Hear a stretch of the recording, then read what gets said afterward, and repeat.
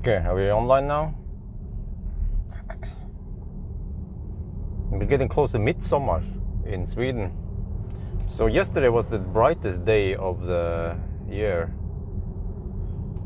So we'll see how bright it is in the south. I think it's some significant difference here when you travel 500 kilometers south.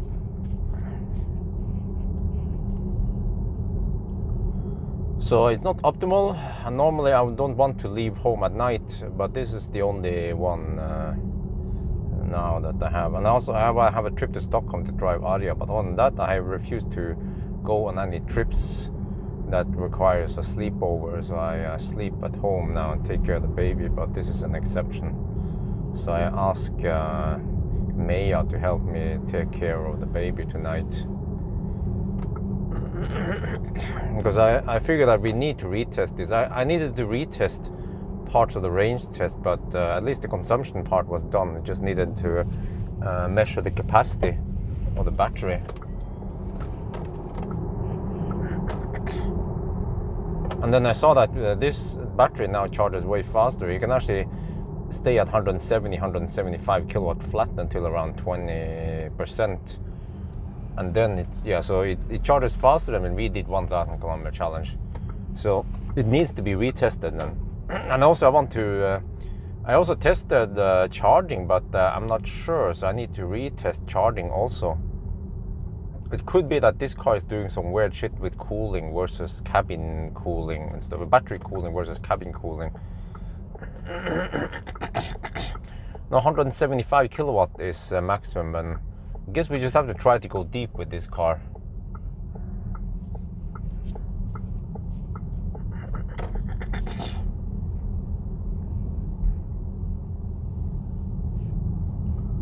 Yeah. I mean, yeah, it needs a retest. And also, I'm dying to know. With a faulty battery, we can do it in 1025. How fast can we do it with an okay battery? But it has to be a night run. That's a slight disadvantage.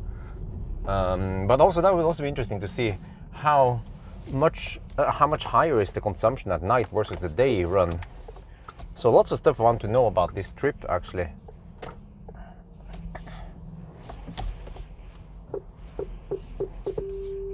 Oh, I forgot the charge port is on the right side, but it's the wrong side. Should have been on the left side, it's the right side.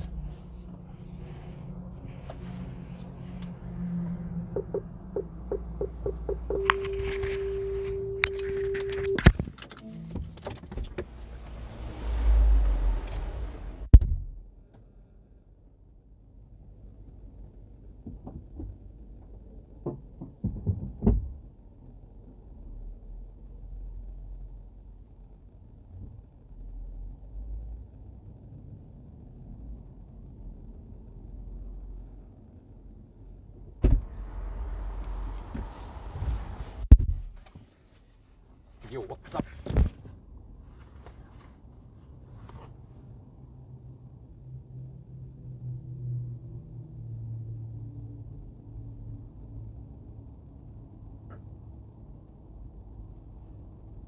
Wait. Oh, there, it's charging.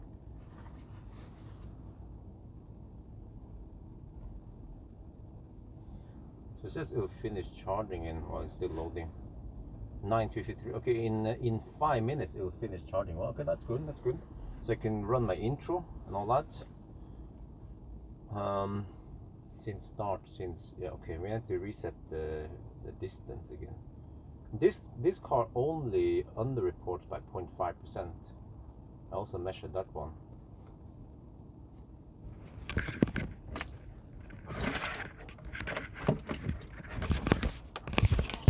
Okay, I think we are good. Kind of.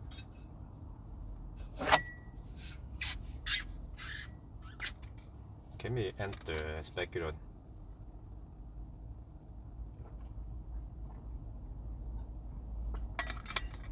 Well, most likely we won't be able to make it to Daybreak.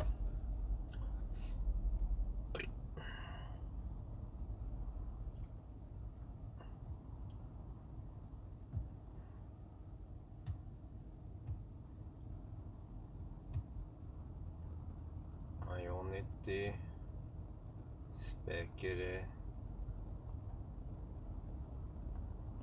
Speculate. Ionity speculate. Yeah, it's 995 this time, correct? Okay, let me see. So last time it estimated 30% at arrival. Let me check this time then. How many percent is it estimating? Should be higher, right? 36%. Huh, interesting. All right, let me get ready. We will start. Whoa, we have 10 minutes left. Okay, have to get ready. Whoa, what the heck?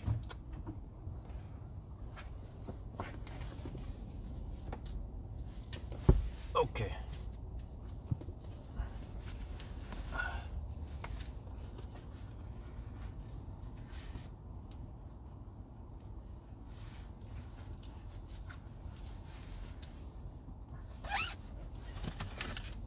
Do my intro and get ready. Oh, we are already at 100%. Okay, let's go over 100% then. Let me get ready.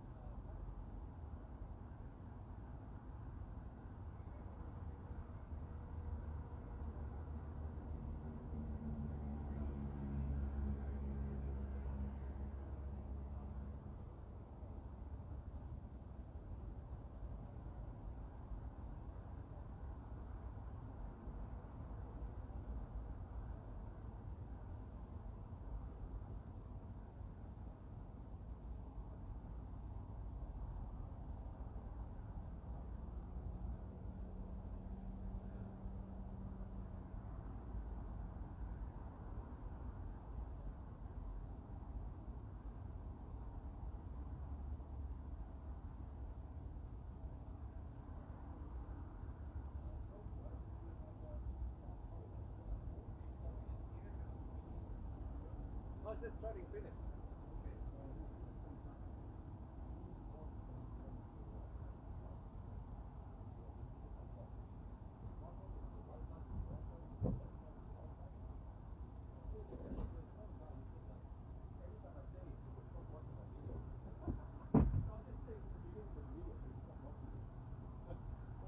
Oh wow, look, that was gas. This is a German car. What? Holy macaroni. So, with the faulty battery, it was showing something like this. This one, I'm gonna zoom in so you can see what the number is. It says maximum energy content of the traction battery, but this one, wait, this one here, where's my finger? There, was showing only 65 kilowatt hour. Now it's more correct, and actually when I measured it on the range test, we did get 73.4 kilowatt hour. So that's better, of course. We are 100%. Everything is good to go now. So I will show. I have to boot up the system here. Booting up Windows. So last time with a faulty battery, this is interesting. The car estimated we will arrive at speculated with 30%. Now it estimates 36%. Can I even make it to Varberg? Let's try. Destination. Okay, search. Let's see how easy it is to use. Ionity. It should. No, Ion. Yeah, it found Ionity. Varberg. I misspelled it. Okay, that one wasn't. Okay, maybe that was bad. That was bad. My bad. Varberg. Okay. I know that in Tesla, even if you misspell it, it will still find it. Huh? Oh, I think it's too. Wait. Wait, you found something here. Okay, let me see. Whoa, the lag, whoa. There. Start. Directly to the destination. The car claims it can make it there, 360 kilometers. But I guess that's if I drive like a priest or drive with a hat. 11% ain't gonna happen, buddy. Yeah, so I think we're just gonna go for speculative.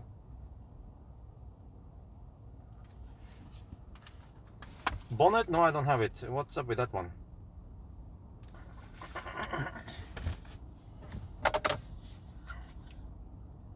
Okay, I'm pretty sure we can't make it there, so I'm just gonna cancel and go for wild bike instead. And sorry, back around. Yes, start. Okay, so if you already finished charging, right? Just gonna buckle up, I guess.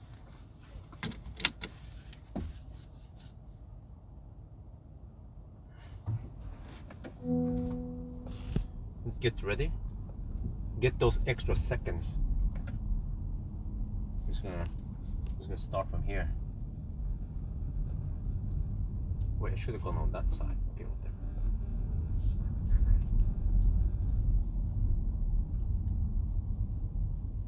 Let me just poke over here.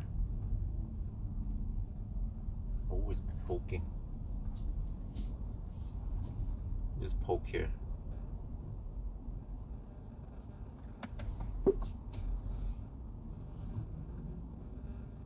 Okay, ready?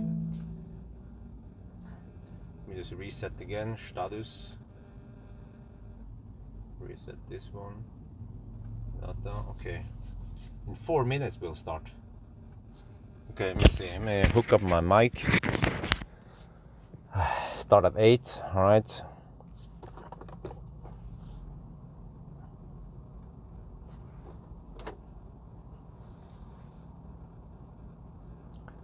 Use the Bjørn leather cleaner to clean the monitoring dashboard. Oh, I actually don't know too much about it. Sorry. I just went there to film stuff. But Bjørn is that one that Aske Autospa uses, right? Okay, 4 minutes left. Let's hope I can survive tonight. What's that sound? Oh, there's a guy back behind me doing some stuff.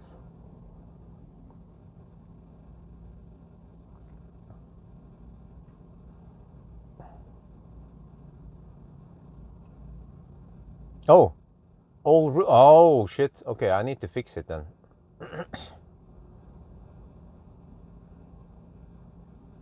What, can I fix it now?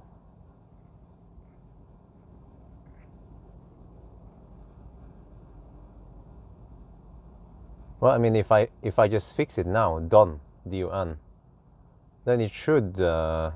Okay. Then it should save it, and then when I just inherit this one again, then it's gone, right? Okay. 3 more minutes. Okay, guys. Compared to last time, we have 8 kilowatt hour extra, which counts a couple of extra minutes, depending on how fast we're charging, right? So we have that advantage. 8 extra kilowatt hour versus the faulty battery. How much faster do you think today will be, or tomorrow rather? Because we managed to do it in 10:25, which is already quite remarkable for a faulty battery. I guess because we still have the efficient car, the efficient drivetrain. It's just that the battery was kind of kaput. This weekend traffic is oh shit.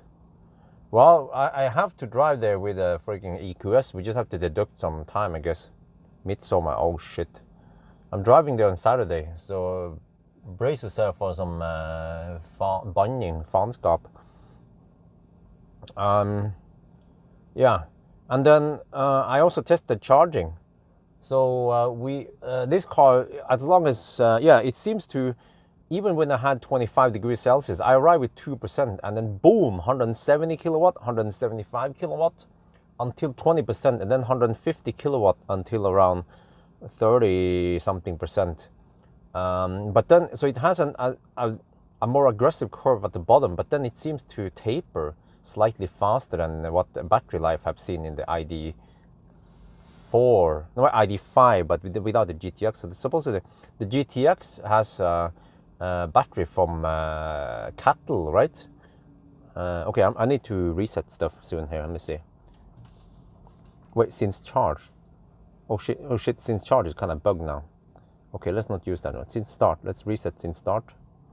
Boom. Wait. You can use the long term first for the first one. Wait, is that guy going in? You're gonna go in, buddy? Okay, there we go.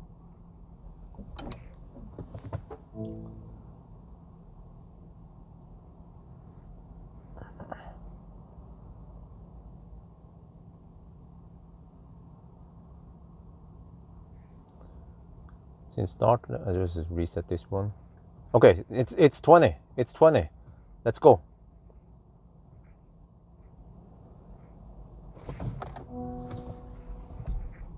All right, off we go. Night run. I brought some food this time. In the I was about to say Asaklit container, but it's actually the Stormberg container this time. So let's hope that the traffic out of Oslo tonight is not that bad.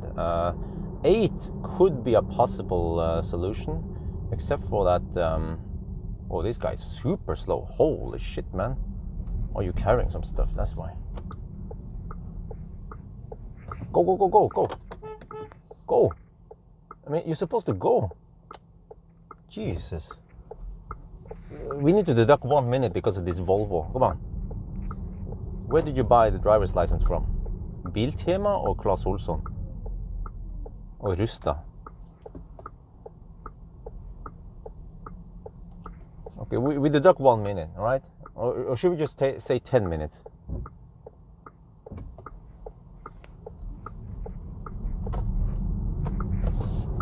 Oh, and of course he's gonna drive over there. Over my dead body!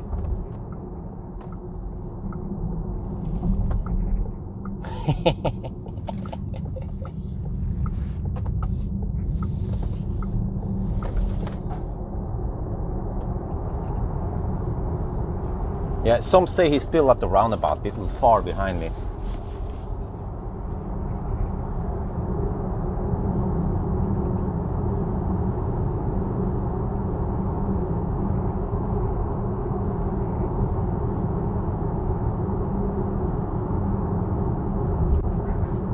Well, maybe it's a Toyota driver then, and then the Toyota is kaput and he got a Volvo loaner. That could also be a possibility, you know.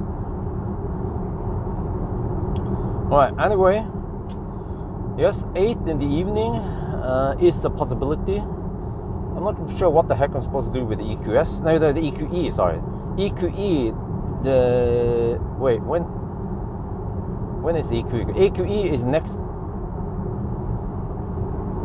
Wait. EQE is this weekend. Holy shit. I hope I can slack a little bit next week at least. I feel like it's been too stressful. This whole battery problem here has taken some extra time. But at least first I thought I had to redo everything and all the work was wasted. But I figured out that the faulty run with the 1,000 kilometer faulty run still has a value and still people want to see it. So that's why I edited it and posted it. I was about to delete everything there and just discard everything.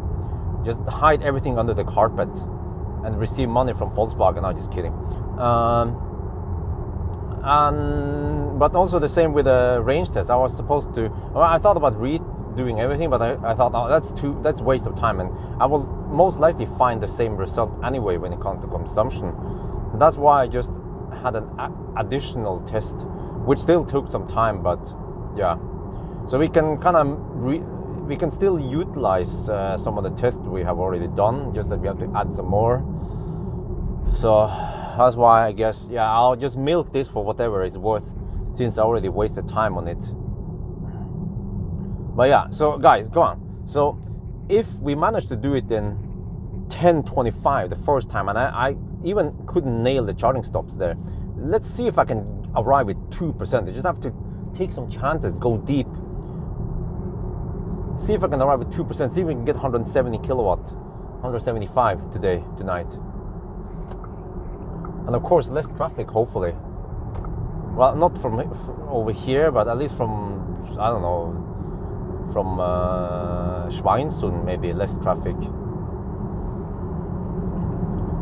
So can we do it in 10-15? Can we be 10 minutes faster? I have a gut feeling that this car could be 10 minutes faster if we just ride on the 175 kilowatt wave and then 150 kilowatt wave.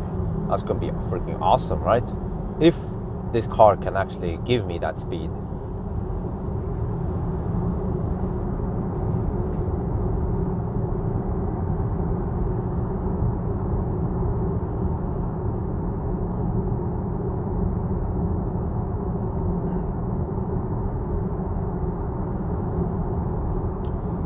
And also, first I thought about not live streaming.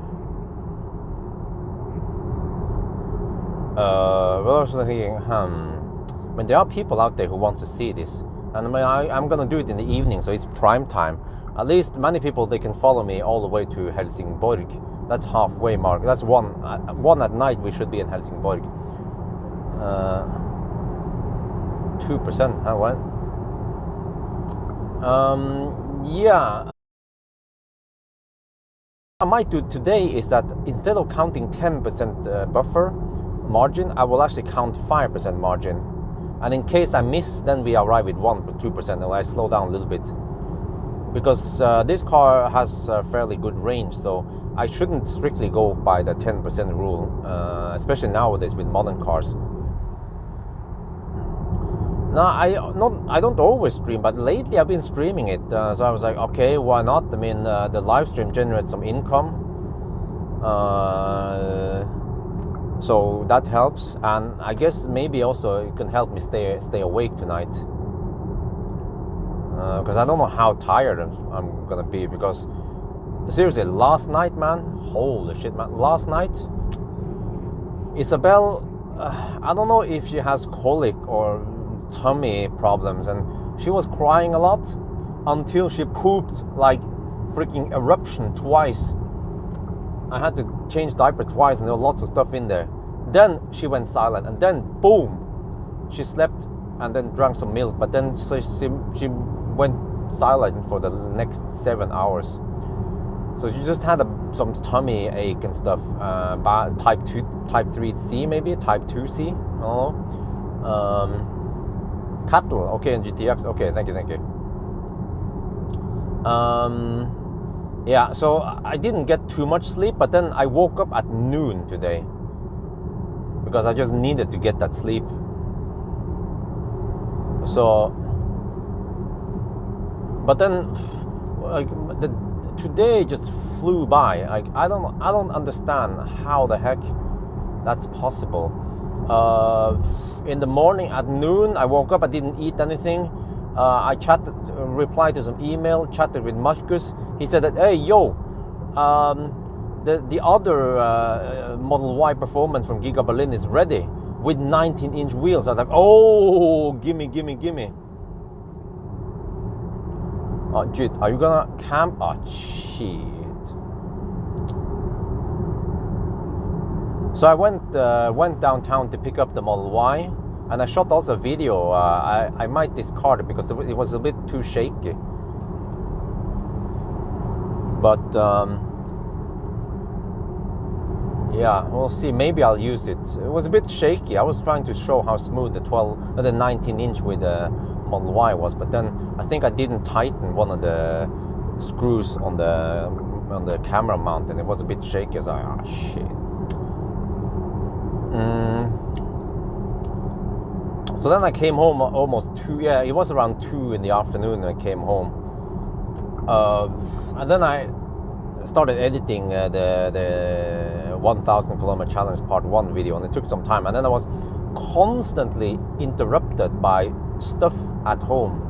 Like, oh, do this, hold the baby. Oh, help me with that. So the whole editing took some time, and when you get constantly interrupted, you just lose focus on what you're supposed to do in the video, you know. So no, it's barely legal. 19 inches barely legal. So that's what I also stated in the videos. I said I was actually gonna type in the thumbnail. I was gonna type 19 barely legal, but that will probably be demonetized. So I was like, okay, 19 inch then barely legal. How about that? Just 19 barely legal. Yeah, that's only 19 barely legal, huh? Does that sound great? Yeah, and then what the heck happened in this afternoon? I was editing videos. I was doing some stuff at home, and then I have to cook also. So I spend some time cooking and while also doing some work.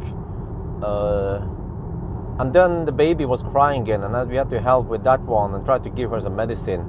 And then I had to go and my office. Now I just need to set the rules that when I have my headset on, please don't disturb me. I'm editing video. And then I have to go to the pharmacy to buy some stuff. And then I came back, and then I had to take a shower. And then suddenly it was 7:30. I had to get ready and get inside the car and move over. And now it's 8, and we are doing this. Oof, man. Because I thought about, maybe I'll take a little nap today. I'm going to take a little afternoon nap. Ain't going to happen. No afternoon nap today. No nap for you, buddy. Well, let's see how the traffic is. I mean, we just have to expect. We'll see. I guess we can use Specular as a reference, because actually, when I did the ID5 run last time, now I don't know what happened, but I managed to get to Specular in 2 hours and 8 minutes. I was like, huh?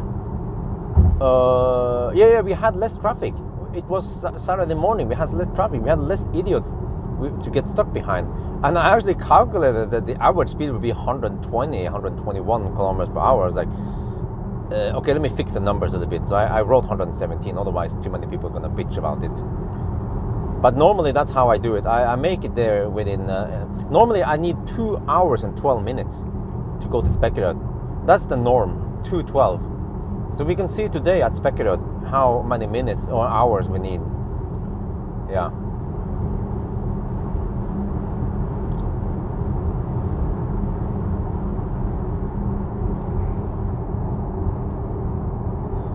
But yes, but you see, that's I guess that's a problem, because I can, at least with the editing job, I can do that at home, and then it's so easy to just interrupt me. But at least when I'm on the run now, then okay, I can at least do my job here on the road. But at home, I get constantly interrupted.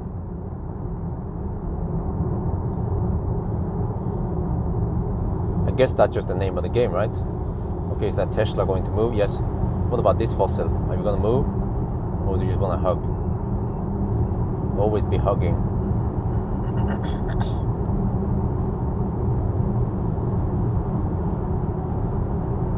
It's like the slowest poke needs to overtake the second slowest poke. And then the second slowest poke needs to overtake the slowest poke and the second slowest poke. And then the third slowest poke behind that one needs to overtake the slowest poke and the second slowest poke and the third slowest poke. And then I'm behind all of those slow pokes. That's usually how it goes.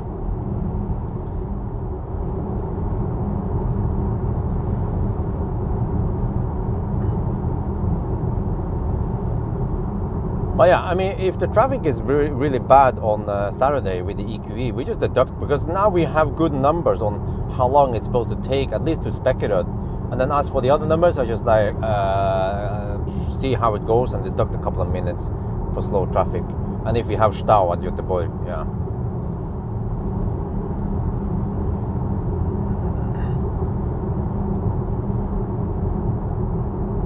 But we have headwind today, which is a slight disadvantage. It would be actually great to have tailwind, because the first leg is, I mean, it's kind of nice to reach the bike on the first leg, because then you can skip Specular.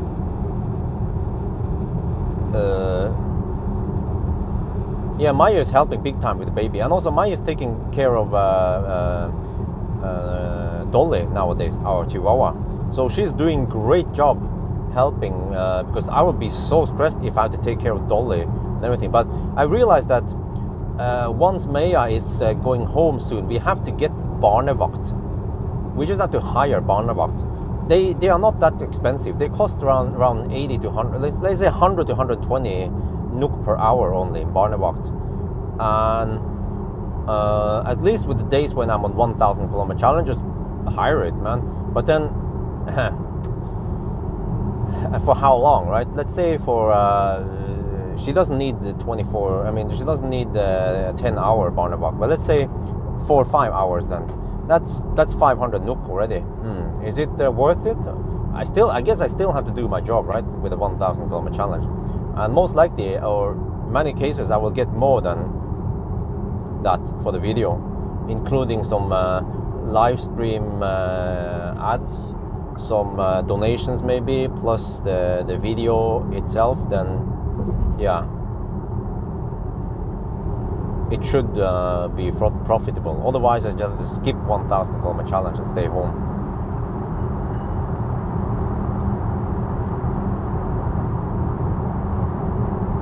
Okay, so Saturday won't be too bad then. Is that what you're saying? That's at least good to hear.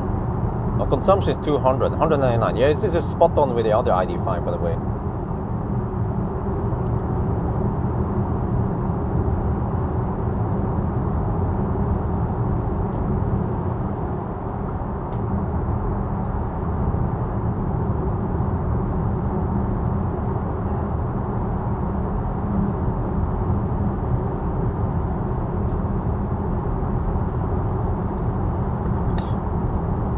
I mean, it's still a pleasant car to drive 1,000 kilometers. So we have auto steer and all that, so no problem for me.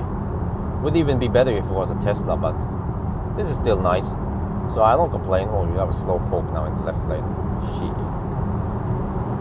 Okay. That guy moves over.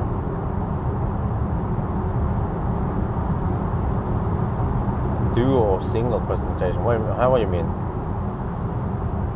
With Maya, huh? No, but I decided to not make any videos with Maya based on the comments we got, so people couldn't behave. Plus that, I feel like it was kind of she was like out of position to make a video, so I was okay. Let's not bother with it. That's why you didn't see me include Maya in Banana Box test even. And to be honest, people haven't complained either. They're like, they didn't say, "Hey, Bjørn, I like your videos, but it would be better if Maya was in the video." I think it was one guy. He said, "Oh, Maya should also do this, and then you should do this." Huh? Why? He said, "Oh, maybe you guys come to different results." I'm like, okay, I'm not gonna bother, right?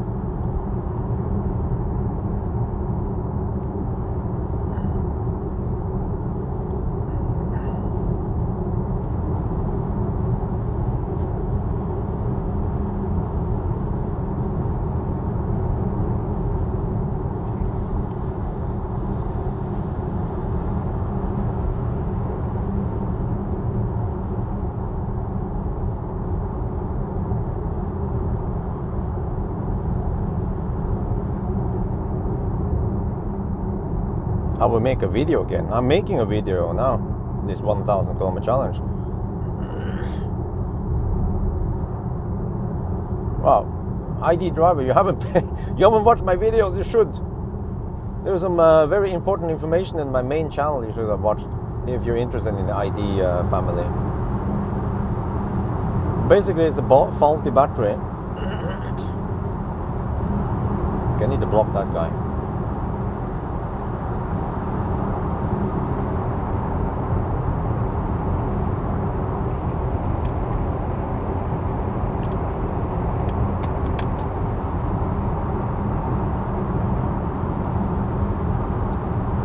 Which cells? I have no idea.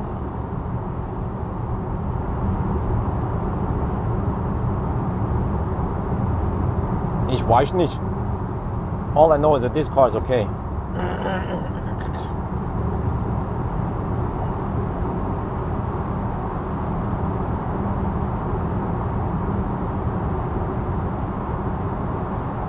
Is that guy camping?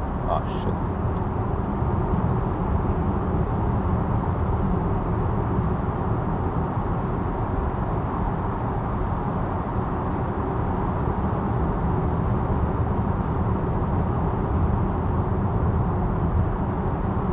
Yeah, this will be interesting. So I guess the record now is 2 hours and 8 minutes to Spekkerud. I think I have my doubts today. We've been slowed down already by several people. Let's see how fast we can make it today.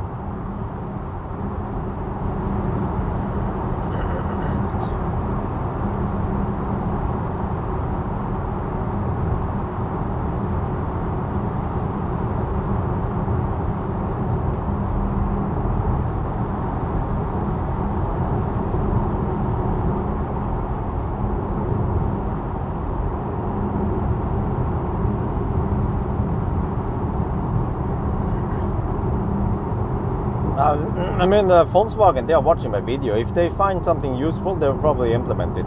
For example, you know, yeah, the percentage is now always visible. A state of charge is always visible in the instrument cluster. And another thing I notice is that when I call someone, that call icon will cover up the outside temperature in the main screen. It still does, but Volkswagen added outside temperature also on the top right of the instrument cluster. Yeah, smart. It's not that big, but it's big enough so you can read it. So you can still see outside temperature. So I think, well, I suspect that they have done some changes actually based on my feedbacks or my complaints, and therefore making the car better with the software. That's awesome that they are actually improving the cars, unlike many other German car manufacturers.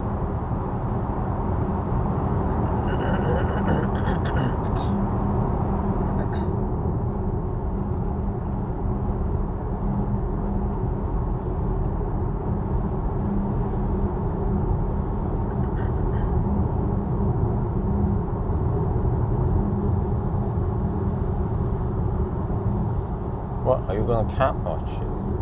You see?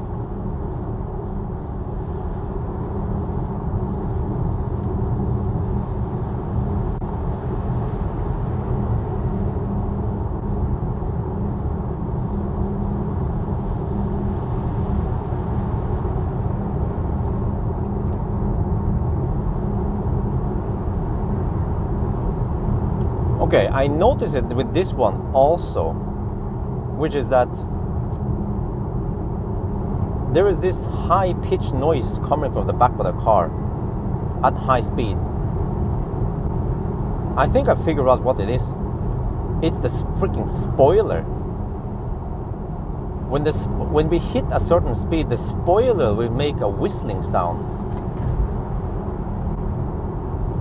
I mean, I can test this theory by driving at the gate. Okay, because if you assume that this would be like an inverter or something, that it's unlikely because the inverter is buried down under the trunk.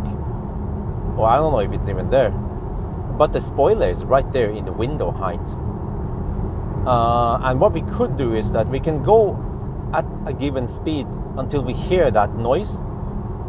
And then we need to find a stretch of road where we have wind. Because then we can test that.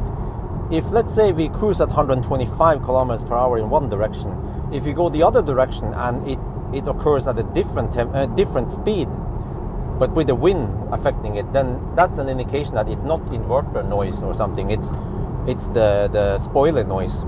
So what the heck do you do then if it's a spoiler? Volkswagen. Why didn't Volkswagen notice this when they tested the car? Well, it's kind of annoying.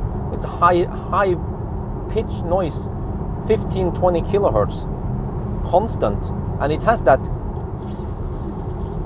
you know, like typical something blowing in the wind has. It's not it's not a constant something like that.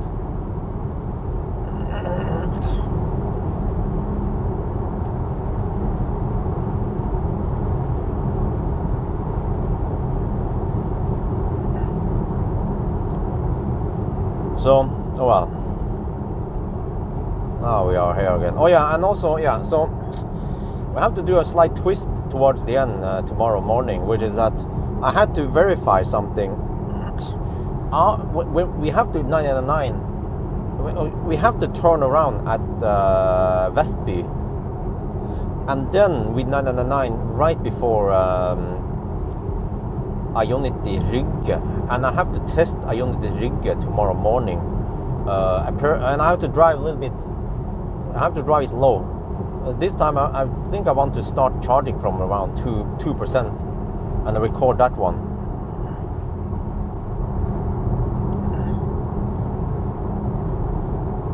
Wow, I mean, how early do these guys camp in the left lane?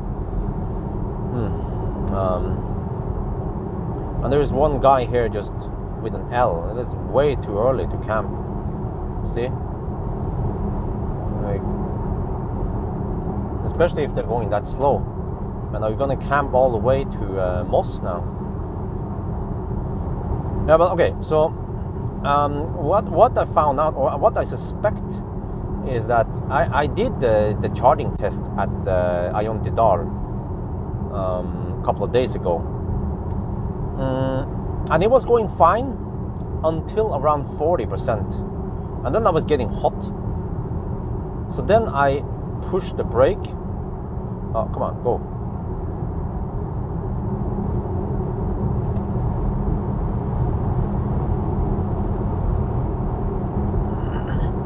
And as soon as I pushed the brake, the battery inlet, which was low, it was battery inlet was around 15 degrees Celsius. Immediately the battery inlet went up and the charging speed dropped. I was thinking, hey, is that a coincidence? Did it by accident hit some threshold, or was it because I pushed the brake to start the car? So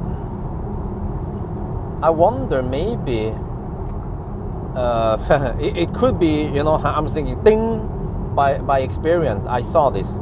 I've seen this in the BMW i4 and in what was it again? Freaking Korean cars. Yeah, EV6 and Ioniq 5. So I wonder if by me firing up the HVAC, okay, this is a theory I have. The car was cooling down the battery, right? It was inlet was 16 degrees. The battery temperature was around 40-45 degrees, kind of high, and it was hammering in over 100 kilowatts. It's nice and flat charging curve. When I pushed the brake, the car prioritized to fire up the compressor on the cabin instead. Like it, you know, every time you fire up the HVAC and it's hot, it will then have this spike where it pulls 5 kilowatt, or maybe not 5, but at least 2-3 kilowatt on the compressor to quickly cool down or heat up. And then I wonder if that it's like bad design. It prioritizes the cabin rather than prioritizing the charging. And then it might have messed up the charging session, which is bad, of course. It shouldn't be designed like that. It should be designed like Tesla. But if that's the case, then I cannot I cannot fire up anything. Just have to sit and wait inside the car and just keep the door open if it's hot tomorrow morning or something like that, until I finish to 100% pretty much. So that's why we have to retest it. But if I see the same behavior, then we could just abort early. We can just pull out early, I guess. And go home at 50-60% rather than going all the way to 100%.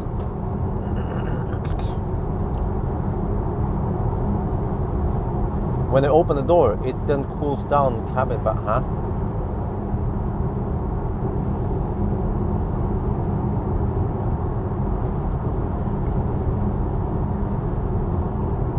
Are you going to camp, dude? Seriously? Are you going to camp? Okay.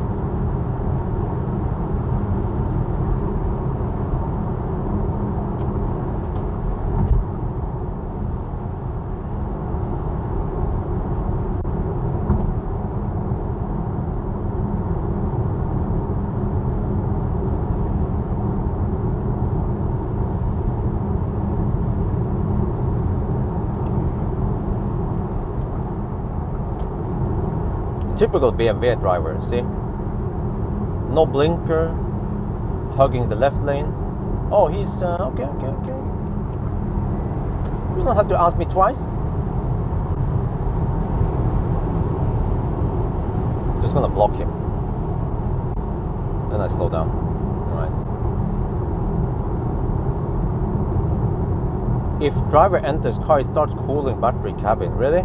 No, but I think, are you sure about that? I think we just have to sit in the car. Don't push the brake. As long as you sit in the car, then it seems to not do any crazy shit, slowing down everything.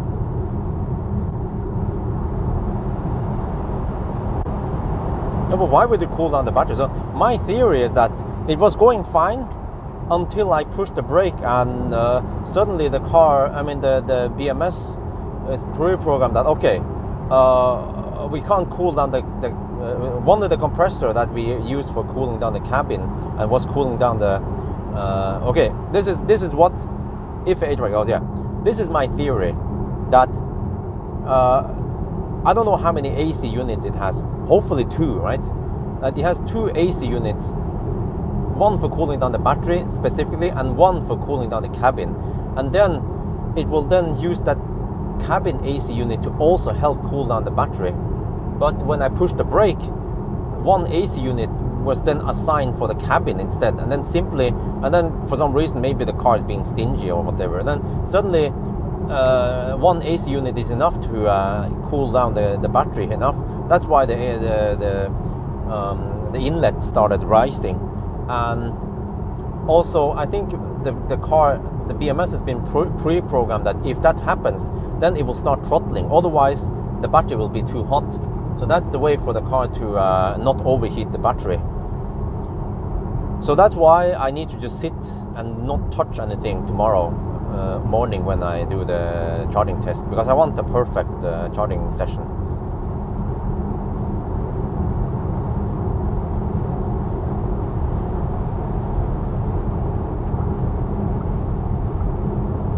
Well, I mean, yes, yeah, but except for that Sky Malcolm, the faulty battery was charging slower than this one is.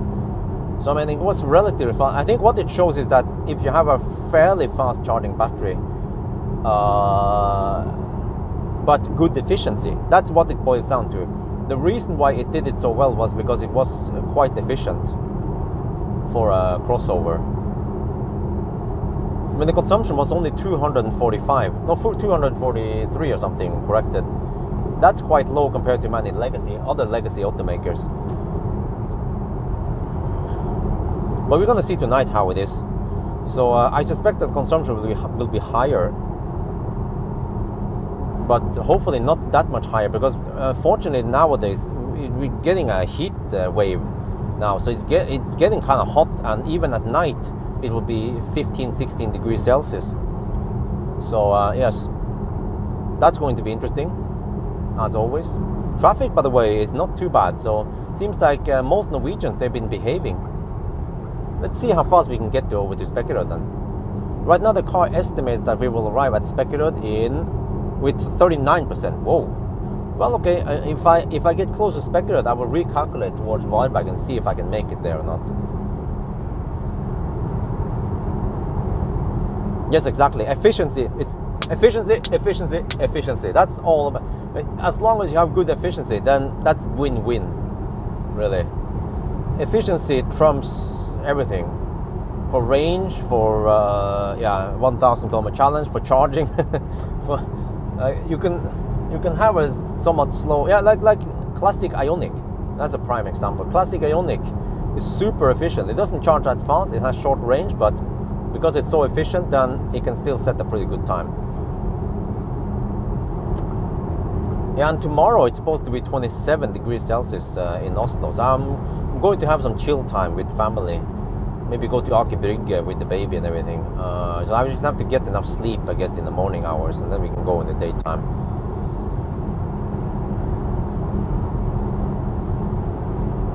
What's the temperature now? 18 degrees Celsius, okay. Yeah, traffic is not too bad. I'm impressed of the traffic. So starting around 8 might be a good option for me in case I have to do a night run. Because, I mean, previously I would start the night run like night, right? Like midnight or 10. But at least now, in the evening, then, yeah, now that Maya is here, then she can help. Well, she has to help anyway through the night. She has to be barnevakt, babysitter. Same tires, same rims, everything is same.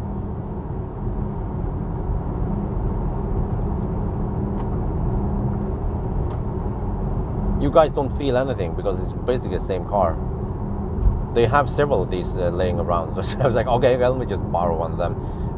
I actually booked this car until next Tuesday, but most likely I can return this car tomorrow because day after tomorrow, Friday. tomorrow night I have to do the driving impression ASMR summary of this car. Before I do that, of course, I want to know as much as possible. How did they do it in 1,000 kilometer challenge, for example? What about other tests and so on? So yeah, that would be nice. But at least they feel like they need to take responsibility because they gave me a faulty battery. So they were being very humble, like, oh, yeah, we can swap for you. We can go to your home and hand over the new car, so you don't have to worry about that one. Well, I was like, don't worry, I can go over to your guys, no worries. I went to Møller, and they said, you could just borrow it for a week extra. You just go ahead, if you need to retest something. I was like, okay. So they were being super helpful and super humble with it, and flexible, because they realized that it kind of ruined some of my work, but I think I found a way around it, so it didn't cause me too much damage. Actually, to the point where I'm actually slightly benefiting from this, since I'm being transparent anyway. I could just hide. I could not talk about this. I could delete the live stream playback as if this car didn't have the battery problem. But I was being open about this, and then we milk it for whatever it's worth, without, of course, shaming on them or saying that this is crap or whatever. We're just being honest about things in a neutral way, and so on. Yeah. So anyway,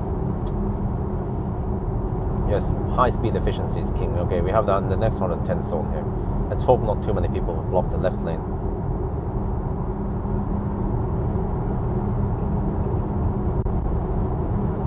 Oh, that soul is going to hug the left lane. I can see what's coming now. No, actually, it might be too slow. Let's see. Yeah, it might be too slow.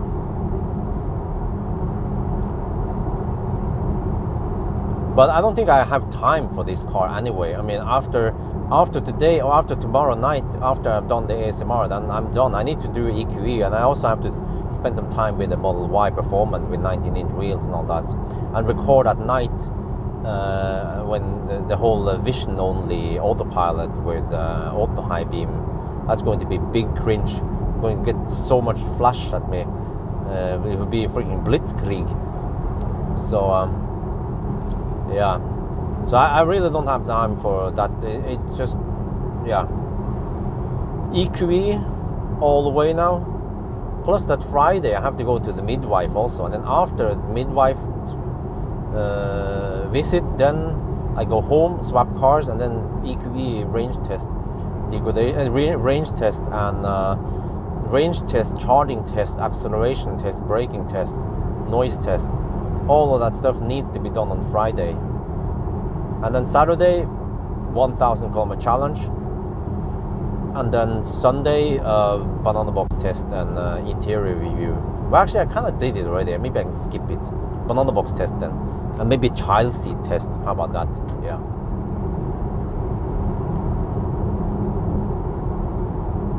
What else? Yeah, and that's the plan. Then Monday I have to return the EQE. That's super stressful. And then I don't remember. I think next week I have some open space for now. And if I get that Avilo, I can then test the 150k kilometer Ionic Classic degradation test, and maybe some other stuff.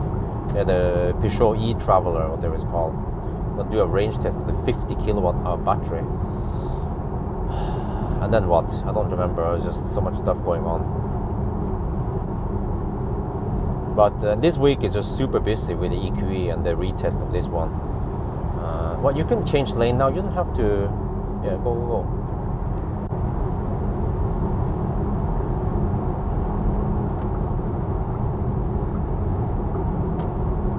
Hey, what? Huh? Alan, what did you say?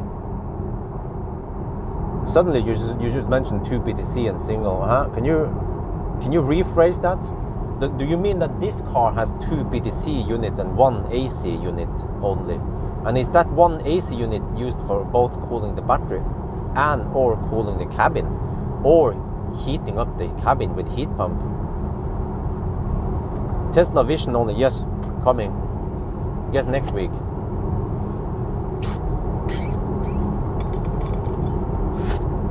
Oh,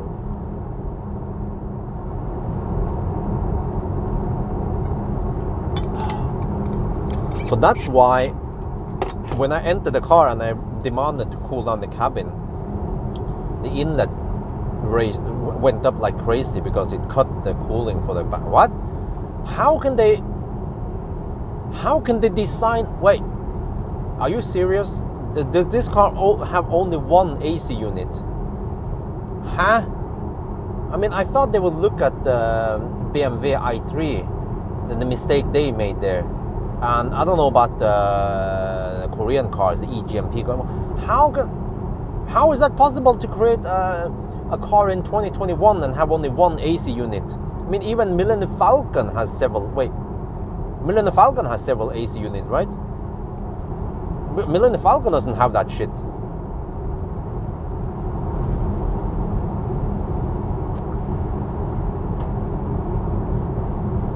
Okay, so it means that if it's summer outside and you for some reason want to cool down the cabin, then you will rapid gate. Is that what you're saying?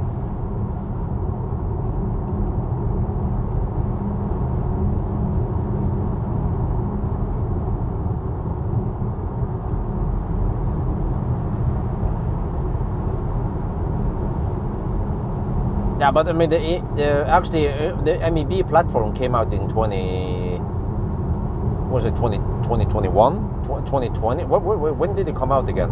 ID3? 2019, 20 something, wasn't it?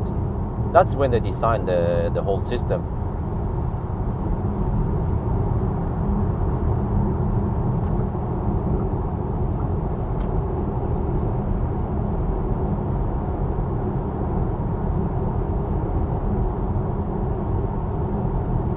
$30 seconds? Really? I have to look at my own video then. I'm pretty sure it was more than 30 seconds. It was more like several minutes before it started dropping again.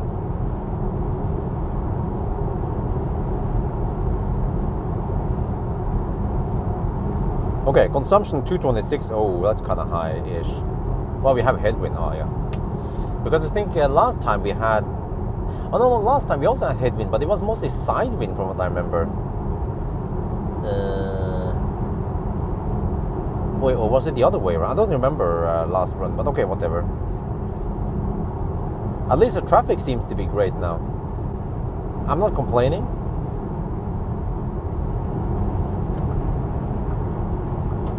It seems to be good to start around 8 in the evening. I don't know why I usually start at 10 with the night runs. Because the problem with starting at 10 is that then I hit some Göteborg traffic in the morning on the way back. But this should be perfect. Start at 8. Yeah. So night run should be started at 8, and then the Saturday run should be started at 8 in the morning. We'll see about that one this weekend.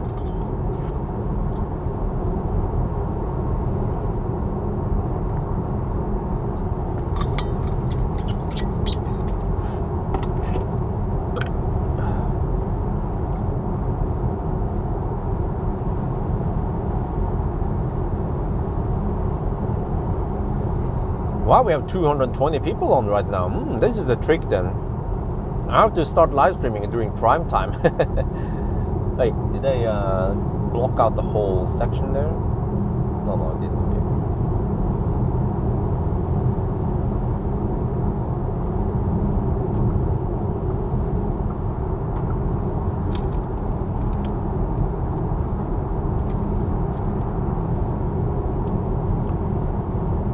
All right. All good. Alles gut for now.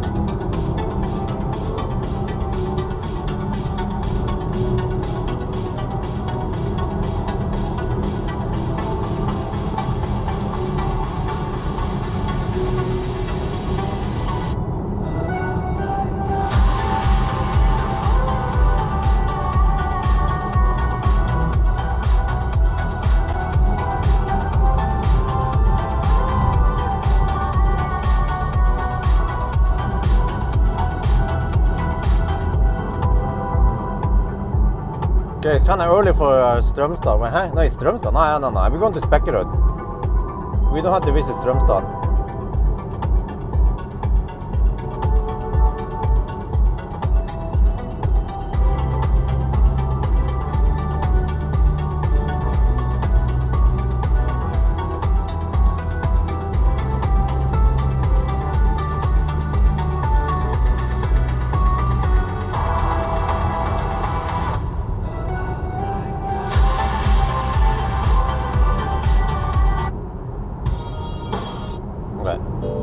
Play some other songs here. There's a Jaguar XF station wagon. Nice looking. Only problem is it's fossil.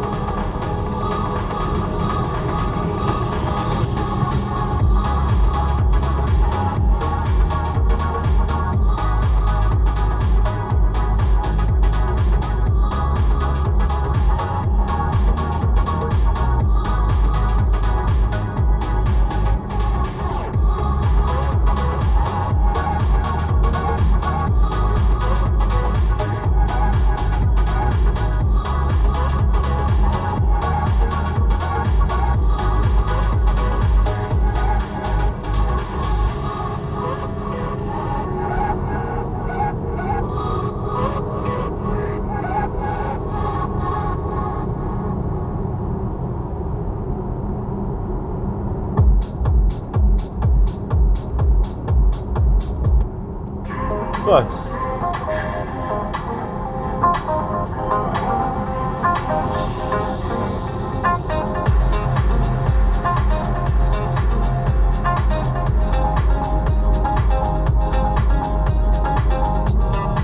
Whoa, more police.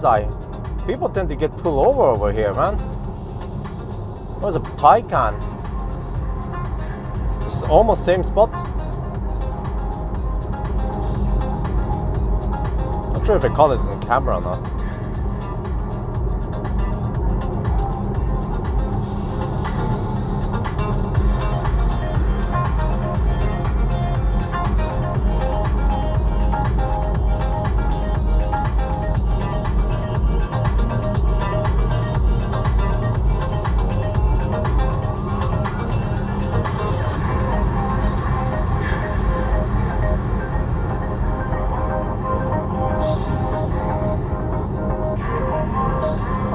Well, I mean, just wild guess. If the module is connected in parallel, not serial, then I mean, if each module is well, how is that working? If each module is 400 volts, then you only lose some amp hour rather than volts, right?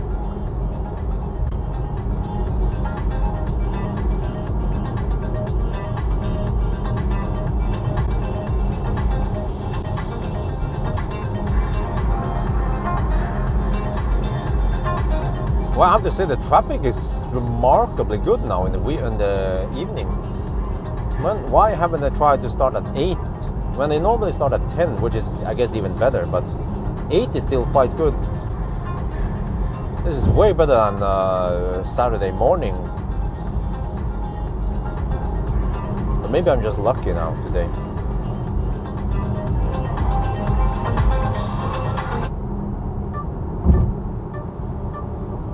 How do you mute this?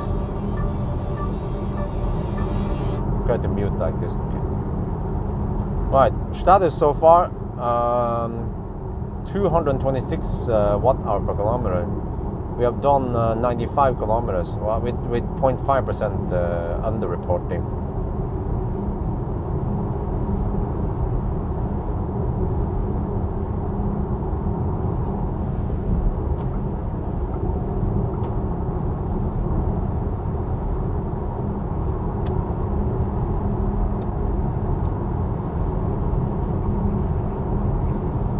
Oh, I-Pace drafting behind a truck. Oh, nothing to see, nothing to see.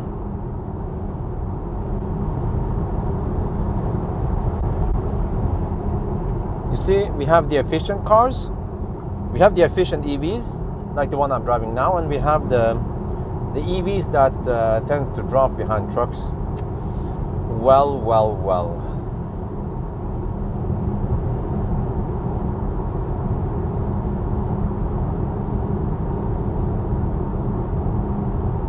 Oh, okay. Not much for the status, but okay. Yeah. Dankeschön.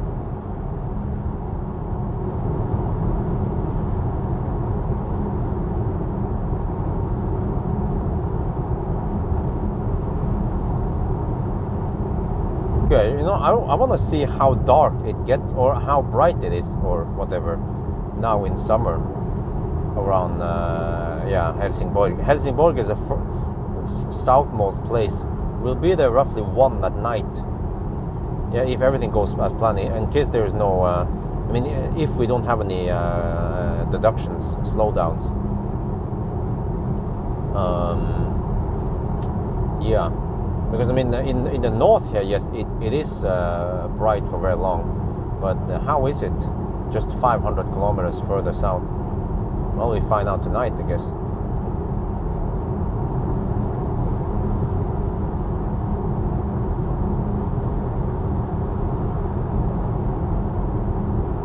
Yeah, I-Pace is old. They haven't really done anything. I mean, just look at Polestar. They added heat pump. They made the car faster. They have the speed boost. They charge us faster. Lots of software updates also. Preheats before fast charging. Added a better route planner. Added Easy Park. Added browser. Yeah, Polestar's been busy improving the cars. Tesla, well, no need to mention. They have done lots of improvements. Sun is up until 22. Oh, okay. Right. So it means that around Göteborg it will be dark, right? In 2 hours. Around Spekeröd it will start getting dark. But what about sun time? And then it will be bright again.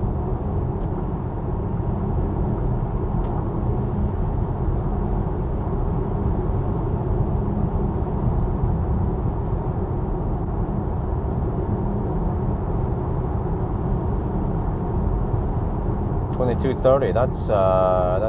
That's roughly when I leave Spekeröd. Actually, a little bit after I leave. I will, if everything goes as planned, I'll be at Spekeröd at 22:10 roughly, and I only need this time only need around 5-minute top up, so I can leave Spekeröd already around 22:15 roughly. Just need a really quick top up at Spekeröd.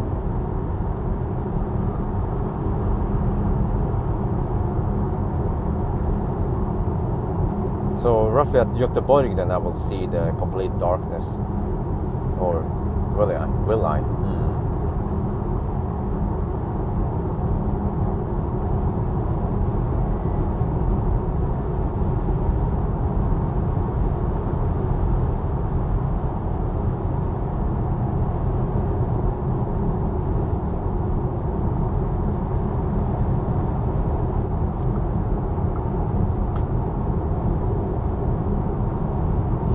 right?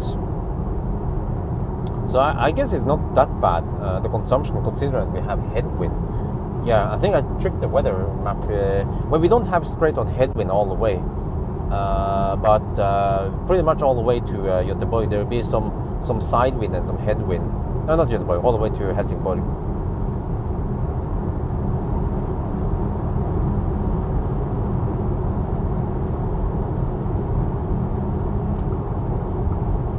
But when I did the test, the charging test a couple of days ago, it was at only 25 degrees Celsius, but I started with 2%, and then boom, 170 kilowatts. So I suspect that I might see 170 kilowatt more frequent today, because that was a bit weird. We only saw it one time yesterday, last time I mean, but it should be more consistent, right? We'll see today, I guess. For example, now the battery is hovering at 28 degrees Celsius, nice and hot. So if we can arrive with almost 30 degrees and less than 5%, then that would be king. We can be riding on 170 kilowatts.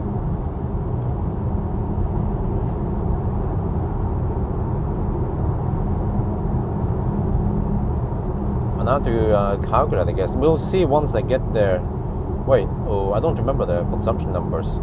But I just base it on the consumption number I get with this car today. And I can calculate what I need. And yeah, I will try to arrive at 5% now. Use 5% margin, not 10% today. We need to go deep.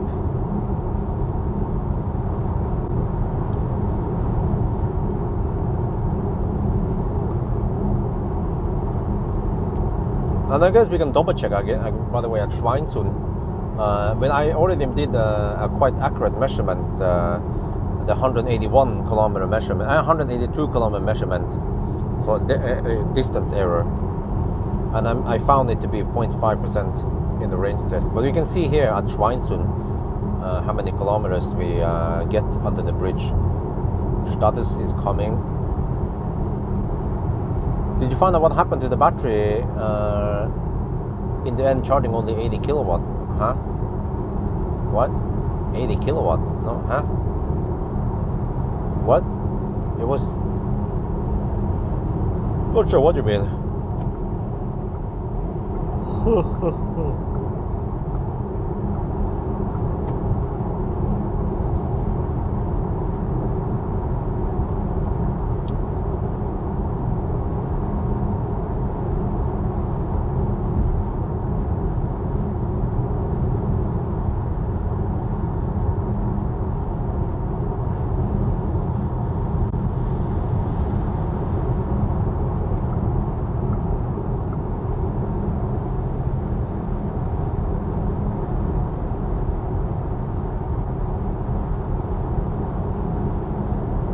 Okay, well, I will try to arrive at 30 degrees then. Well, I mean, I will most likely arrive at 30 degrees during driving. We'll see. Okay, we're getting close to Schweinsund. I have my passport ready. Distance, 112.2. So it's supposed to be 114 something, wasn't it?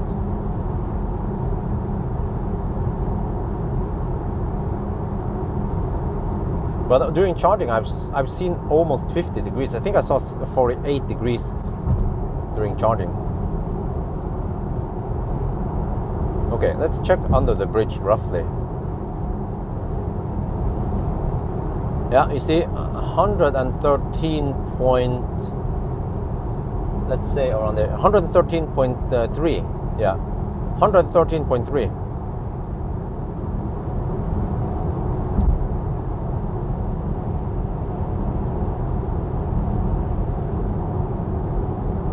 We're entering Sweden again soon. Oh, man.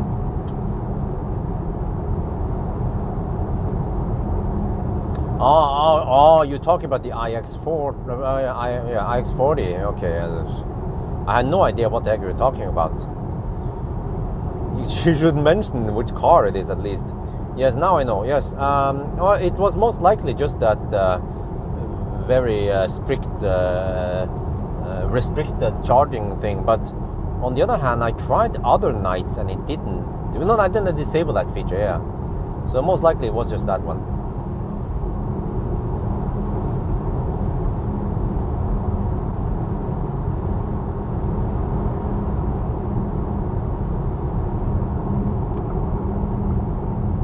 He wants that quiet charging.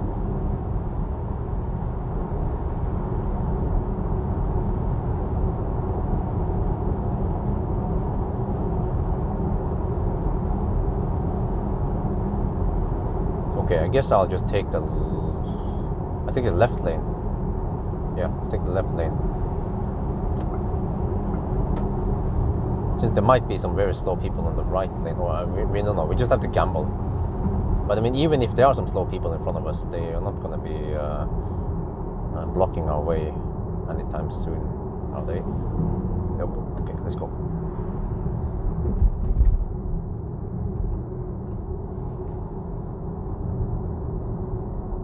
This one has been Baustelle for a long time now.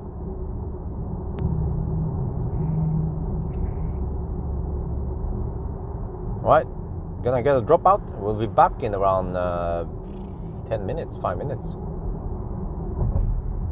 Welcome to Sweden again.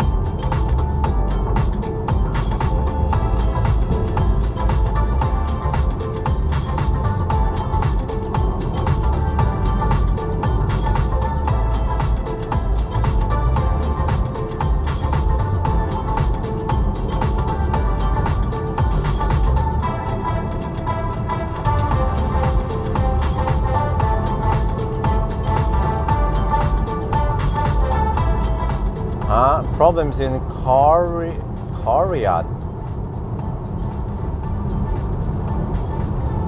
I haven't heard about that one.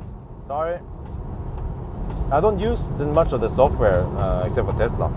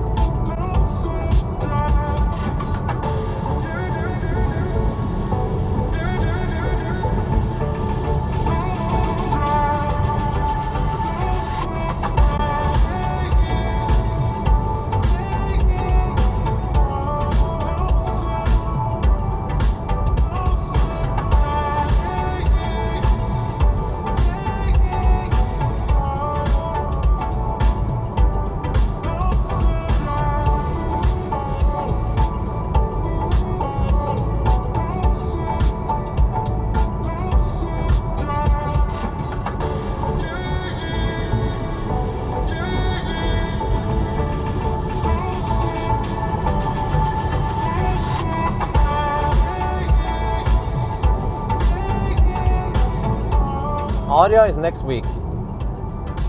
I'm gonna have to go to Stockholm.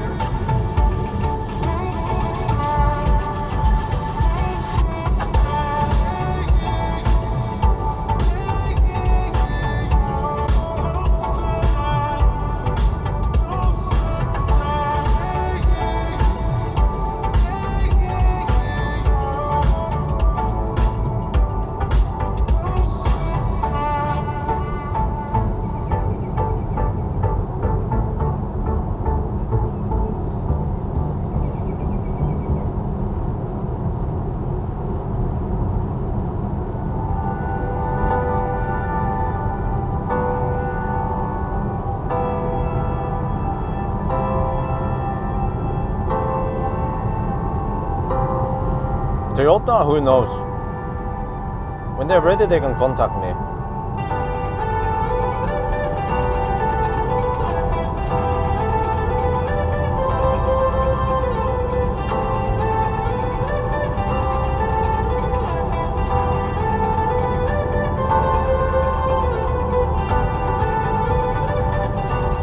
Flying to Stockholm, driving the Tesla would take too long.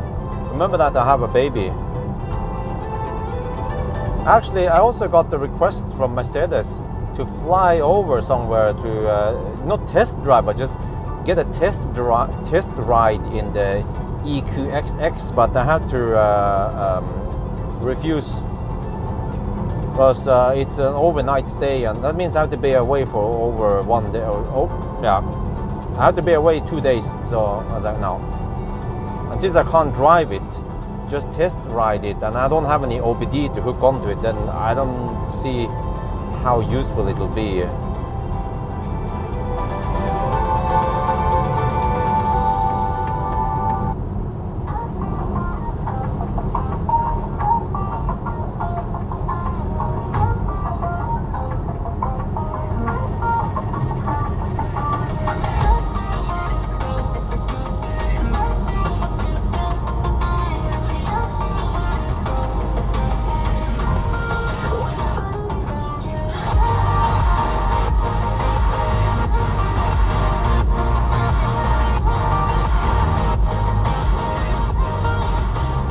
Sky Malcon, it depends on which car it is.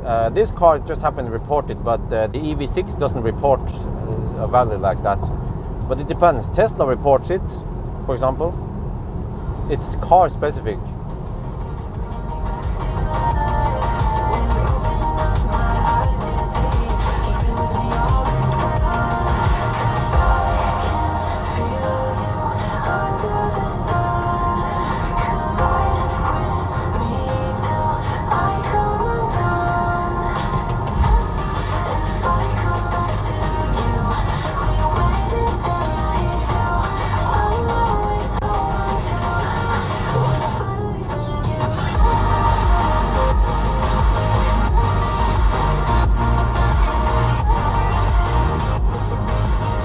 Oh, I can see on the wind turbines we have quite, okay, it's not that strong, but we have dead on headwind right now.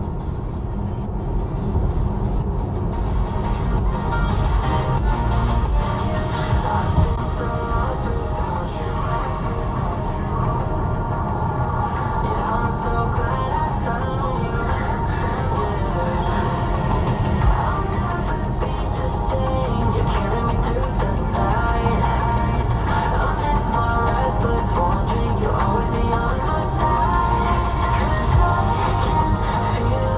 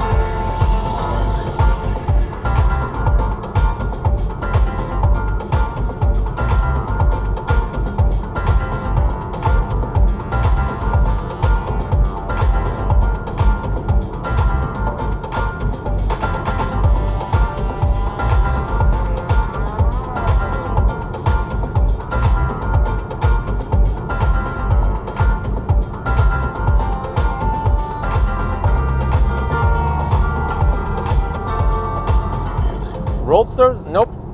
I have no idea.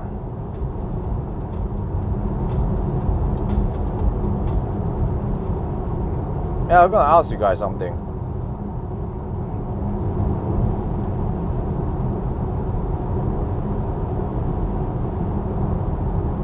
Well, actually, I'm gonna ask you guys because I'm doing the whole tax stuff now, and I have to pay quite hefty tax after my income and donations, and but mostly the main income from is on YouTube, but then some sponsors and donations. But so I was wondering, I mean,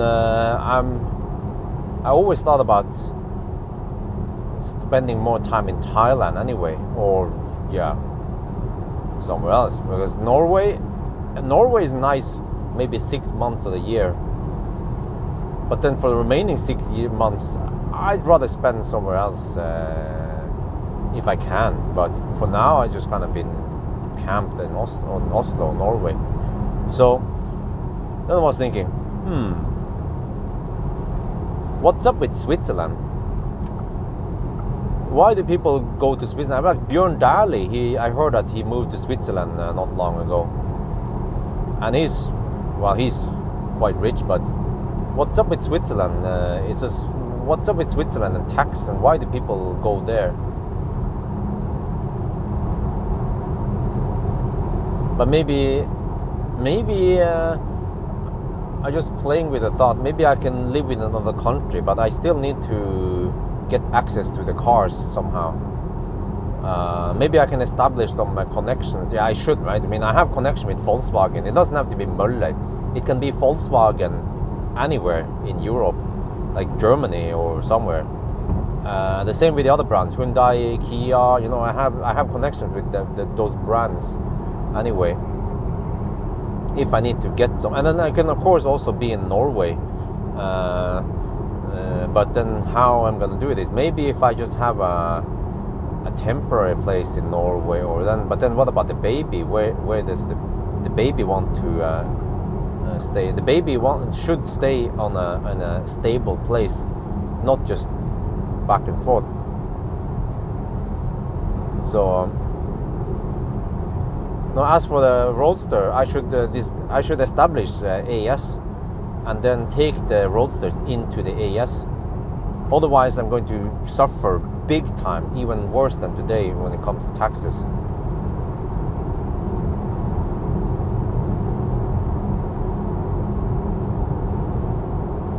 Because I feel like I'm not getting much in return. I mean, I pay hefty tax. I mean, I already paid lots of tax for Optimus Prime and that other Model S I took delivery of.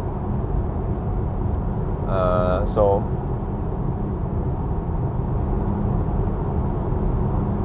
tax very low, but I'm not sure if I would live in Switzerland, but I'm not sure how I'm gonna do it. I mean, I guess I have to ask wifey how she wants to do it. But I want a nice country, but I wouldn't mind living in a country where we don't have so much freaking winter like Norway. I'm just fed up with it. And I wouldn't mind some autobahn. So Germany, I mean, I talked to my friend Amadeus about Germany. We consider like, what about Frankfurt or something? I have to learn German then. Well, I can make some, You need to stay there. Where is there? Hi, man, please. English only.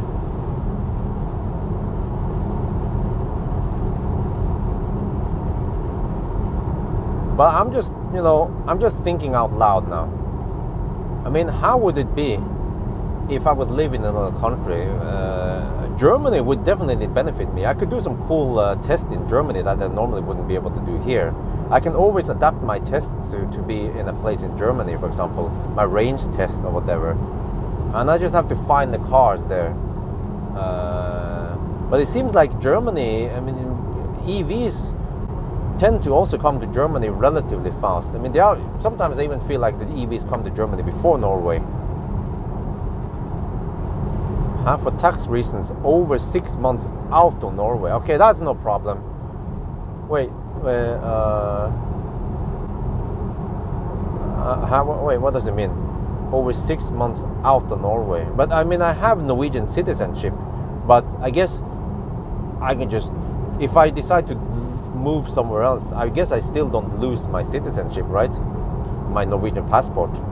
I mean, I wouldn't mind staying in Norway, let's say 6 months of the year or 5 months of the year when we have summer.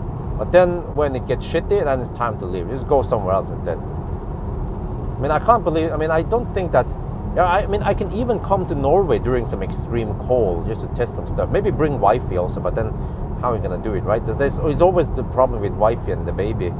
The whole family life also needs to be okay. Yes, exactly. The whole Isabel needs stability. That's very important. Yeah, I mean, the EV cold test, yes, they get lots of views, but I mean, it's not something I'm relying on. I'm actually relying on testing cars.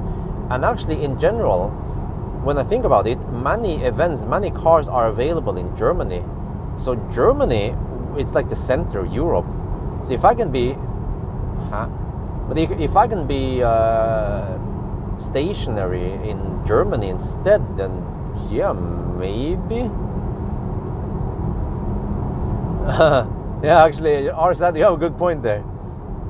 Yeah, Switzerland winters also, yeah. So, but wifey was positive when I considered. I think it was 1-2 years ago when I considered Germany to live in. But I guess if I live somewhere and my permanent residence is in that country, like Germany, then I have to pay tax to Germany, right? And then if I visit Norway, I can just visit Norway and not sure how I'm gonna do it. I can have a not permanent house here or something. It doesn't have to be a mansion, but at least in Germany I should build a mansion, right?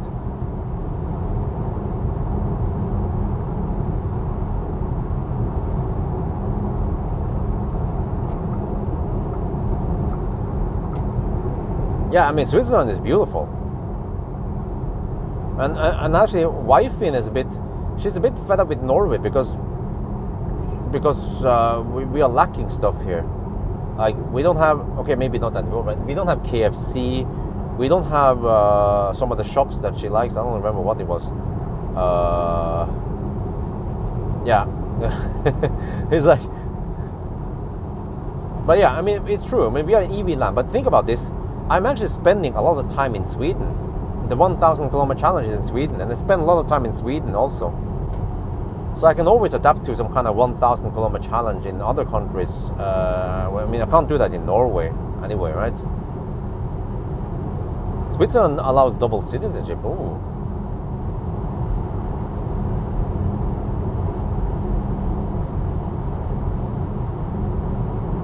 But welcome to Japan.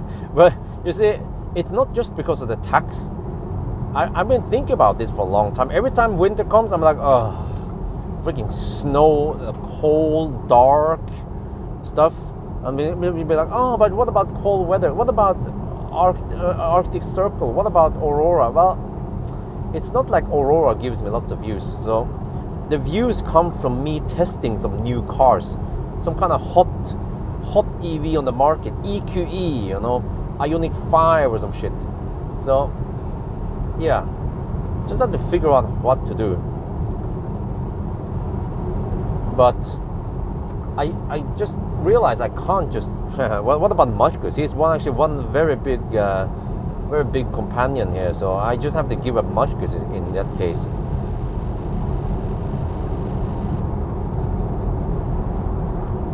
Bjørn Nyland got criticized flee taxes because I don't agree on fleeing taxes, leaving because of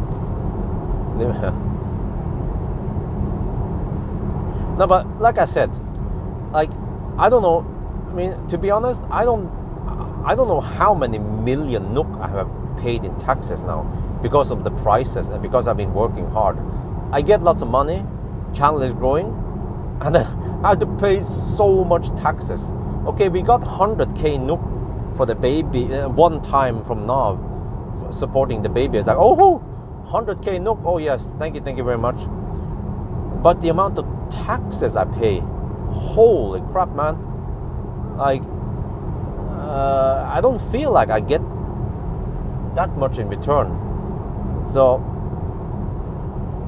yeah. But you think, but you know, you have to be what you call it, you have to be a communist, right? You have to, it's for the better good, you have to support the rest of the country. Well, yes, okay, I'm doing that. But how about I consider other countries? I have possibilities now, right? I can choose. We talked about this before. The new house in Norway, well, I mean, we still have to build it and all that. It takes that dog slow, that's another reason. Maybe I just cancel the whole contract and say, okay, fuck it. The municipality was way too slow. We could probably just sell that land with some profit, and then we just move to Germany instead. Healthcare, I really haven't utilized the healthcare. We are in good health, so don't feel like I get much in return. That's the problem, compared to how much I pay in taxes. I mean, with that kind of money I pay in tax, I can pay for private hospital, you know, private school, and you get way better service. Like Fastlegen or the doctor now at Haugerud, freaking, if there's something wrong with Wi-Fi, we had to wait until July or August before we get an appointment. I'm like, what the heck is that shit? Why do you have to wait that long? It sucks.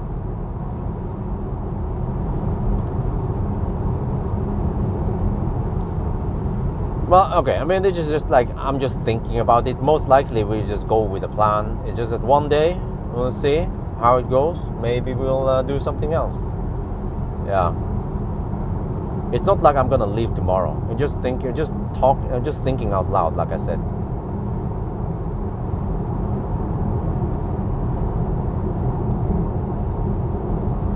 Just think about this. I won 2 million NOK in prices for Optimus Prime at that Model S that I sold. And that was just cha-ching, lots of tax. Like seriously, lots of tax. Plus all the other stuff, of course, from after that one. Well, actually, what I would probably do is I would set up an AS, aksjeselskap in Norway. Right now I have enkeltmannsforetak, which is like a one-man company. I'm the company, but also the person. So I'm the person that represents the company, something like that. But when I make an AS, then the company has the money. The company is what makes money. And then I will just be an employee or something like that. And then I choose how much wage I will take out of the company as salary. And then if the channel is doing very well, then I could just choose to not take out too much. So can you think about it? If I get 2 freaking roadsters in 1 year and they are worth 2 million each, if I'm enkeltmannsforetak, I have to pay tax equivalent to 4 million NOK plus the regular income I have. It's just crazy how much tax I have to pay. But if I take that one into the company, then it becomes company asset. And then it's different from what I heard.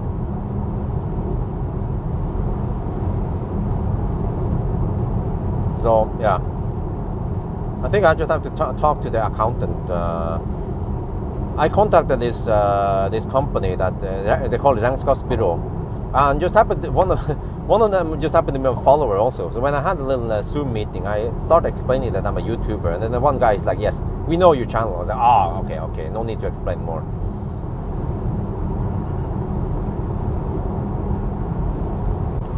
So yeah, but I realized that I need to, and I haven't been too strict about one thing, which is to count all the expenses.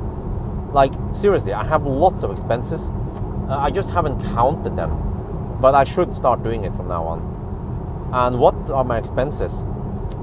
Hotels, when I'm on road trip, when I flew to Thailand, that business class ticket, expense. Because I made video, I made vlog, even on that flight and in Thailand. So all that stuff can be counted as business trip, which is just expense for making my vlogs and test and everything. So I should just gather as much as I can. I mean, we're talking about hundreds of thousands of NOK here in expenses for hotel. Every time I went to Yalo, I have those receipts. Now every time I paid for a burger or soda, then I don't bother with the receipt. Maybe I should start counting them too, but at least the big expenses in hotels and flights. Yeah, when I went to Bled also, same there. We stayed at Villa Bled. All that stuff, expenses for my company. And if I can shave off several hundred thousand of income, then suddenly I can get lower steps on the tax ladder. It just goes crazy. If you earn a lot in Norway, you get top scot and all kind of shit. So I realize that I have to be more aware of that and just write off as much expenses as possible. I bought a camera, the one camera for 17K. I just bought it for private. I mean, I just bought it. I didn't bother it, but I see now that I should buy it in the company as expense, because it is a tool for my business. And what else? Yeah, one thing I don't understand is the whole kilometers. Like right now we are driving 1,000 kilometer challenge now. I drive 1,000 kilometer, I borrow someone else's car, and supposedly I can write off 3.5 NOK per kilometer or something. I don't understand how it works. That's why I hired the accountant, but they didn't answer my question there. I have to keep asking them, how the heck does it work? Can you count this as business trip? And then can I deduct 3,500 NOK from this trip because I drove 1,000 kilometers? I mean, I already have a company. It's Enkelmannsforetak, like I said. So, but I have to change it to AS, and I need two witnesses, and I have to create the AS instead. That's better. Yeah, VAT.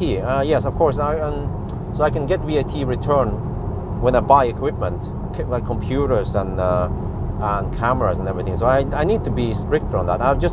To me now, it's just like whatever, you know. The channel kept growing. I just kept my production up, and the money kept flowing in, and I wasn't too strict about everything. But now I see I need to be better organized.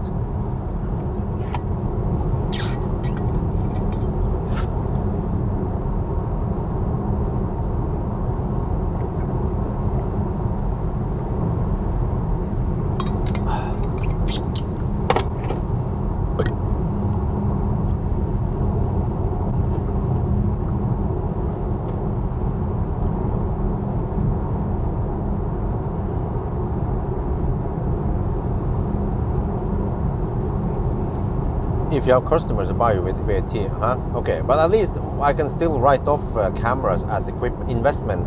Yeah, not sure how that counts. I mean, can you guys please tell me, if I buy equipment, camera equipment and laptops and shit for 100K last year, that will count as will that be deducted from the income, right?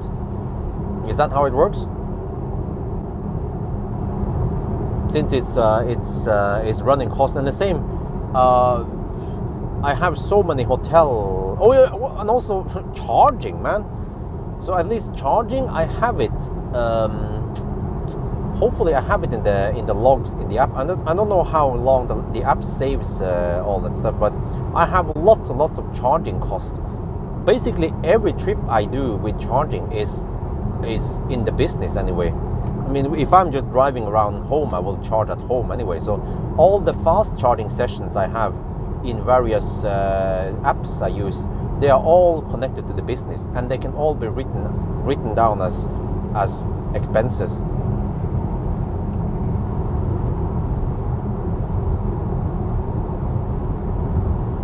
So you know, let's put it like this. Let's say if I have 1 million NOK income last year, but then I managed to document that I had 300,000 NOK in expenses.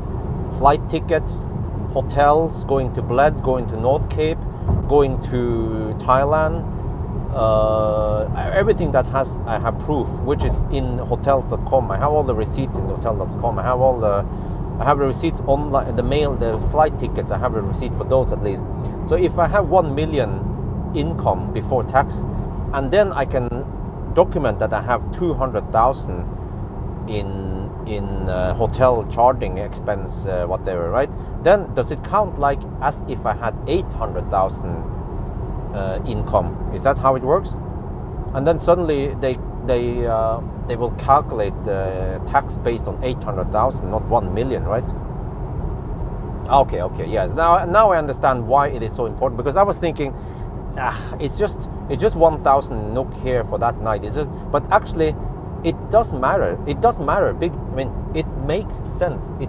It is important, because suddenly when you get to a lower step, you have like significantly lower tax, because the freaking tax system is exponential almost. The more you make, the more you have to pay. So you really want to get it down as much as you can. But I'm not sure if I would bother keeping every receipt for every burger or soda I buy, but at least the expensive parts like hotel, flight tickets, and charging. Well, charging is easy since it's already kept there in the log. So, yeah.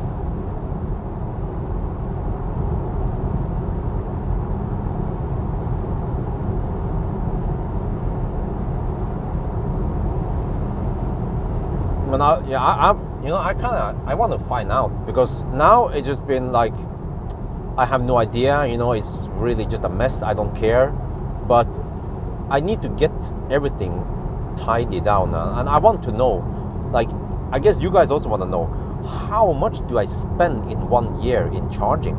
It must be massive. Just think about 1,000 kilometers, how many I have, and the range test and everything. Just think about how much money I spend just on charging. And then hotels. Every time I go to Yalo, I sleep at that hotel, and it costs me somewhere between 800 and 1.2k NOK each night. And the charging I do also on that trip. Like, wow, yeah. I mean, I already have a bank account. I have a bedriftskonto. I already have that set up. Just that I haven't organized everything.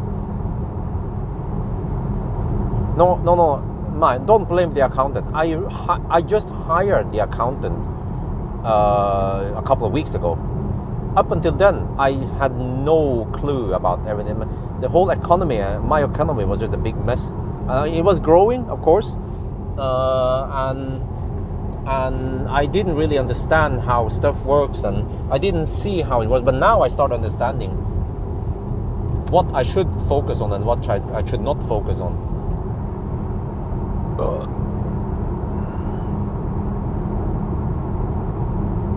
No, but I want AS. You missed that part, because with AS you can take the roadsters in as company asset. But with enkeltmannsforetak, when I get 2 roadsters, that equals to 4 million NOK income, and I have to tax 4 million NOK. Do you understand how much tax I will have to pay? It's going to be close to 50% tax. Just think about this. 4 million NOK. I probably have to pay 2 million NOK, so which means that I get 2 roadsters. I have to sell 1 roadster so I can afford keeping the other roadster. That's just crazy. That's just madness. But supposedly, if I have AS and I take those 2 prices in as company assets, then suddenly it becomes different, and then I can get away with way less tax. But I can also talk to my accountant, because he knows my channel. He knows how my work is. So yeah, just have to consult them. I'll pay whatever. They take 850 NOK per hour. I was joking. I said, you take only 850 NOK per hour? That's cheap. That's cheap, because Tesla, they take 1,250 NOK per hour when you want to repair shit. And he said, well, we can raise the price. No, but you know what? I don't have to do all that receipt thing, because actually I use Fiken, and Fiken has an app where you can just take a photo of the receipt, and it will automatically recognize everything. And yeah, I think that's how it is. And then I think you have to do a little bit only. It will try to automate and optically recognize everything. So if that works, then I will consider doing it. Just get everything at significant value written off. Like a burger or a soda, I don't care too much, but you know, that king crab we had with wifey, that could be written off.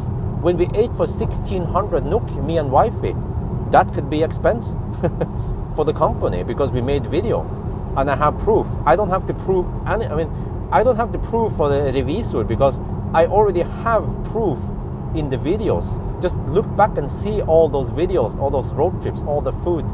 That is the part of my work. So anyway. Yeah, they will have to pay some kind of tax, but from what I've heard, that's way smarter to do it like that than to have an enkeltmannsforetak. So yeah.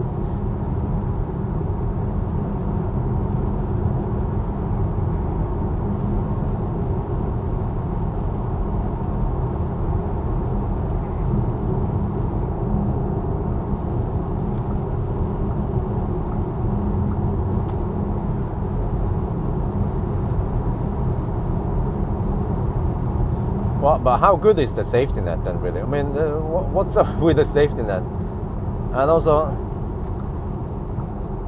yeah, I'm not gonna say anything. It's kind of pointless to argue about this.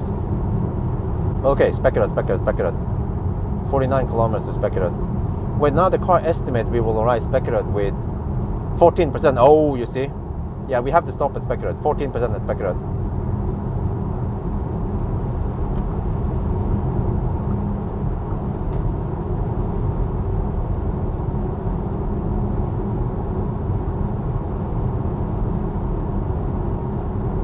Okay, but yeah, I mean, I have to. The accountant asked me for some stuff, and they helped me with the whole what do you call it, årsregnskap. I'm kind of clueless about it. They use Fiken also. I hired them because they use Fiken. Fiken is an accountant program platform thing.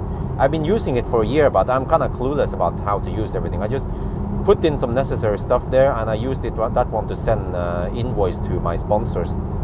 But it's lots of stuff there that I haven't bothered learning, but they know it, so then I just let them do the stuff for me, and I pay them 10-15K per year, and they can just take care of all that stuff.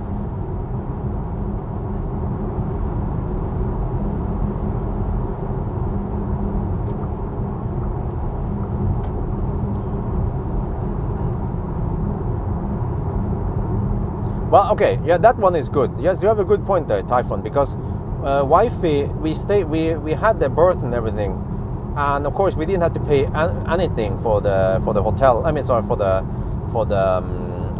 hospital, everything. So, and also, for example, that C-section, how much would it cost if we would pay for it?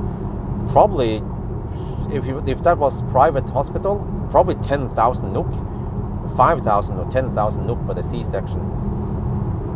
But I still think that I paid way more than I got back from the society, unless we count that I've been hammering down the road. So yeah, in that regard, yeah, I drive 100,000 kilometers, but most of it is also in Sweden. But so I've been just spending my tax on hammering the roads in Norway.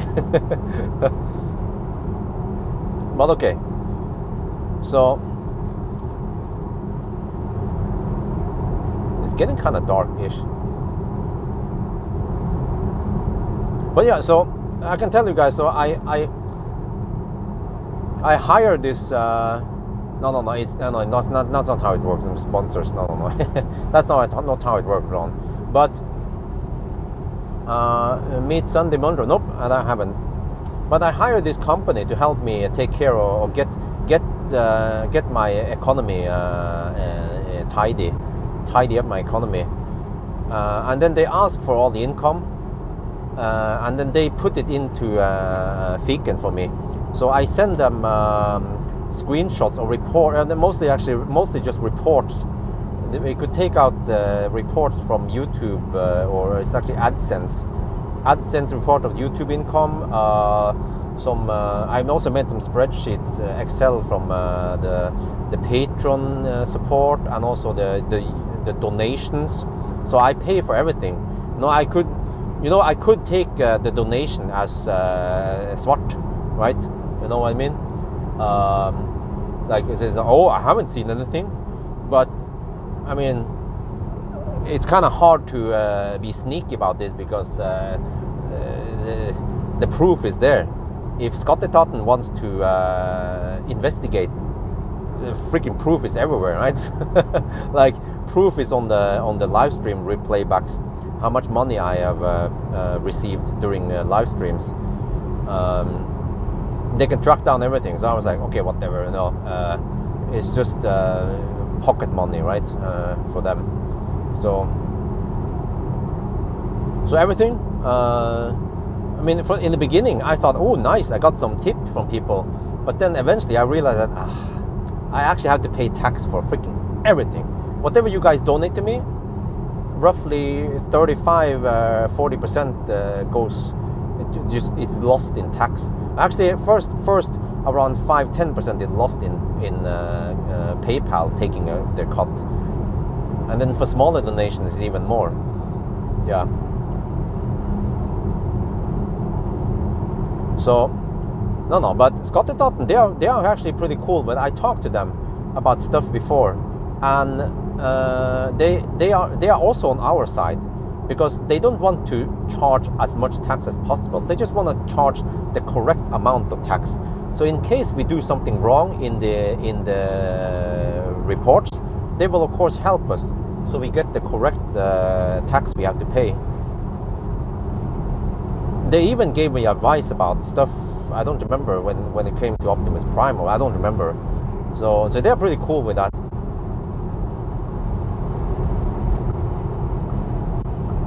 But yeah, so I contacted this company, this accountant company, and I gave them all the reports for YouTube, for Patreon, for donations, and the last one is the sponsors. Yeah, those 4 things.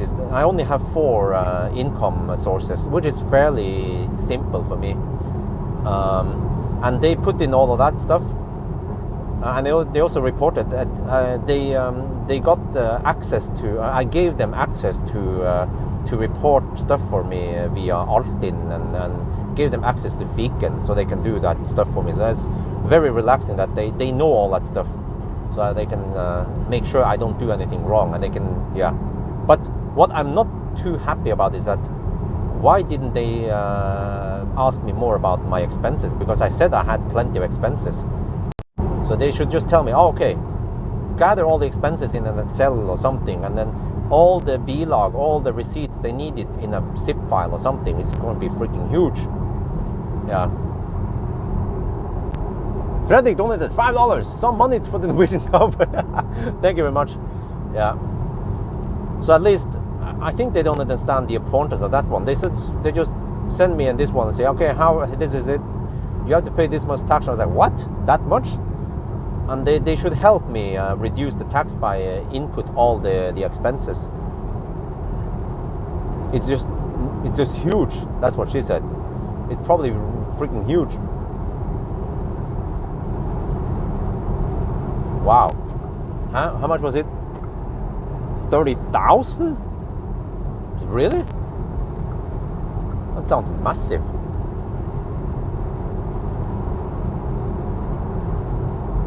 Okay, consumption 251, damn. Okay, it's a little bit higher now today, but the average speed is nice. Okay, status update. Consumption 250. We've done 222 kilometers, but with 2% underreporting. And the car estimates now that we will arrive at Spekkerød with 14%. Okay, that's fine. So consumption today is going to be a little bit higher than in the daytime, as expected. Oh, we had donation I missed. Whoa! Tesla Geek donated $40. $10 more to compensate for taxes. Thank you very much. Well, guys, thank you very much. I highly appreciate it. I didn't talk about the tax just to beg for money, really, but I highly appreciate the donations. It helps. It definitely helps. But it's just that I just want you guys to know how it is, because I normally don't talk about this in the main channel, and you guys might not know how it works with the whole stuff, and yeah.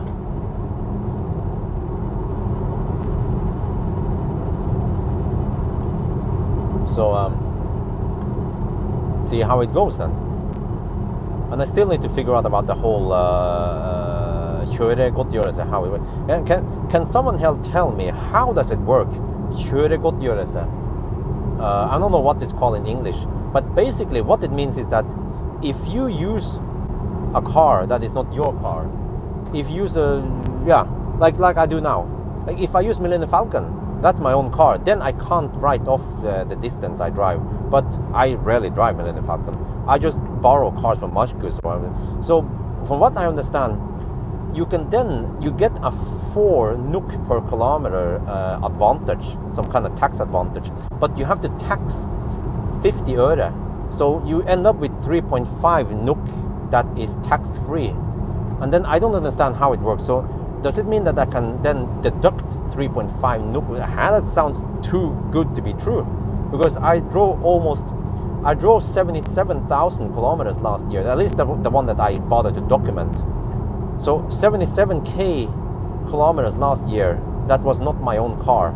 And then how can I get any tax relief from this? I mean, if there's a law about this, then I should, of course, I have the right to get the tax relief from it, right?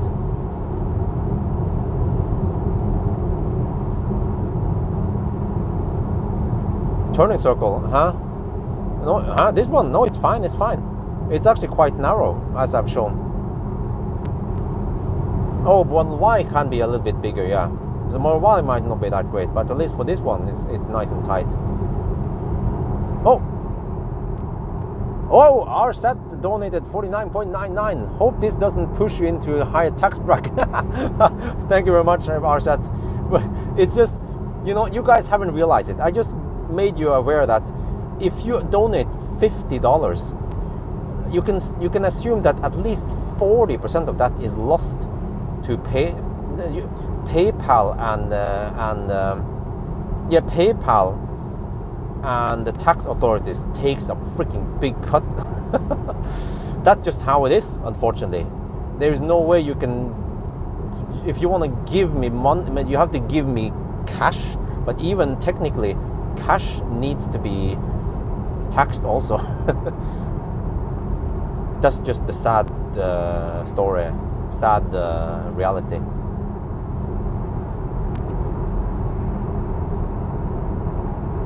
If you use well, I'm not sure, because Chris, I heard this from Chris the first time.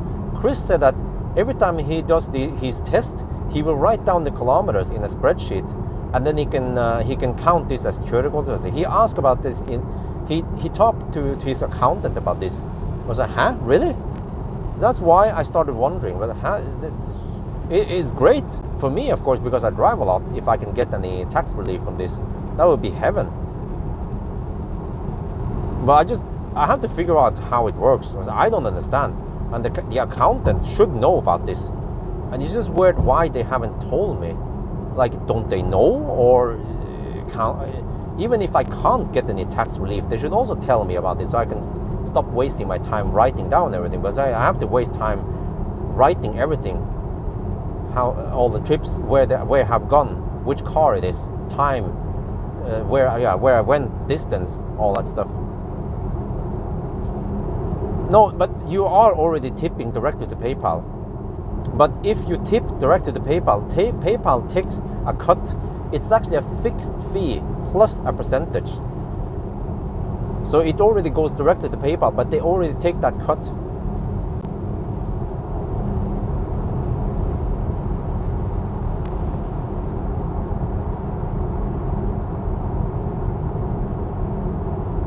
I'm getting hungry again. What the heck? I had food just a couple hours ago, but I didn't eat enough. That's the problem. It was too stressful at home.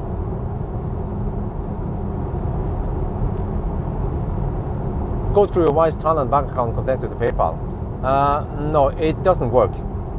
Actually, they stopped that because it was a time when I shipped PayPal money straight to Thailand. But eventually they changed the policy so that you can't do that anymore. Thai PayPal account cannot receive money from other countries or some shit. I was like, okay, whatever.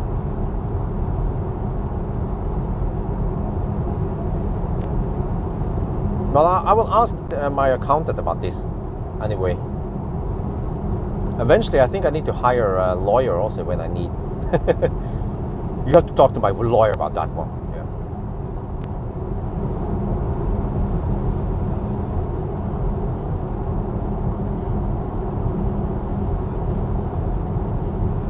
I did it in 10 hours and 25 minutes, which is still blistering fast. You can see it on today's video, if you haven't seen it already. Oh, it's kind of clearing up here. That's very refreshing. To do something in Sweden. No, I'm doing 1,000 kilometer challenge, as you probably seen or not seen. You know what it means, right? Oh, we have another donation. Pascal only the $10.41. Some money for my secret Swiss bank account. Keep a good word. Thank you, thank you. Indonesian and German bank accounts. That's how I. What the heck? Well, but no, you know, I don't want to hide anything. I'm an honest guy. Whatever I make, I'll pay tax.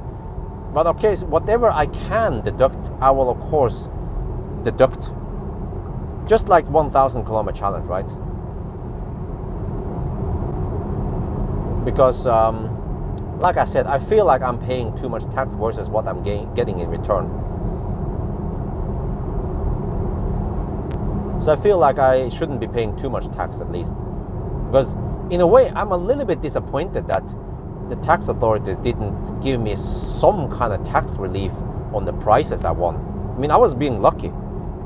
Because if you win the lottery, if you win from Norsk Tipping, there is no tax.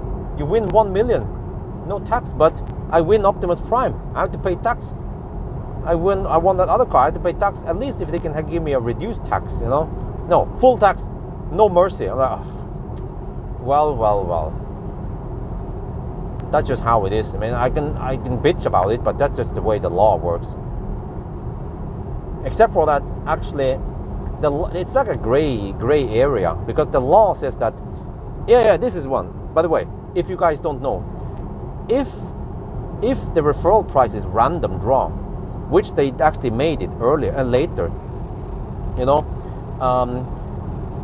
Optimus Prime was not random. The first guy to 10 referrals won, and I was the one.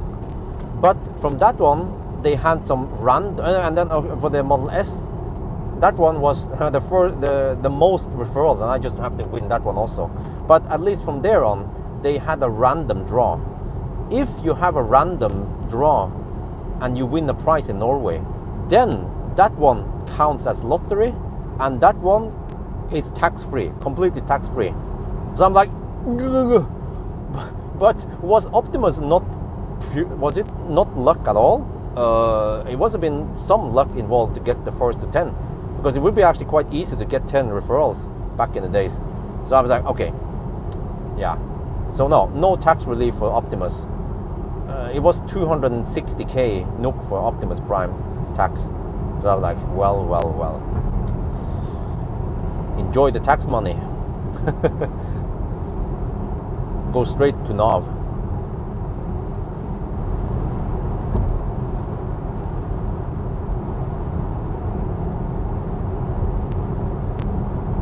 No, I have to go to. I only to Specular. I will arrive there with. Let me see now. I have 15% left. I will arrive there at 12%. We are 11 kilometers away. Getting kind of close now. We are 27 degrees in the pack. Well, that's kind of semi-low. 14.5 degrees. Oh, it's getting colder. Oh shit. Hopefully, it gets slightly warmer with the further south we go now.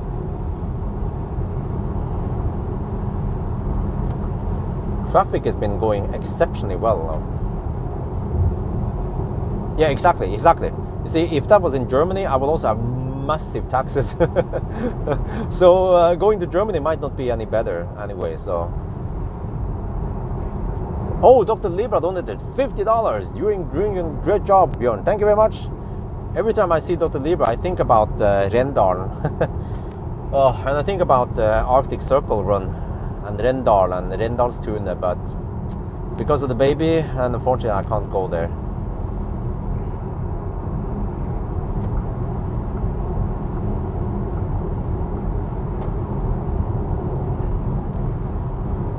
No, Rui, listen, I'm not talking about fighting the taxes. I'm talking about understanding how shit works. Like I said, like I wasn't being too strict about keeping receipt, you know, like, I helvete, kasta du kvitteringa? Yeah, you know, yeah, it's a then sketch, yeah, it's a fun, it's a joke about it, but you know, like the receipt for everything, like Marcus, he keeps all the receipt. If we eat the burger together, he keeps the receipt. He's smart. He's a ninja. I'm not. I'm a noob when it comes to running a company. So it's not about fighting the taxes. It's about thinking smart, about doing what you're supposed to do with a company. But again, back in the days when I just had Millennium Falcon or Optimus Prime, when I didn't have a company, it was just a hobby. Then, of course, I didn't have to do that.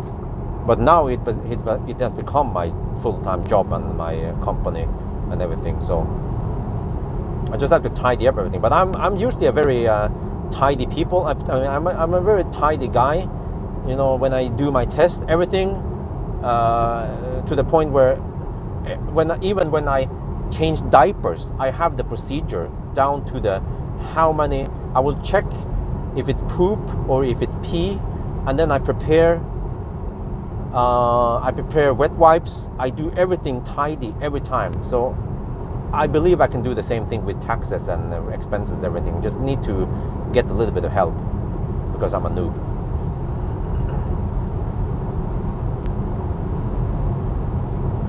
Hard to earn money on streaming after you pay the cost. No, it's not that much. I pay roughly 800 NOK per month for the data plan, and another 200 something for Streamlabs, Shitlabs, I mean. So about 1,000 NOK per month for that one. But then I usually get way more in donations. I think on average now, I can be honest, and I think I receive around 5,000 NOK per year. I'm sorry, 5,000 NOK per month in donations. Maybe more, depends what I do. So it kind of helps. Yeah, it definitely helps. And it's like a good motivation for me to keep live streaming. It's good fun to have a chat with you guys while we are having a really long drive. And I listen to that high-pitched whistling from the spoiler in the back here. You can deduct also better than you used, miss. Yes. Like, you know, what I heard was a guy told me that there was this doctor. He was smart because every time he went on a trip, he went on a vacation, he would find some kind of convention, some kind of doctor's convention or some shit, and he would attend it for 1 to 2 hours, and then he could write off that whole trip as a business trip, and he could then get the flight ticket and the hotel and all the food as a business trip. So I was like, huh? Really? You can do that? You know, I had no idea, right? I was thinking, oh, I go to Thailand and it's like vacation. No, I can count Thailand as a freaking business trip since I'm making vlogs and shit. So that's actually a very good advantage for me because it basically means I have free vacation. Well, except for that, I don't always, I mean, I never have a pure vacation. I'm always working, always be working, yes.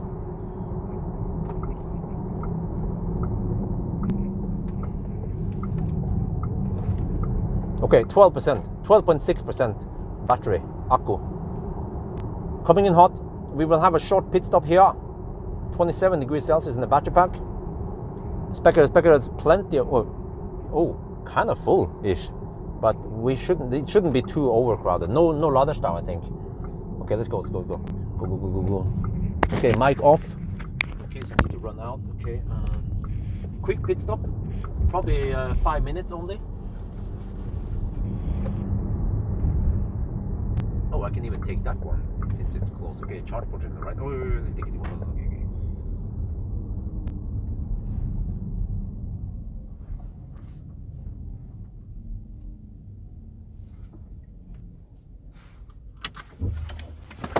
Okay. Okay, let's see. This is backyard.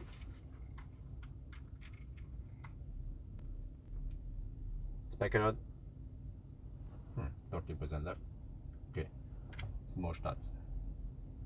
Okay, don't want to waste too much time here. We have to plug it in. 2 hours and 7 minutes, new record.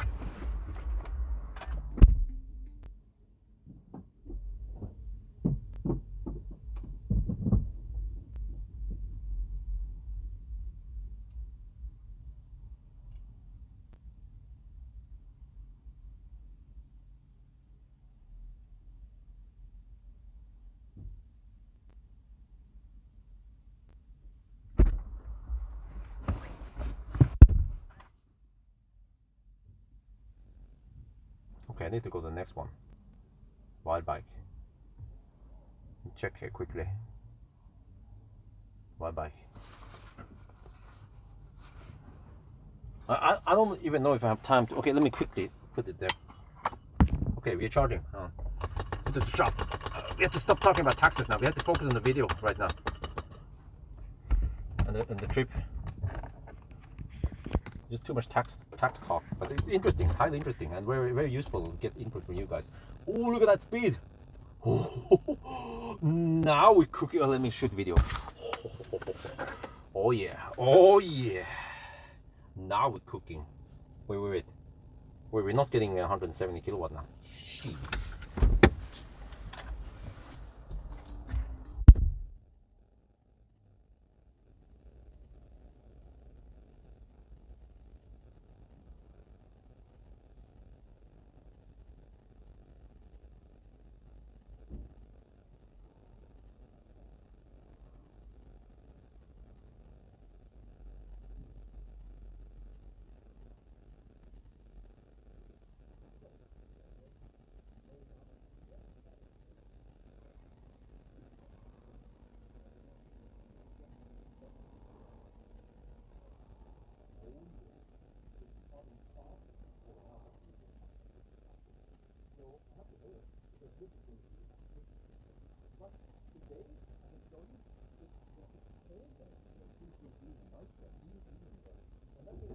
The consumption today is actually higher than what I had when I did it on the daytime. So we just have to take that in account also when we consider everything. See, 250, I don't remember what it was last time. One if it was only 230 something, right? Okay, so right for now I will switch over to this one, and then I have to figure out next stop is Daybreak, just 107 kilometers from here. So I have to do some calculation, and I will try this time. I will try to go deep because we have so good range on this car. So normally when I do the calculation based on charging and all that stuff, I will try to arrive with 10%, but I will actually today try to arrive with 5% since it's relatively safe, since we have a big battery. And I can show you here, by the way, car scanner. This app is called car scanner. You see that we're receiving 150 kilowatt now. The battery is slightly colder than optimal, but still very good charging speed. Oh yeah. So okay, quick pit stop, P-stop over here, and then we see. I have to go deep. Okay, I have to guess now the next leg. Since it's an evening, night-ish, we might average. Okay, it was 250 now, so I have to expect 220. 107 times 220, and now I know exactly how many kilowatt hour we have. So let's count 73 kilowatt hour. I'm gonna, oh yeah, 32%. We're gonna go 37 strictly. Let's go P now.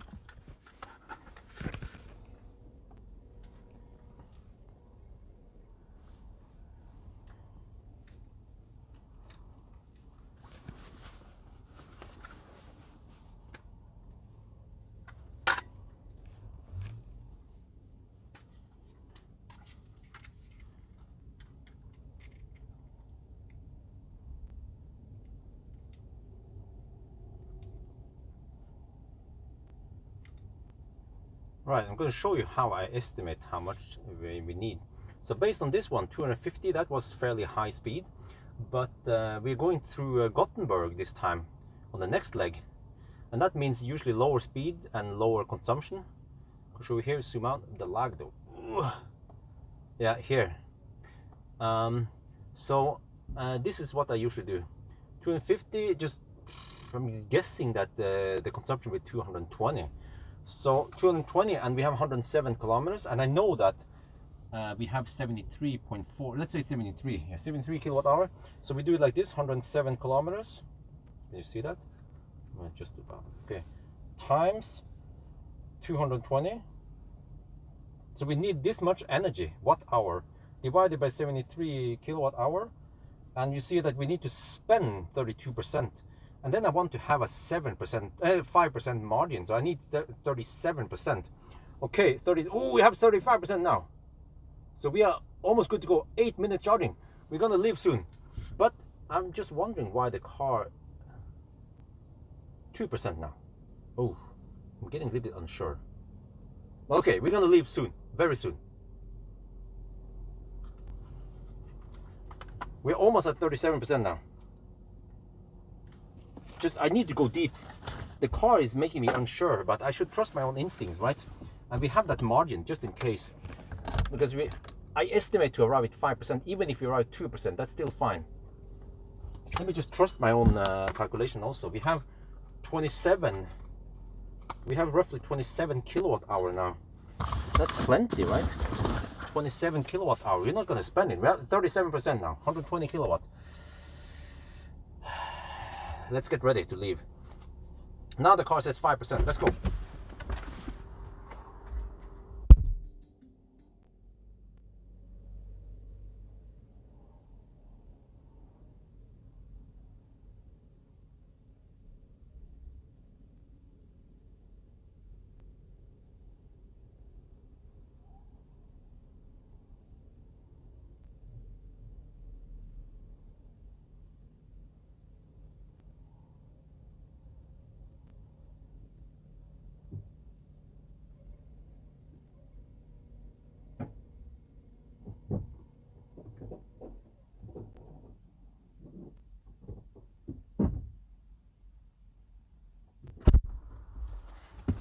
Okay, I charged with 39%.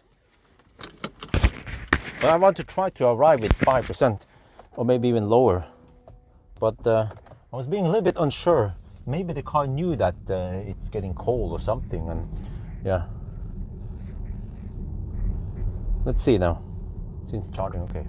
Automatically reset, that's pleasant. Oh yeah. So yeah, that was a 9-minute charging stop, guys. Wait, was it even faster than previous run? I wonder if we had slightly longer charging stop previously. But then when we unplugged now, we had 116 kilowatt. That's still massive.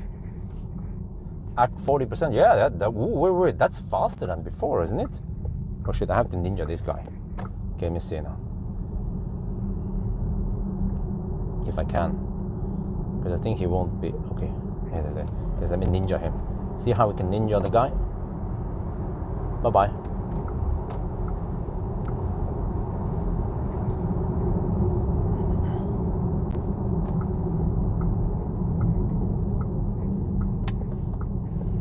Nine-minute charging stop. Okay, I'll take it. Now we're gonna go for those perfect charging stops tonight. Oh yeah. And also this car does not fail handshake. I don't even have to hold the plug now. It just never fails handshake. Volkswagen design, you know?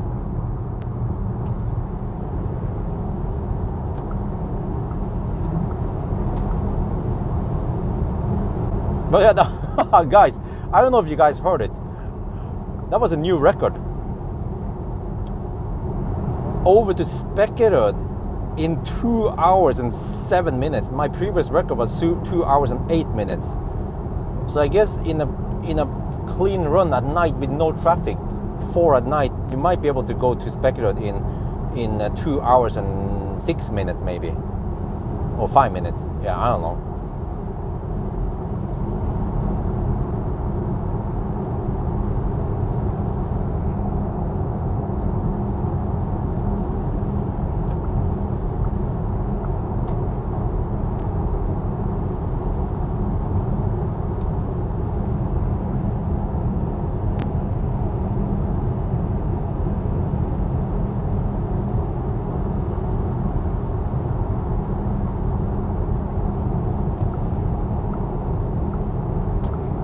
Okay, maybe I should do a little status update here.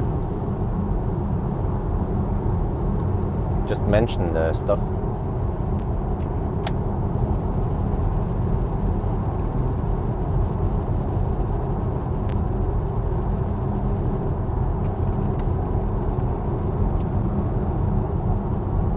Right, we're on the run again. I look at the charger screen. We charged for 9 minutes only. We went from 12% to 39%. Yeah, I went for 39%. So hopefully we can arrive at 5%. And then even at 39%, I was still getting 116 kilowatt. So we will see how it goes. But for now, yes, it could seem like this battery that is okay is charging faster than the faulty battery on the previous run. And then I heard also that this battery in the ID5 GTX, you get the battery from CATL rather than, what's the other one, LG? But I heard that there's a different battery in the ID5 GTX versus the ID5 rear drive. So the charging curve on this one is supposed to, I mean, you're supposed to get 170, 175 kilowatt like I've experienced, but it tapers off faster. So we will just have to utilize the high charging speed then. Yeah, we'll see how it goes.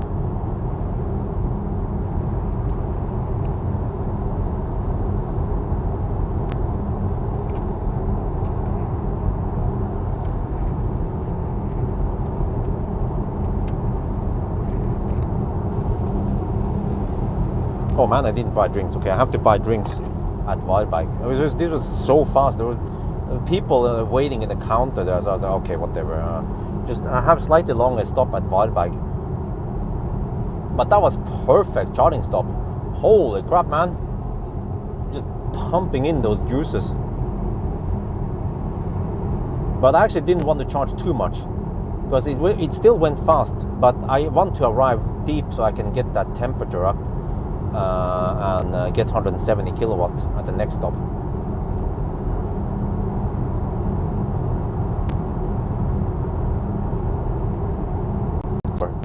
A couple of times, 1 or 2%, so it's still safe.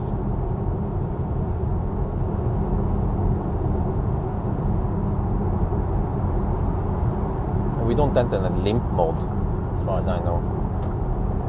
14 degrees outside now.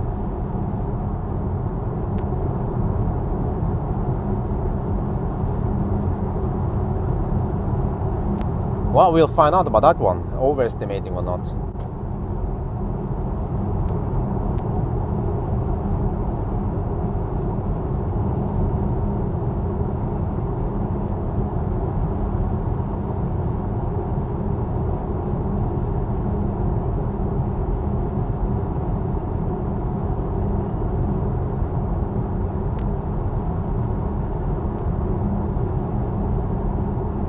But I think I will save time on the other sessions. This one I save maybe a couple of minutes only, 1-2 minutes.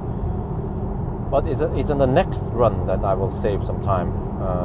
Those Daybreak Helsingborg runs, I think. I don't remember how long it took last time with a faulty battery. Yeah, obviously when you need that capacity on a faulty battery, then you're stretching it, and yeah, so it should go way faster now. We'll see on the Daybreak, because at Daybreak I will get more confident on my estimations, how it is, so on.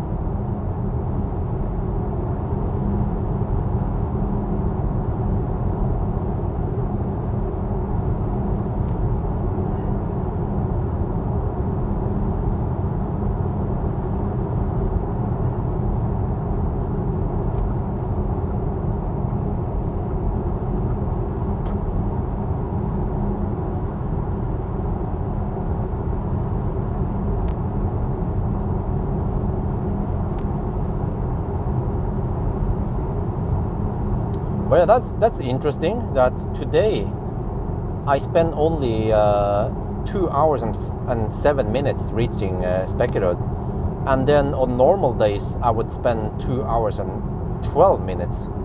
Oh, missed donation.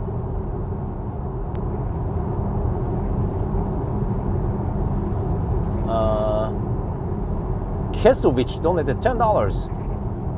Skatteverket, go home. Thank you very much. Oh, thank you.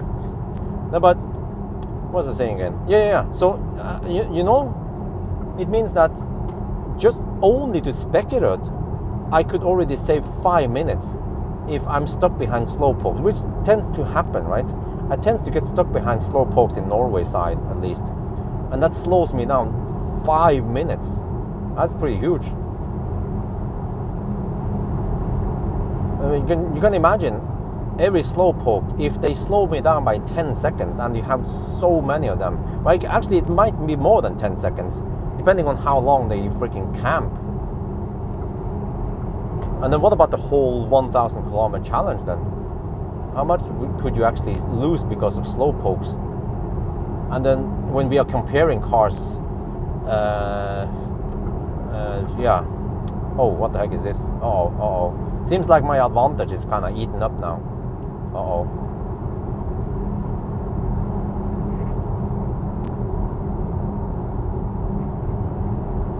Well, it's probably just a short one, right?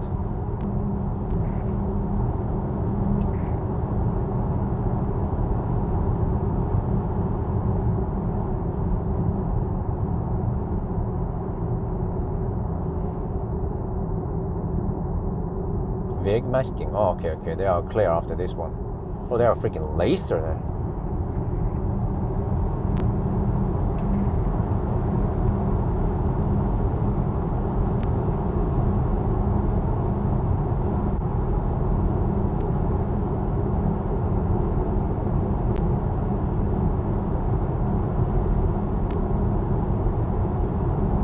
So I guess it kind of makes up for it. Okay, we have higher consumption at night, but we hopefully avoid the freaking traffic. So the time might be better at night than daytime.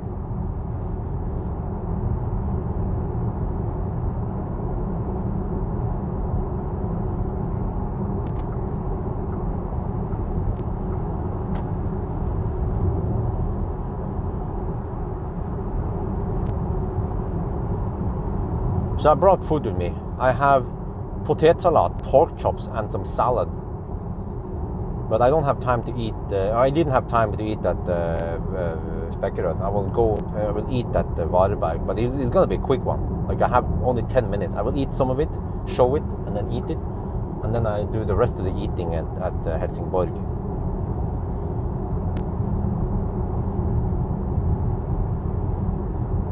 Nope, I never met Elon.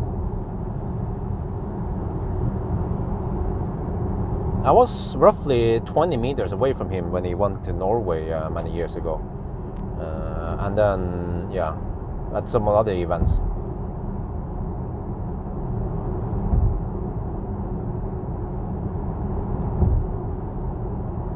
Maybe you should meet one day, shoot a video. That could get lots of views. I just don't know what the heck I'm supposed to say. I mean, like, MKBHD has some interesting stuff. I should find some kind of interesting topic, but something that doesn't bore him, you know. So it has to be like, I don't know. Yeah. How is it hanging? Like I for example, I'm not gonna bother him about my roadsters. When I've been getting my roadsters, no. I'll probably talk about something interesting, like, yeah, like legacy automaker. Yeah, maybe about my channel, and that I keep finding out that Tesla is just ahead in the game, and that Tesla keeps making efficient cars, and at least for a while they were the fastest cars out there. Not all the models are the fastest, except for that the EV6 of course is faster. EV6 GT is faster than the Model Y performance, but the EV6 you can't get them. You have to wait until 2023 to get them. Model Y, you can get them. They're pumping out the cars. So yeah, it would be interesting to have a little conversation, interview with Elon. How to use 3 cameras and all that. Try to act professional, but kind of have a loose tone over it. You know, don't want to make it too strict. That could be cool.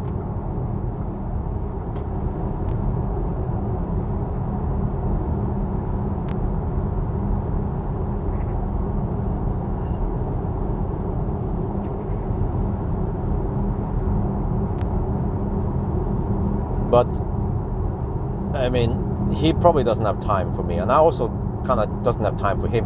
Kind of sounds strange, but I have to just keep my production up. But in case one day, if he wants to go to Norway, I could, but I don't know how the heck I'm supposed to reach out to him. He will then have to spend extra time just meeting me. But I guess it would be great for Tesla, and for, I mean, it will probably get lots of views. Tesla Bjørn finally meets Elon, right?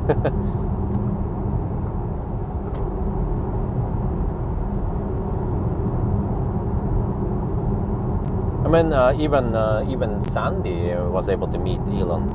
So I guess if I just ask some of my Tesla guys if they can reach out to Elon somehow, just forward the message, then yeah, that could work.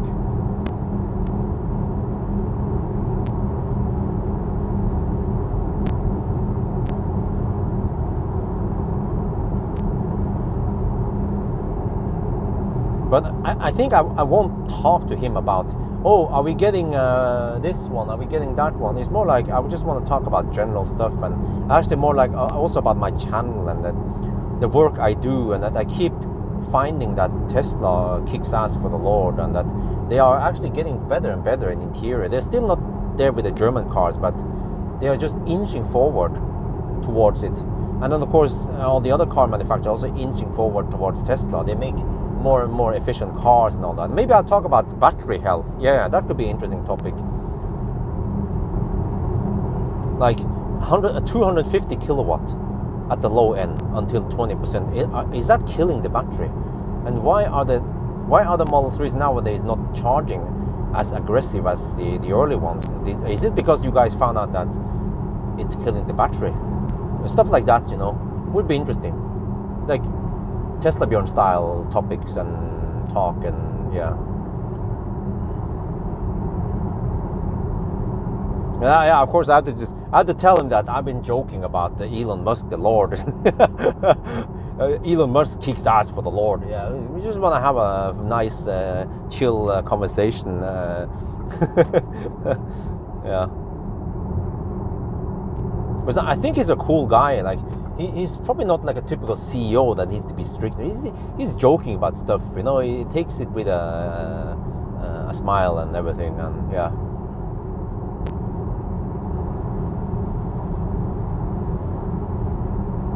Matrix, yeah, I could ask him about that one, yeah. Maybe I should have a little list, but I shouldn't be strictly following that list. If the conversation goes one way, then we just want to go that way, whatever feels natural. But of course, I need to have some list in case we run out of topics to talk about.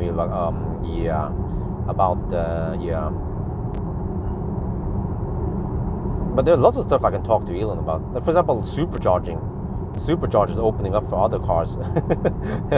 Stuff like that.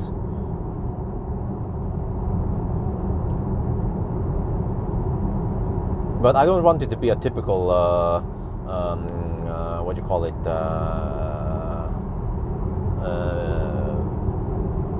those meetings they have, those call,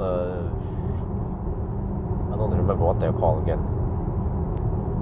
Stock meeting, stockholders, shareholder meetings. Yeah, I don't want to have those kind of questions like in shareholder meetings. But I might ask him some more personal stuff, like, hey, so which videos have you heard about in my channel? Like, did you hear about the crushing of the sausage and stuff? Like, you must have heard about that one, right? What about the off-roading video? Again, I should have like a top 10 list of most views video in my channel, and whether he has heard about them or even watched some of those videos or not. You know, that would be interesting. That kind of perspective, and yeah.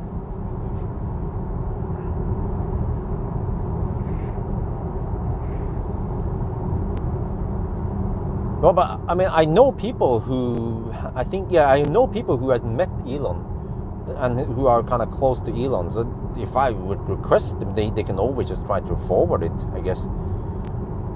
Recently, I also, via a friend, I forwarded some requests Because you know, if you look in my Tesla, you will see that you have the RN or the VIN in the Tesla. In every car has the VIN, right, and the color and something like that. But that's actually the original color, which is probably a good thing.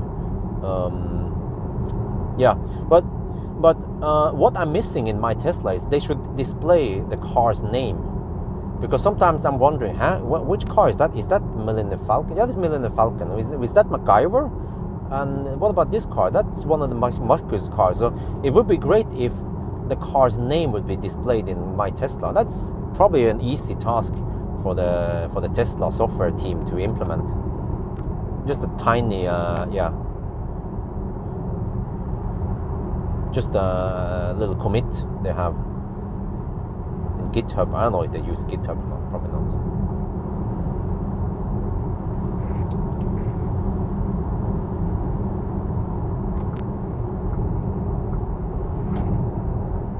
Personal license, huh? What? Yeah, the tug of war. Yeah.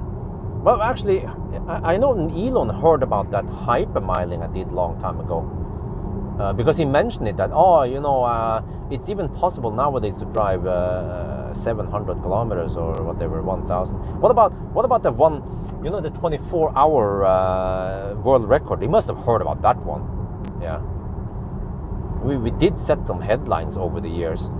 It's just that nowadays I haven't done much because I'm just testing cars. But I mean, if there's something interesting coming up, then yeah, why not? But that means usually I have to be away from home for several days. But eventually, I kind of need to do that to get some work done, To set some records, I need to stay away from home for a little bit. Whoa, what's this? Okay. Whoa, shit! Oh, freaking scary, man. He just poked his tail out like that.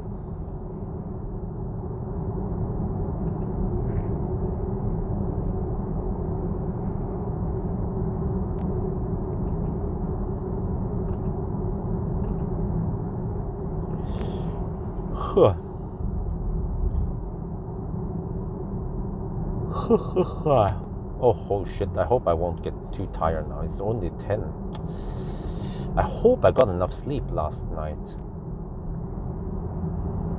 But I guess it's a good thing that I start at 8 now, because then I only need to endure through the night until 6 in the morning-ish. Well, except for that I have to do that charging test.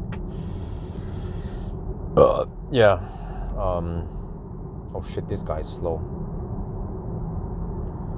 I kind of need to do the charging test because I think I screwed up the previous charging test. But if I find that it's different, then I have to make a... Yeah, that would be super interesting to know if this car has this weird limitation. That it cold gates, that it has this weird design. I need to find out about it. I just have some suspicions.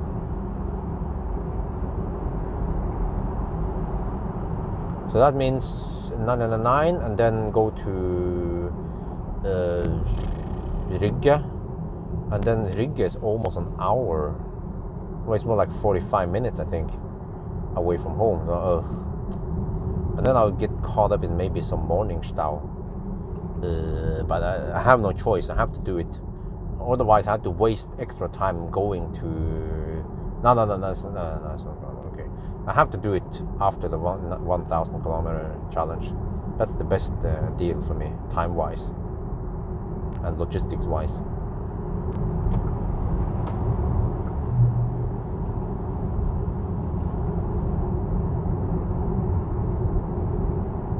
So the plan is to return this car on Friday morning.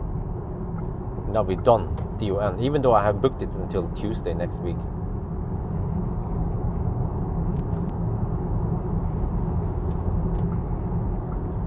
But I just want to finish this one. Finish what I've started. Or more like correct what was wrong. It's getting kind of dark. Yeah, this is exactly what we were talking about earlier, right? It will get kind of dark, but does it get completely dark? And then for how long do we get complete darkness before it gets bright again? Liseberg. Snow mode, yeah, maybe snow mode, yeah. Took a while before they implemented it. What about camper mode? Right? Did they get it from me or?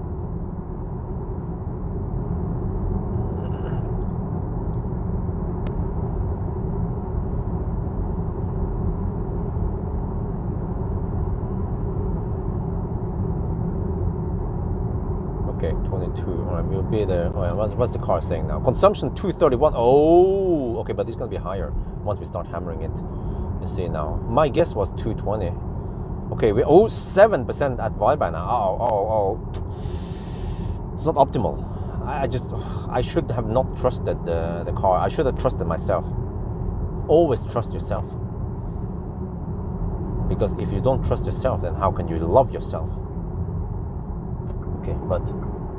Okay, because ideally I want to arrive at 5%, maybe even lower, like 3%, 2%. Oh yeah, that's kind of risky. But it seems like I have pretty good data now on what kind of consumption numbers to expect. But I just have to expect that the Varberg Helsingborg route will be 270 maybe.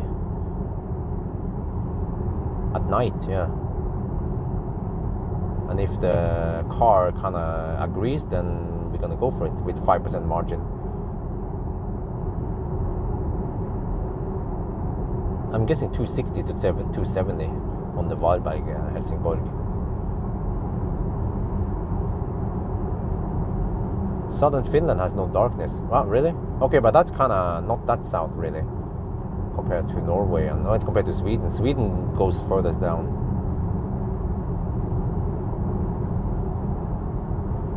Yeah, but like I said, 10%. I mean, this car has pretty good range. So even in these kind of high speed runs, you get roughly 300 kilometers of range. That means 10% is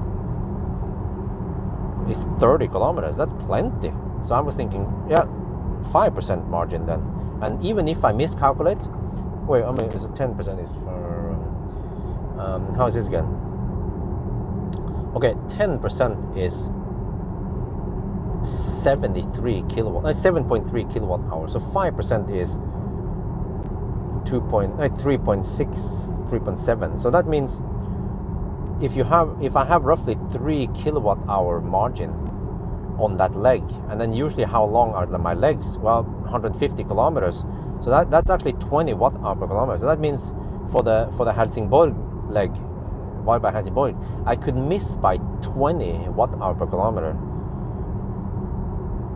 But if I have a 10% margin, then I can miscalculate by 40 watt hour per kilometer. Yeah, so I mean, then I have to be super clumsy if I can guess that much wrong, right? And that's why I'm thinking 5% is enough for this car. And since I want to go deep to get 170 kilowatt, then that's it.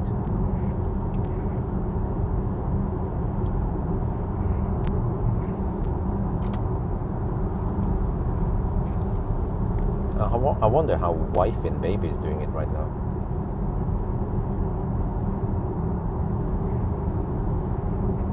But I told them they can just buy durian. Don't worry about the cost of durian. Because I'm not home nowadays, this week is quite stressful, and yeah, just enjoy durian. But tomorrow also I will enjoy some nice chill time with wifey and the baby. No, but it's 5% margin. But in case I miss it, then I can eat up that margin and end up with 1%, roughly. Hi, e-tron. Yeah, that one is on my bucket list.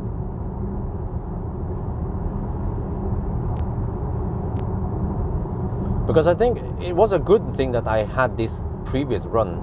So I got to know the car better, and I kept overestimating, and I kept arriving with more than 10% or whatever, right? I couldn't really nail it. So it seems like I was being too careful on the previous run. This time I will just, take slightly more chances so we can gain more.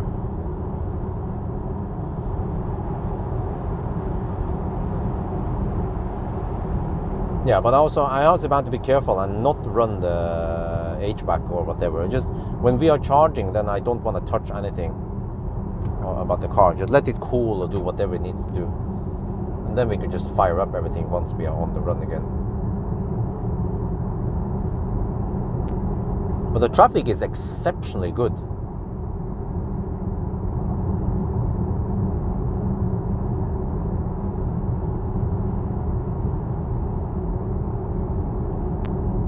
It's a girl.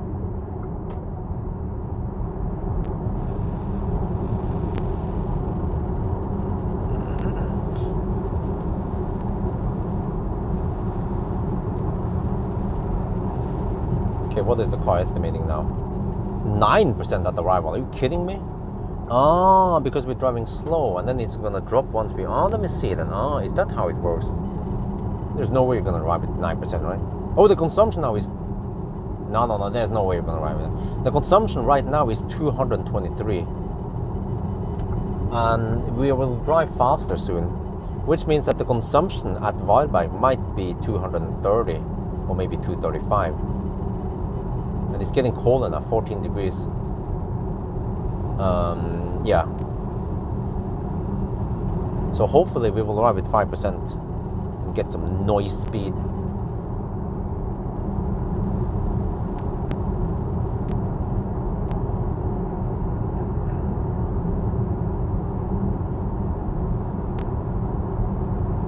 Wow, I'm just wondering how much time we are actually saving because of this marvelous traffic, and then how much time we lost on the previous run.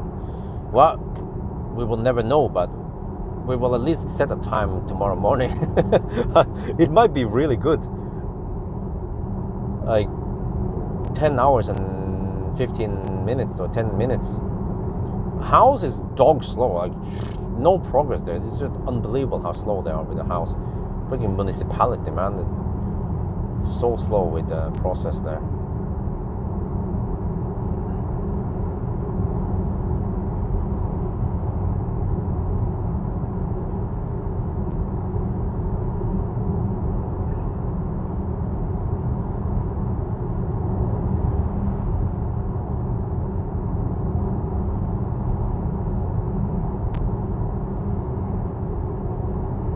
Wow, look at this. No traffic. Holy crap. I have to start at 8 next time. Okay. Normally when I start at 10, then I will pass by here 1 at night, which is also kind of empty. But on the return, though, then it becomes semi-crowded, wasn't it? Or so 8 is the magic number. Start 8 in the evening, do the night run.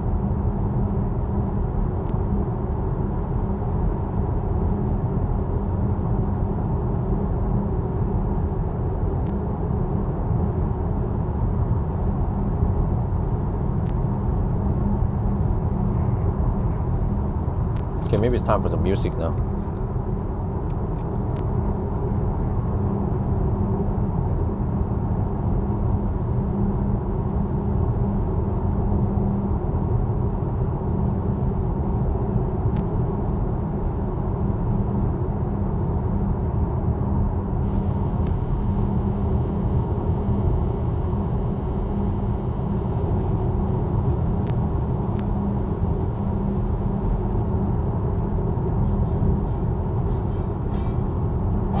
But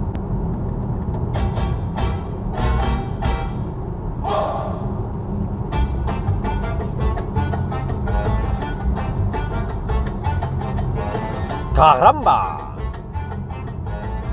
Arr.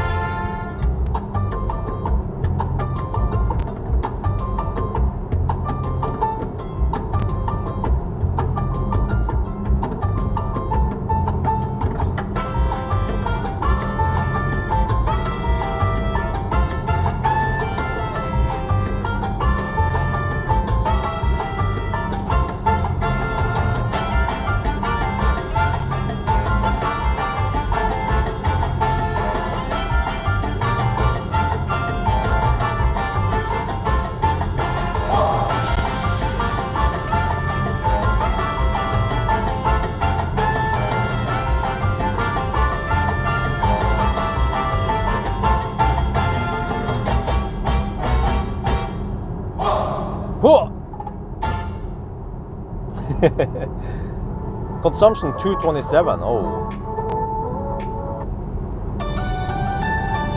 Oh man.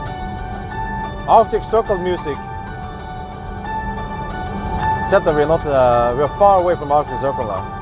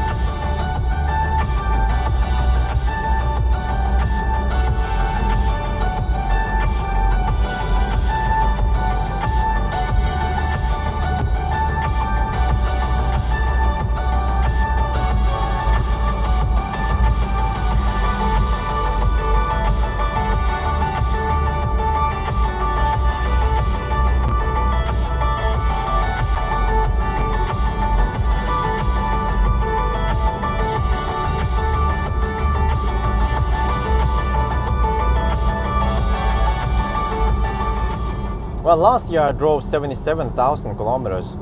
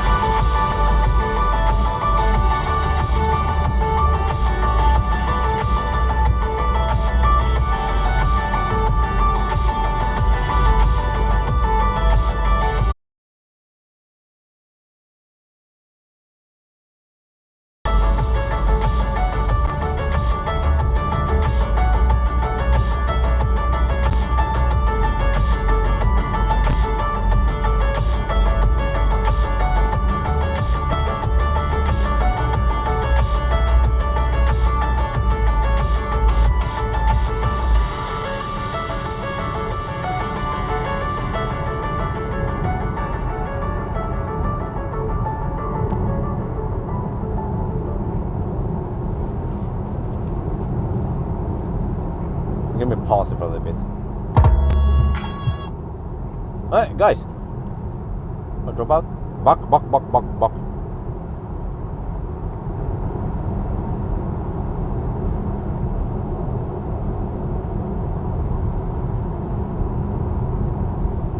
So,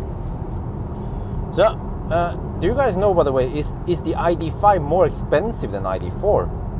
It sounds crazy, right? The freaking smaller car, coupe, is more expensive. It should be, right? I mean, how big is the difference? I haven't done my homework. How much more expensive is the ID5 versus the ID4? Well, there's supposed to be a spec sheet here somewhere. This ID5 cost, whoa, 625k. Damn, 625k for this electro auto. What? 625k? You could buy a freaking Model Y Performance from Giga Berlin for 625k. What? The Model Y is way faster. What happened to the 400k NUC ID4?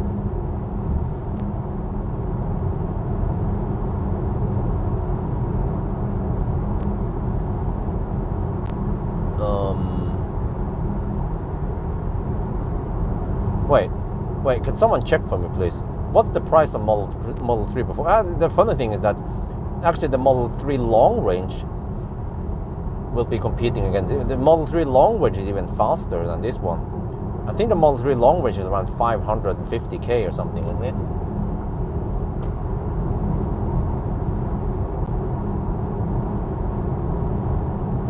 No, not Model 3, sorry, Model Y, of course. My bad, Model Y.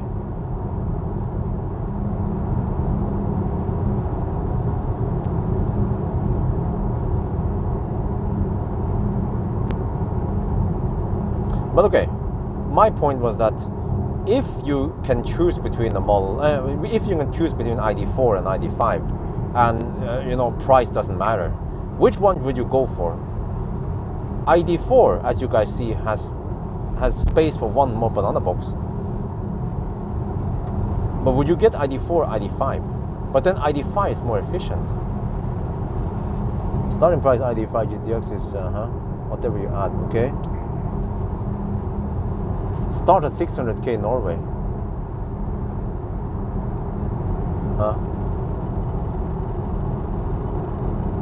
Oh, okay, it's more expensive. Well, okay, but that means that you can get a long range Model Y then for cheaper, right? And it's even faster than this one. This one is 0 to 100 in around 6 seconds. And then the Model Y is 5 seconds something? 4.9, yeah, rough, almost 5, 4.9 seconds, I remember it now. So the Model Y long range is 1 second faster, and it feels snappier, and it's more spacious.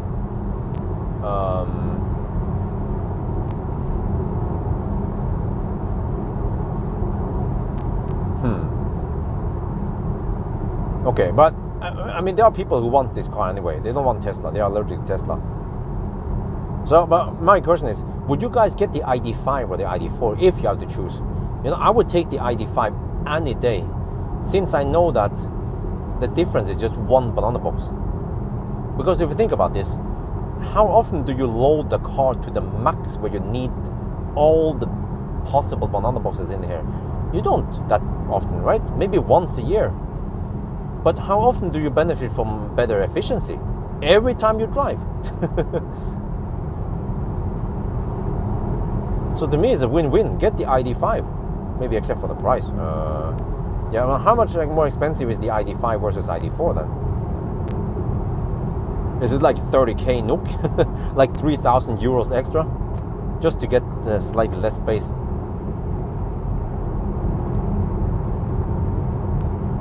Yeah, but that's about to change when you get the Giga Berlin Model Ys pumping out. Then you can omit the EU tax. Then it's game over. Yes.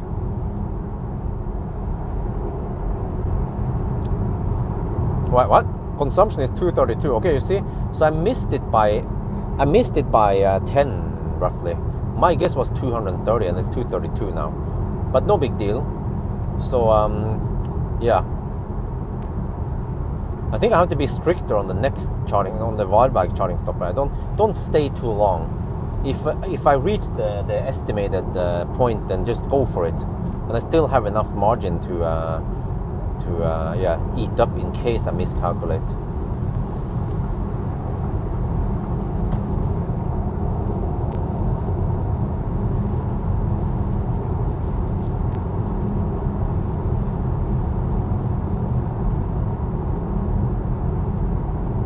Oh yeah, I'm testing out ID Bus later this year, maybe in August, September. Oh, that's gonna give me nice income, which goes to the Norwegian government, of course.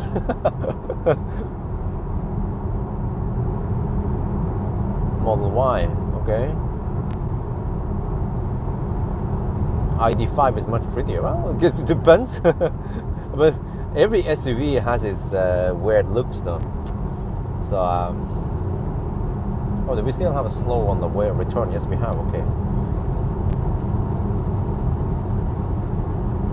I think so. Are they preparing to slap down some new asphalt on this side also?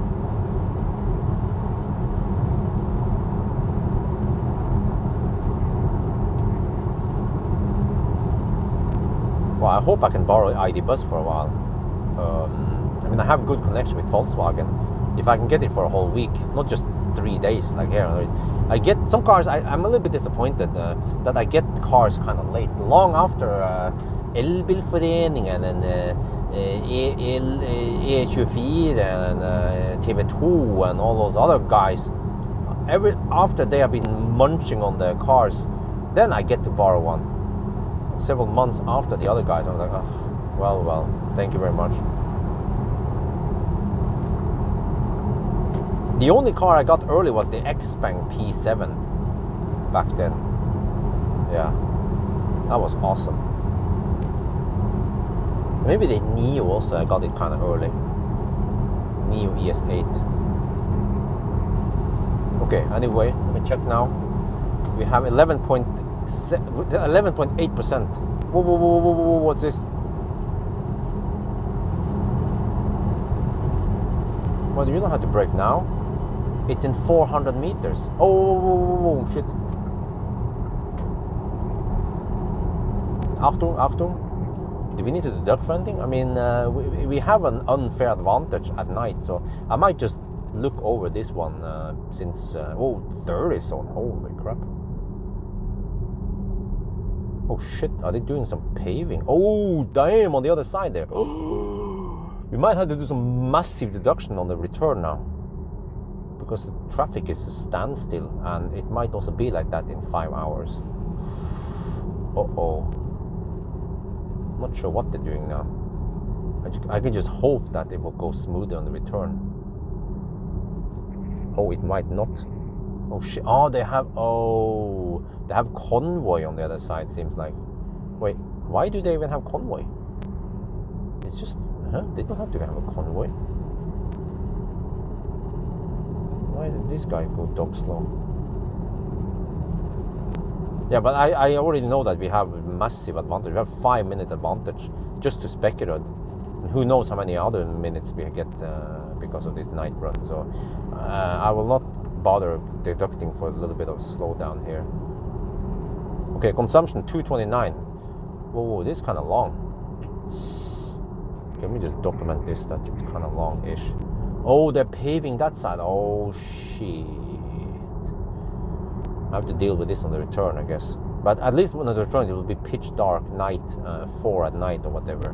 So hopefully less traffic, then it goes a little bit smoother.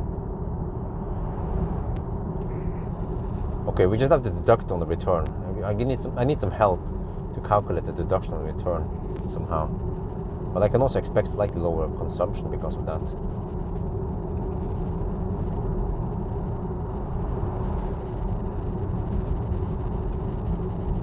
Okay, 11%. We're 20 kilometers away from Daybreak. Oh, 11% now. Oh, can't get it too low, right? Let me see, what is the car expecting? Car estimates I will arrive at 5%. Oh, that's good, that's good. Oh, damn, lots of slap. Oh, they're gonna slap down the asphalt at night. Oh, wow, I guess they are efficient. They do everything at night. Boom! And then next day, smooth ass on the other side.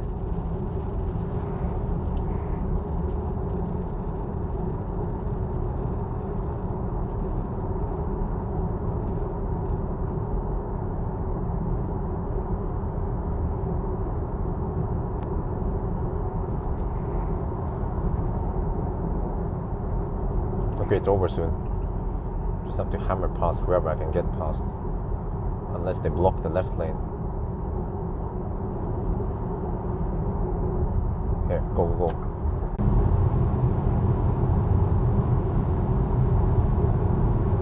Are we back? Yo. What's up?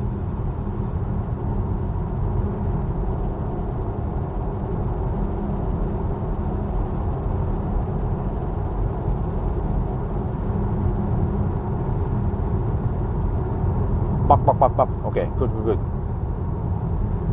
I had to restart the live stream app.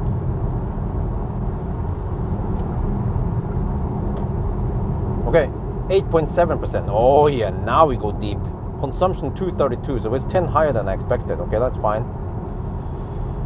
So I have to expect something like 206, no more, maybe 2 270. Yeah, I'm guessing 270 on the next leg.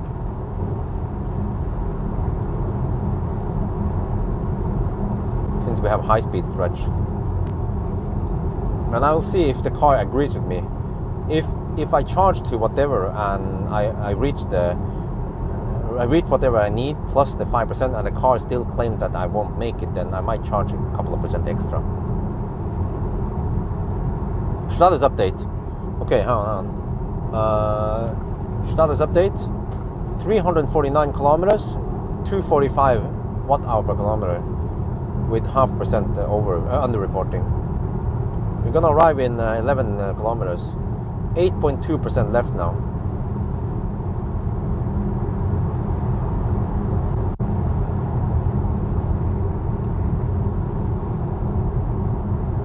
Oh, it's still not completely dark yet. This is awesome for a night run. 7.8% left. Oh, come on, I want to see that 170 kilowatt. Oh, come on, 29 degrees in the pack. Okay, not the hottest, but should be sufficient to get 175 kilowatt.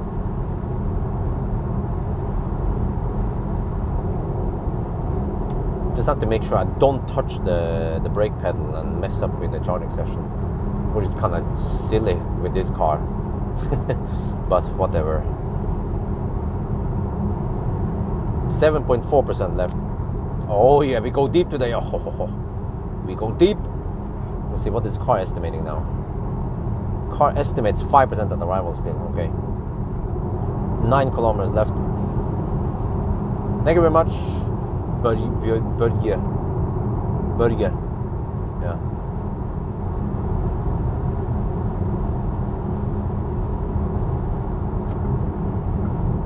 Oh yeah, this is exactly what I was looking for. So actually, I charged 2% extra, which means that if I didn't charge those 2% extra, I will arrive with 3%, which would have been perfect. Oh, awesome! Lots of vibe. All right, 6.9% left. Go, go, go, go, go. 7 kilometers left. This is the way to do it. Go deep. Or go home.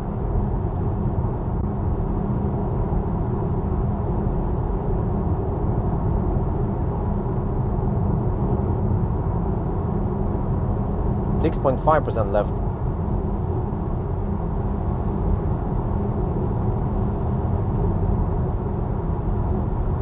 Wait, we're gonna arrive at less than 5%. That's even better. 6 kilometers left.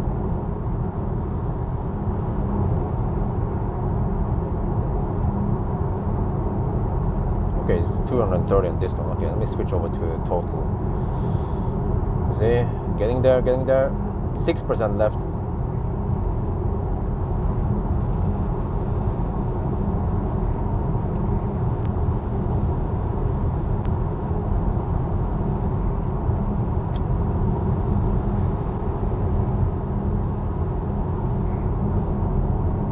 .6% left. 4.7 kilometers to go. You see, if I can do it like this for every charging stop, then that's king. 5.1% left. Oh yeah. Even hammering at full speed, no slowdown needed.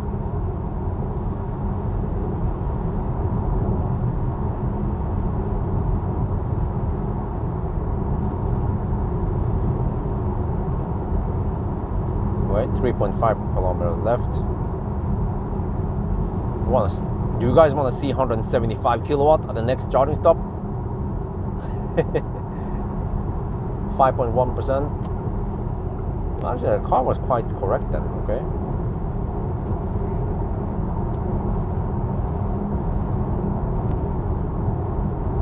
.7%. Oh shit, there's a guy blocking the left lane. Get out of the way! Fossil! Yes, Dankeschön. Okay. Oh, this would not have happened if it was a Norwegian. Okay, exit in 500 meters. 4.7% left. Oh yeah. 29 degrees in the pack. Well, it's actually 29 to 30.5 in the pack. 4.4% left. 4.2% left. Okay, now we're gonna get some back once we reach a massive kinetic energy here. 4.2% to 4.7%. So I got 0.5% back once I regen. These regions are more.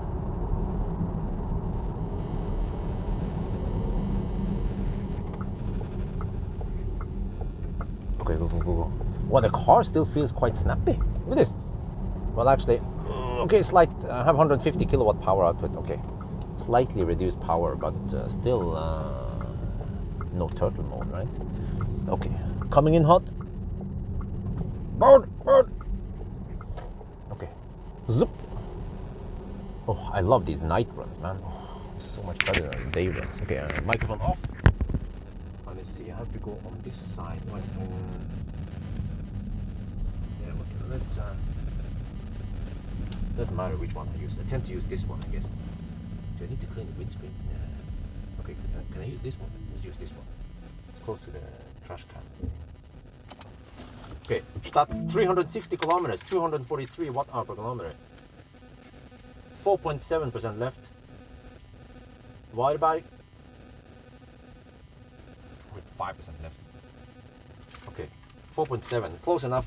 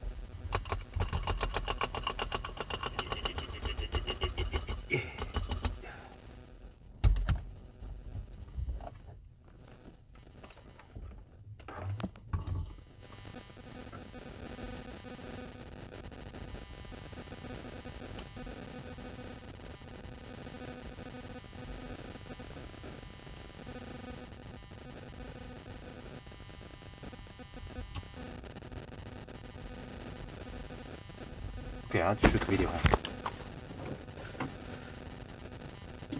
Quickly. Oh, oh, I'm too slow here. Wait. I still don't see 170 kilowatt yet. That's massive.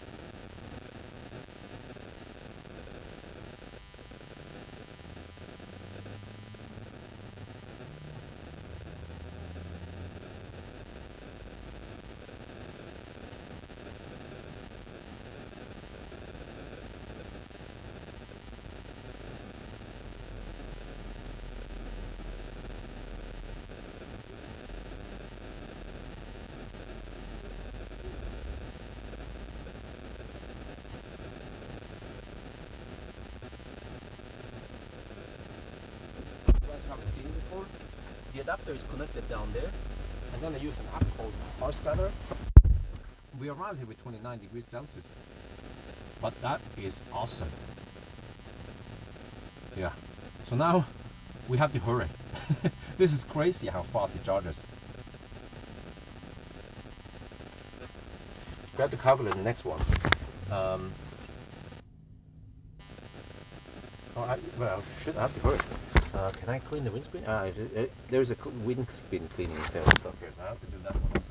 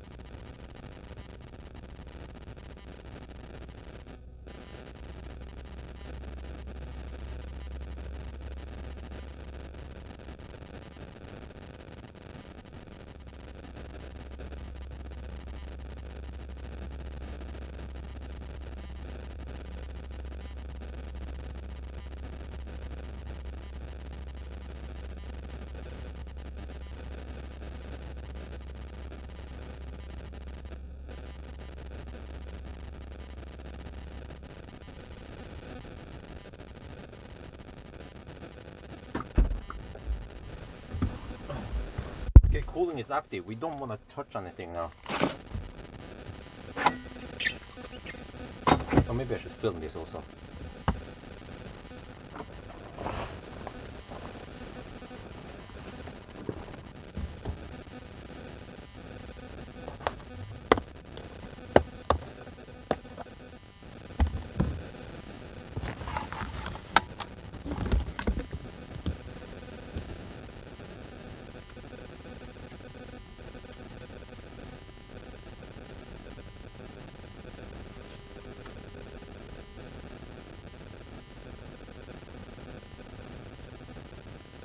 Wow, we've been charging for 9 minutes.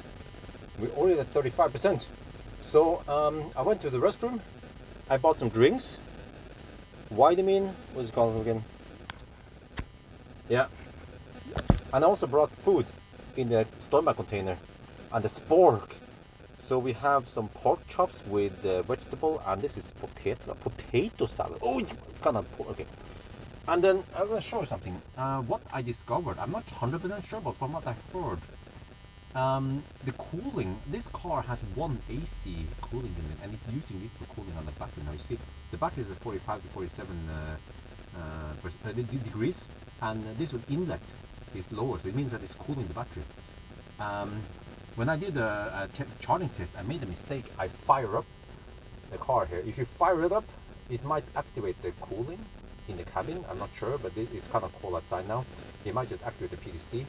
But in the daytime, if you fire up the car, it will be kind of like the same design as the BMW i3 and actually Kia EV6 and Ioniq 5, which is that the cooling unit that is supposed to be used for cooling the battery is then prioritized to cool down the cabin, and then we will actually replicate. So we will not touch anything.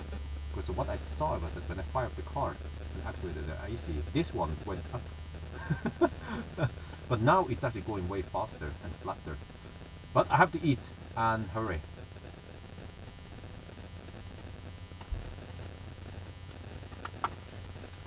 Yeah, when I did charging test, it would suddenly throttle now.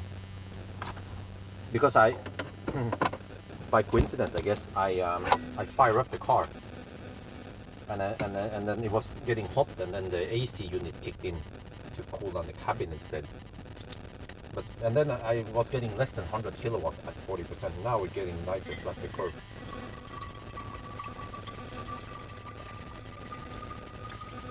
Oh, shit.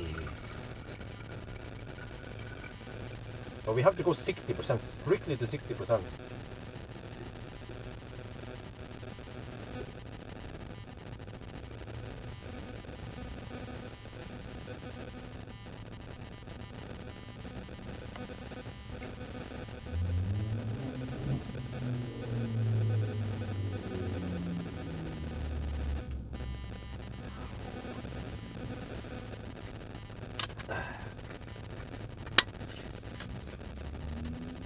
Car we choose a family car, Model S, black. Is there any other choices? Okay, so I calculated I need to spend 55%.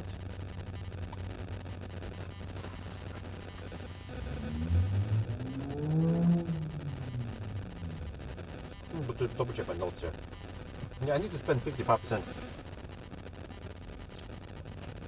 So I'm gonna go 60% strictly. Hopefully that's enough.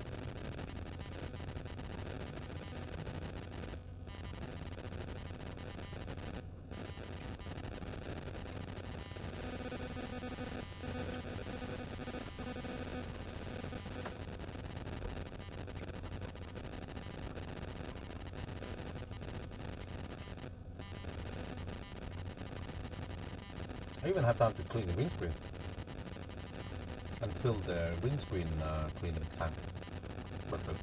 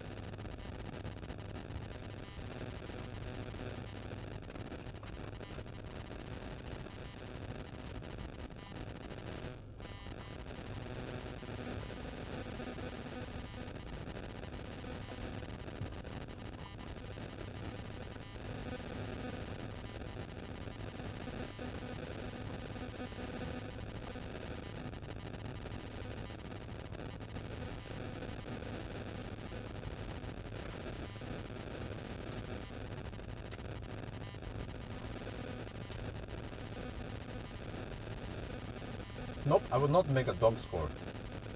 That's not my thing.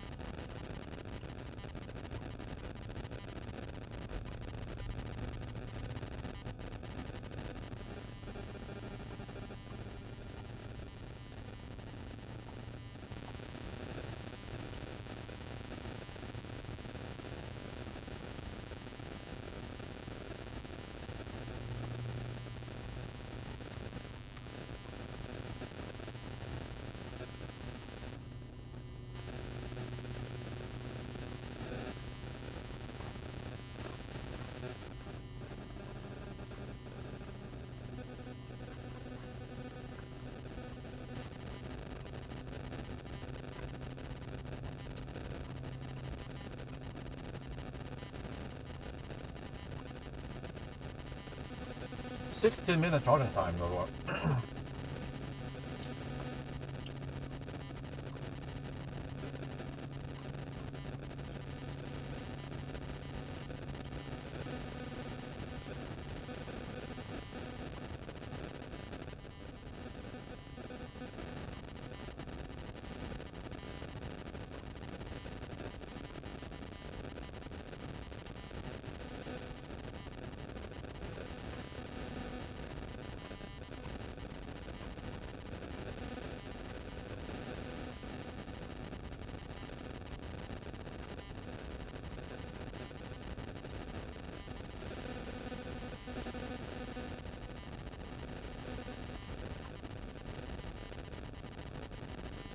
Yeah, I think I need to turn off HVAC every time I arrive at the fast charger.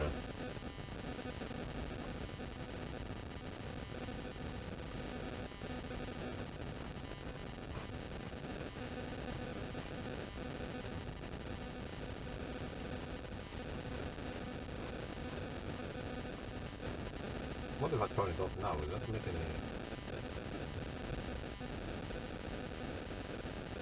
Uh-oh. Hope I didn't mess up anything. Oh, shit. 9! I turned off HVAC. I shouldn't have messed up with that shit. Put it on auto again.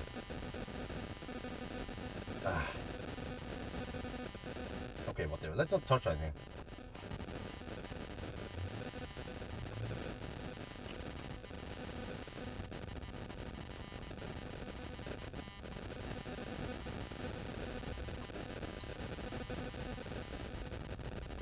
We're about to leave soon anyway.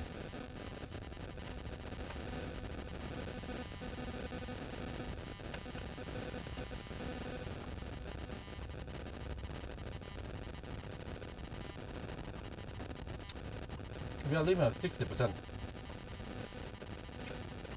18-minute charging stop now. I'm trying to eat.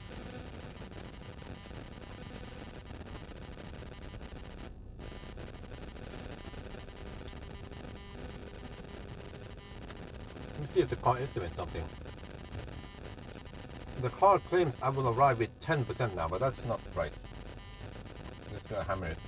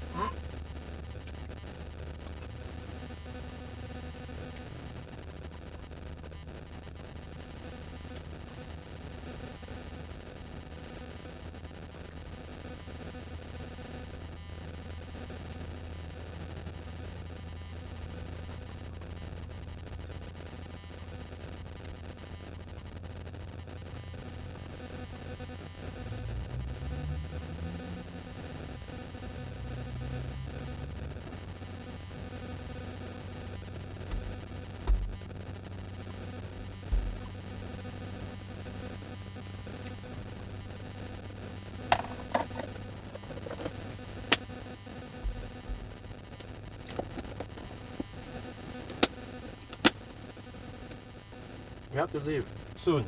I have to get ready. And then the light turns off now suddenly. I have to open the door to get some lights. Hopefully that doesn't affect anything.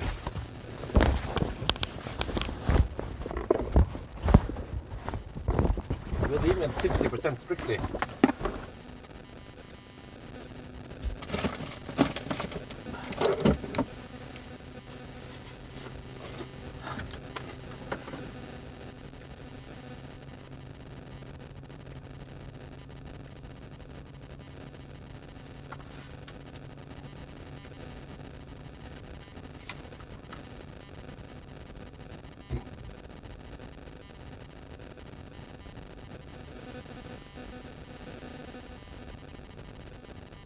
We've been charging for 20 minutes. We're gonna leave at 60%, 21 minutes, okay.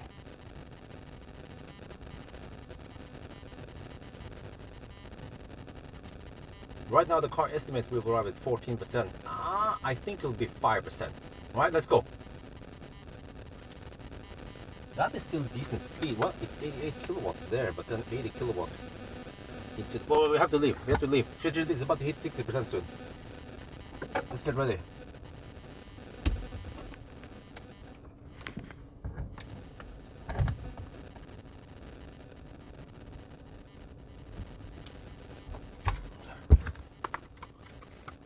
%60 has been reached. Can I trust this? Yes, we can trust this. Let's go. Let's trust my own instincts. I was like, is this enough? Yes, hopefully it's enough.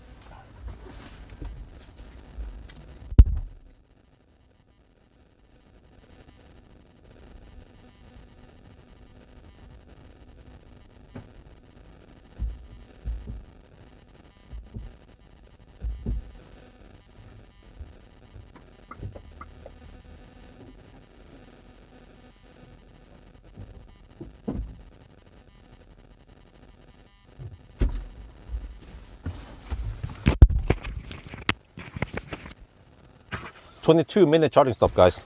22 minutes. And we are off again. Oh, let's see now. This time, do we have enough? The car claims 14%. Let me check again here. Maybe it updated. The car claims 16% on arrival. That's before we start hammering it. I claim 5% at arrival. Is that the BMW i4?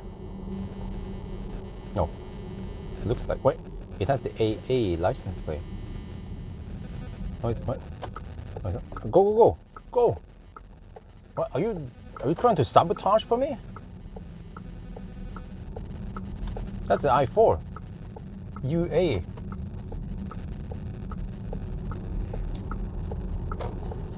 Where is that country from? UA.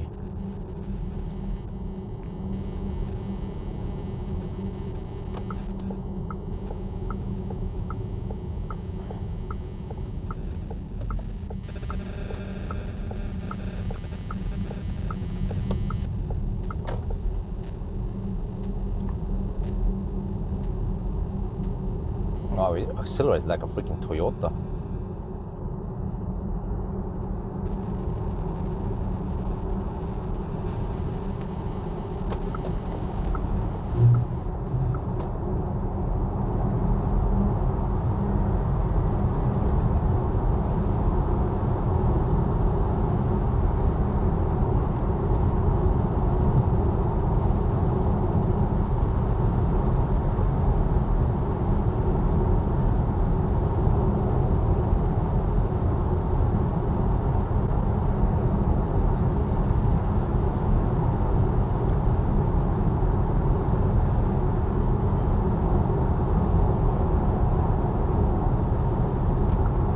Okay, the high-speed test.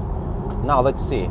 So my budget is 270, but we can actually stretch it to 290 in case I miss something. But no, there's no way we're gonna spend 290, even with some headwind, right? Worst case, I have to take it slightly easier towards him, but at least the bonus is we will end with 1%. Holy crap, that BMW guy was slow.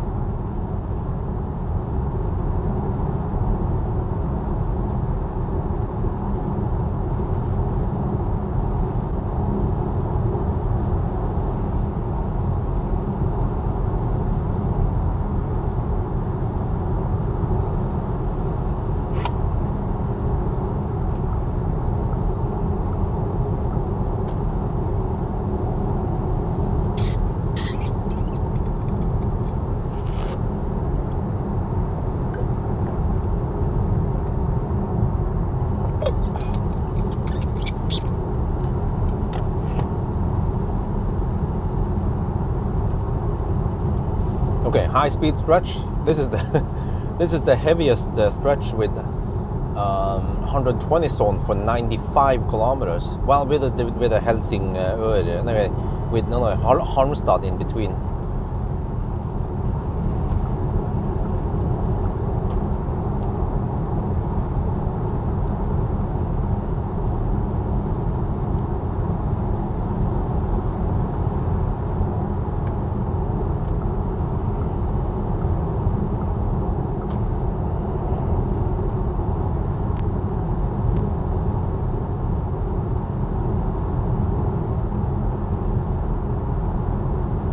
West, slight tailwind, mostly crosswind. Okay, all right, that's good. Thank you. Well, let's see then if my instincts are correct here. So the car claims 15%, 16% at arrival. I still claim 5% at arrival. Let's see who's right this time. But that charging session, that previous charging session was beautiful. The only thing is that, I don't know. Every time I open the door, it seems to mess something. So maybe I'll avoid opening the doors then.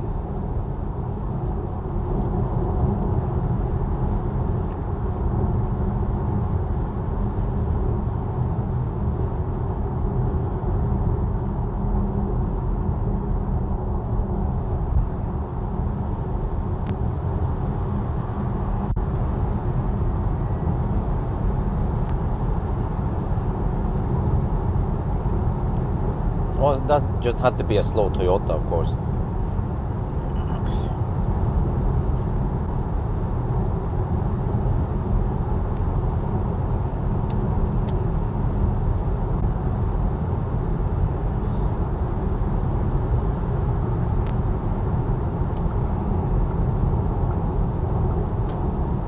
So now is the sucky part where we can't enter the gas station at Helsingborg. So I just want to stay there, I guess 20 minutes again, 22 minutes, and then get the heck back here.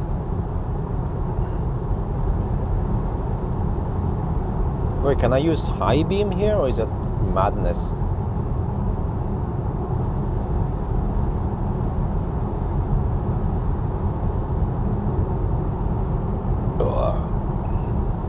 So I had roughly half the food. So if I eat half the food on the next one, then I'm quite good. And I also bought some protein bars, some sugar-free protein bars. So in case I need some snack. I seem to not get any bad stomach from the protein bars, so. And the vitamin drinks. So I avoid soda.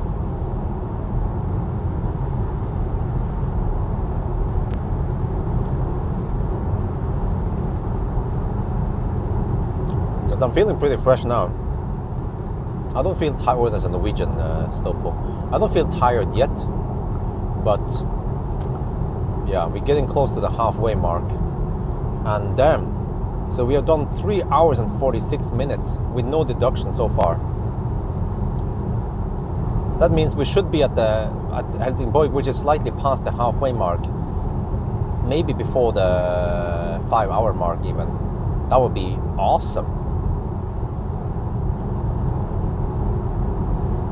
That would be freaking insane. Oh, I see now. Oh yeah, I see we have crosswinds.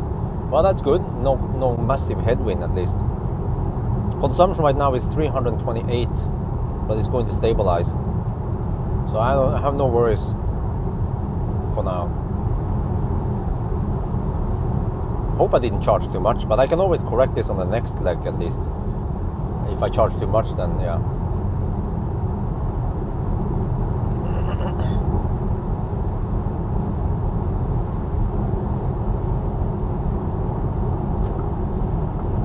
Right, Falkenberg.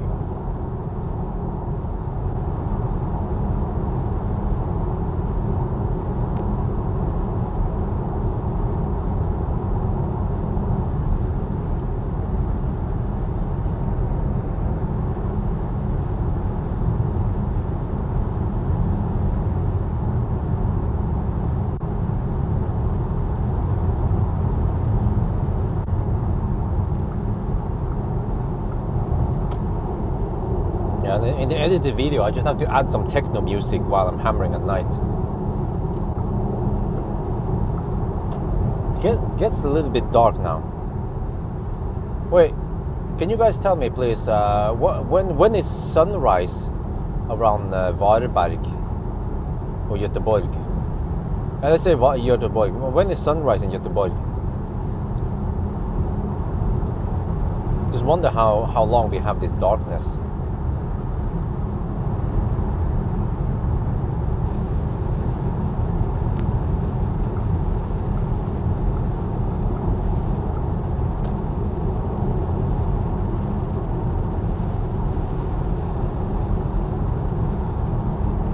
Yeah, the camera is not there. It wasn't straight.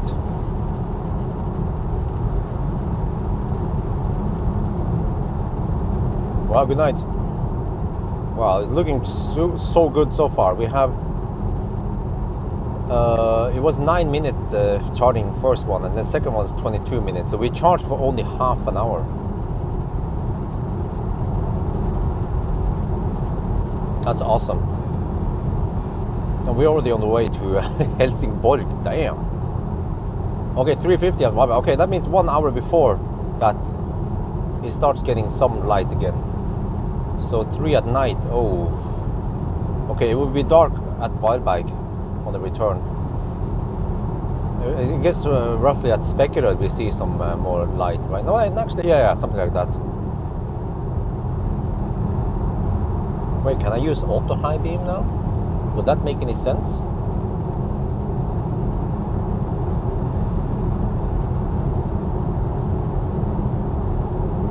Okay, let me estimate here. I'll be there at midnight.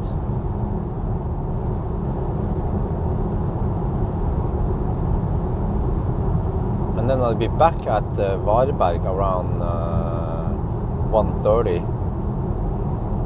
And then Spekerød around 2:30, almost 3. Yeah. So at Spekerød it will be starting to be bright again.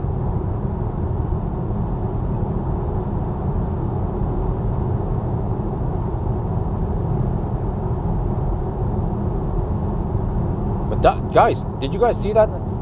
How long did we keep 175 kilowatt? That was just beautiful. I was cleaning my windscreen and I saw the charging speed. I was like, damn. 175 kilowatt until roughly past 20% even. Yeah. So at least they don't go too crazy. They go only 175, but that's still quite massive. It's faster than Polestar and Volvo and the iX3, for example. And this car is very efficient. So you're gonna get freaking awesome time. Okay, 23%. Damn. 21? Well, okay. So you got to pump it up and then go to Spekerød, and then pump it up, go to Strømstad, and then yeah. So this is the longest legs with the highest speed. So 60%. For the most time, we only go to around 45%. Between 40 and 50% for the most other legs. So we'll be riding on 150, 170 kilowatt wave. So I expect some insane good times today. Can we even touch the 10-hour mark? Guess we'll see.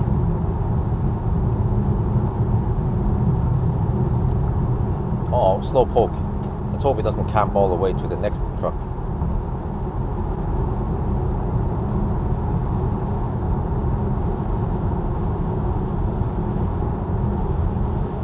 Okay, good. The Volvo station wagon. Wait, wow, we are already at the concrete surface, and I can't hear that we are on the concrete surface. That's how quiet this car is with 21-inch wheels. But I guess I don't need to repeat this again in this part 2. So actually, this part here should be noisier. Yeah, I can hear it. It's noisier.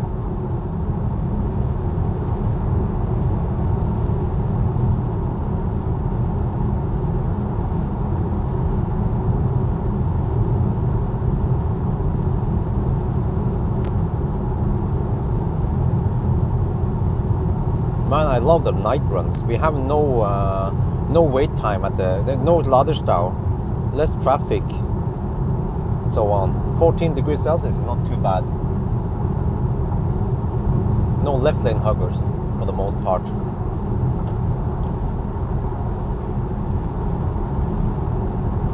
Maybe I should do a Saturday night run from Saturday from or Friday.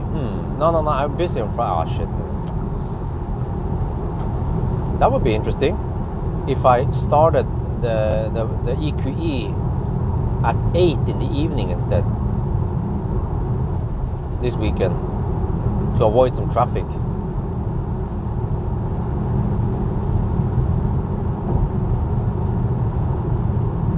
Because I could do banana box test. Yeah, if I but wifey doesn't like. Yeah, okay. Now we have to do day run.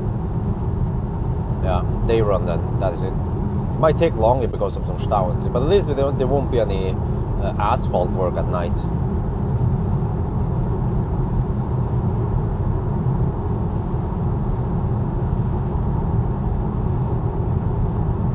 Falkenberg.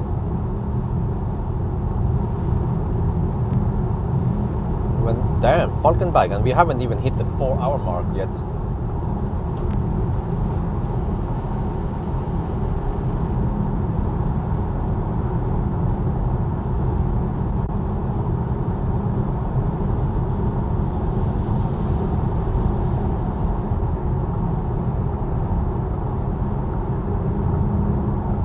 Well, Pierre, are you joking or what? Because I can't tell.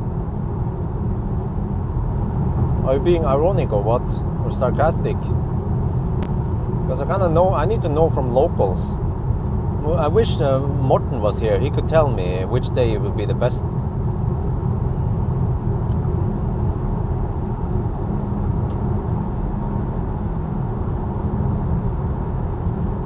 Yeah, EQE, I just have to charge. I mean, I have to navigate to Helsingborg, and it will pick charging stops for me, and I can just hope that it will pick Varberg, Spekkerød, and all that stuff. EQE should be able to go straight to Spekkerød. No, sorry, EQE should be able to go straight to Varberg, no problem. And then just a quick pump, and then Helsingborg. But day runs, I'm not a fan of day runs, but I guess we just have to do it because yeah, I don't think wifey would like me to run at night too often. It's quite tiresome for her to take care of the baby alone at night. So we have to do it on okay. But I'm going to do it on Saturday morning, 8 in the morning preferably. Just finish it, it's quick. So I even have the evening available. It's gonna be a quick run, a 10-hour run or faster. Wait, can I use high beam? Boom! This is automatisch. But I'm just concerned that my blind oncoming traffic. Yeah, that one, okay.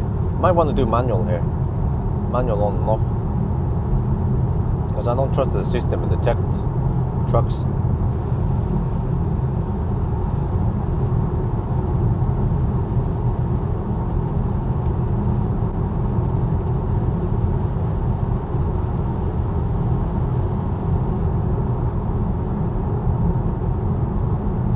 Consumption 302. Oh, okay.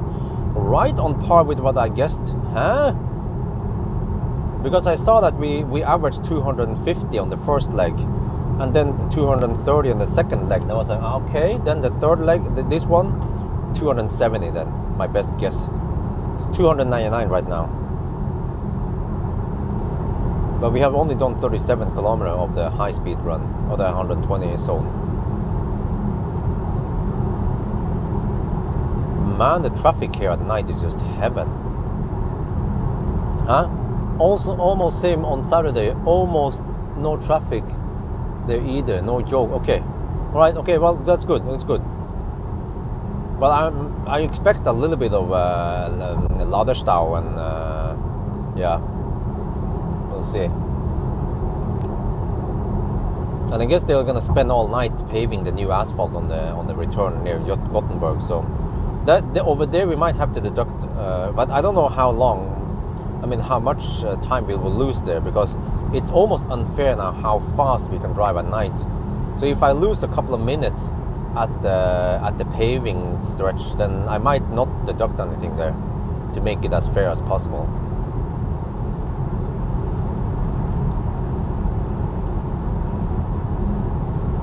What do you mean? I'm just lazy now. I'm hugging the left lane now because it's smoother, less noisy. And of course, check the mirror in case someone is behind me. Okay, let me check status. Status 401 kilometers done, uncorrected, 0.5% underreporting, and consumption 249. So on the previous run with a kaput battery, the average consumption was 242 or something by the end of the trip. So this one might not be that much higher. We'll see, I guess. Maybe 10 watt-hour per kilometer higher only.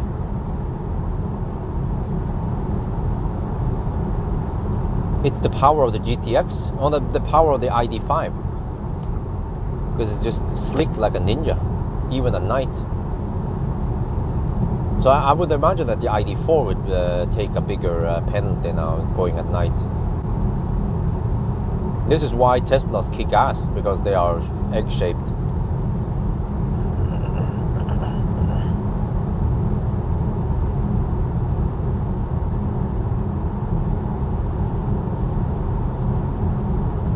Okay, switch back to the current leg. I need to pay attention to the current leg, how much we are spending. Consumption. Well, consumption 298 now. In the current leg. Oh, this car is just so nice and quiet. When I measure it, it was very quiet. Despite 21-inch wheels. Oh, I mean, if I would buy it, I would get it with 19-inch wheels. That would be perfect. Enough comfort without being too much boat, and even more quiet ride. But even this one is very quiet, so... Oh, actually it kind of messed up my test with the Model Y, because with 19-inch wheels it's supposed to get less noise there, but after driving the ID5 a lot, I got the impression that the Model Y was noisier, which it is, of course. But the 19-inch should be better than the 21-inch on the Model Y. Air curtain, huh? What?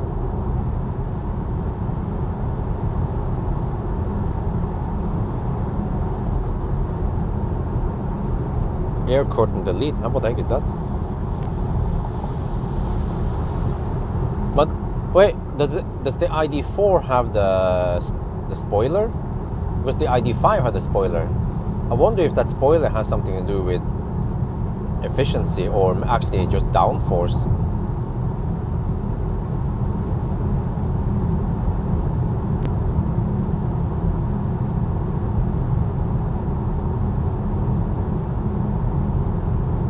It leaves air from the front through the ducts over blah blah. Better airflow. Oh, really? Well, I'm quite surprised that we average. Well, actually, how was Tesla again? I don't remember.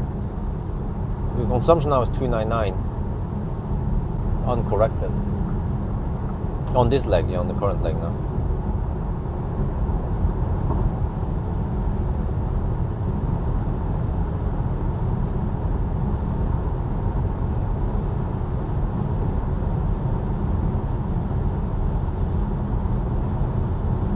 Oh, let's hope we don't have too much Baustelle tonight. Only that one outside of Gothenburg, south of Gothenburg. And as you guys probably see, the stretch I'm driving now has very little Baustelle. I mean, they have something and then they fix it within just one day or something. There's been, this stretch here was down for a long time, but for the most part, when we do the hammer time, it's very smooth and no Baustelle.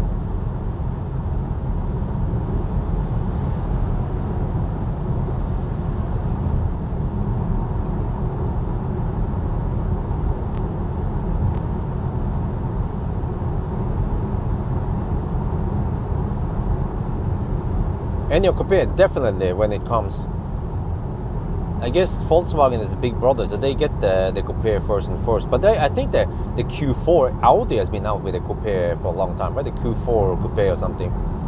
So this one is kind of late to the party. Or maybe that wasn't the coupe. I don't remember exactly. Oh, okay, we come to this part. Now I think we can just camp the right lane. It's not too noisy in the right. Yeah, okay. This is okay.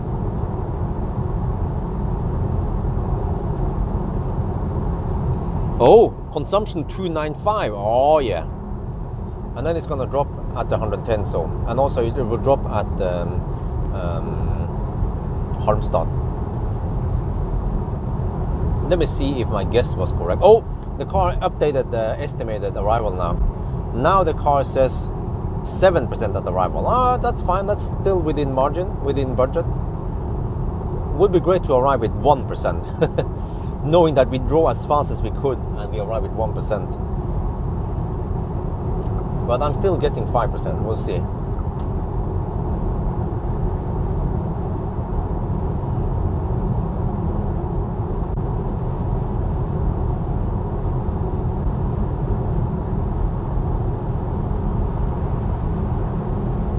But there are lots of Volkswagen fans out there who will get this car.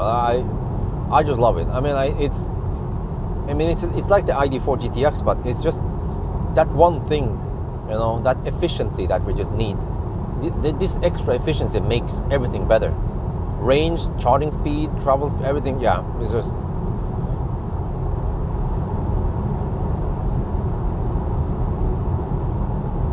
boils down to if you want to pay extra to get the coupe.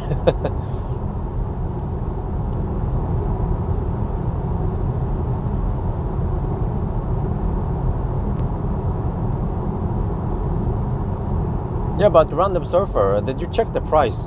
What is the price on the ID5 versus ID4? Or how much extra do you have to pay for the ID5? But at least if the price difference is not that big, then get ID5, man. It's still very spacious, just like ID4.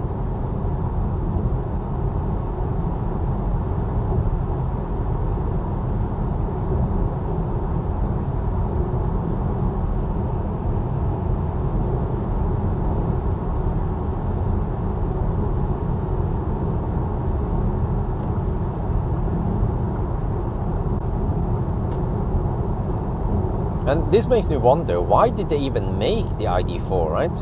Why didn't they just make this coupe in the first place, if they knew that you only get a little bit more space with a boxy shape? Muller wanted to huh?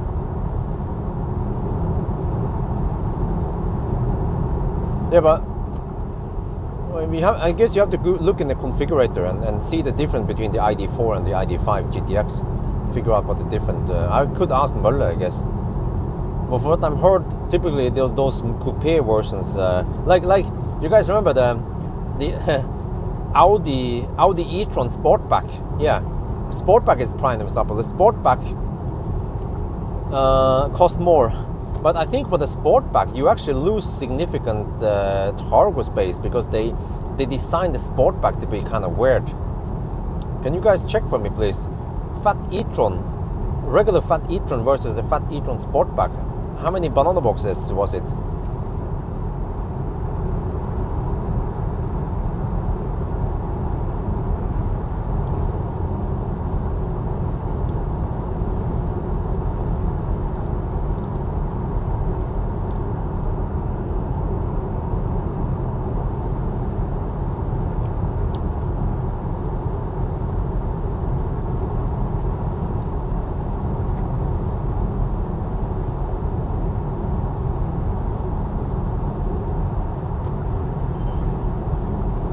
And the crazy thing is that this ID5 can take more banana boxes than Fat e-tron.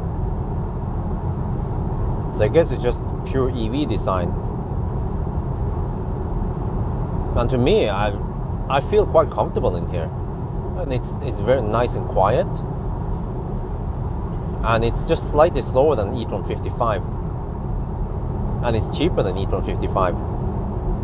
It's actually similar to e-tron 50, but then this one beats e-tron 50 in many ways, range especially.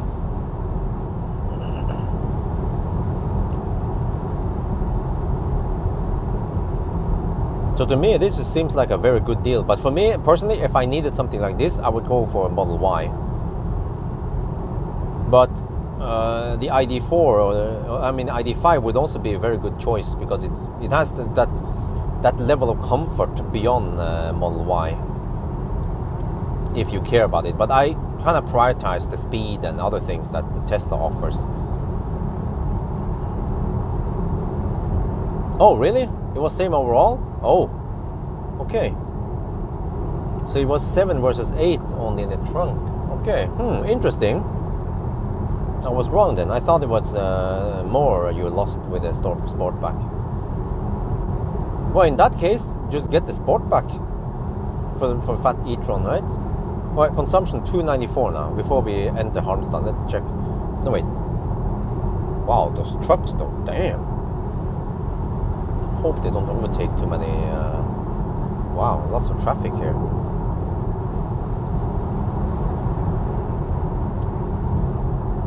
And then one camper. Ah, shit.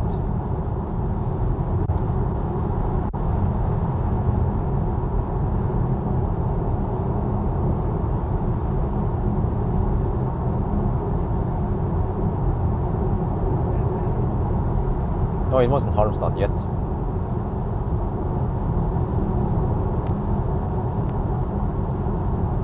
It's a Golf.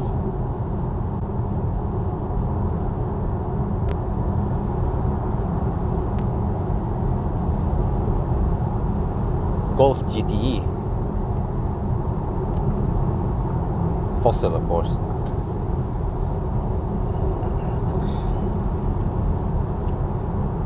ID5 GTX base price is 50k, blah blah. It's 58k. Whoa, really? Huh? That much different? Okay, we have to slow down there. Okay, let's see. 290 consumption. 289. Okay. Let me see. The car now estimates. Oh, the lag. Car estimates 5% of the arrival. Okay, that's still fine. Yeah, so yeah, the Sportback wasn't that bad in consumption, but still, you know, 256. But this car, 220. Right? I mean, why do you want to get fat e-tron? Well, you want it for the comfort, right? Because people who, yeah, I think that's what people are looking for when they buy a fat e-tron. They want the comfort, and you get the comfort here. And this one is even more spacious in the cabin than the fat e-tron. But of course, the interior here is not as nice feeling as the fat e-tron. The fat e-tron, I mean, here we have some hard plastic here and there. So of course that will scare some people away. But for me, do I care about it? Do I touch those places? No. And the car is quiet, and it has a comfortable ride, and it has the adjustable dampers. So check. And it has better. Oh, the headlights here are better than fat e-tron, by the way.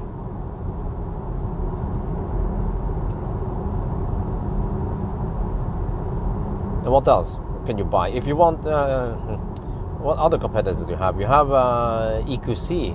EQC though, way smaller, way less space there. But EQC is faster. What else? I-Pace, but I-Pace is also small. Like, I don't know if we would even bother comparing. Whoa, what the heck is this? Schwer Transport. Wait, I hope they pull over. It's a large vehicle. Oh man, you guys better not camp too long.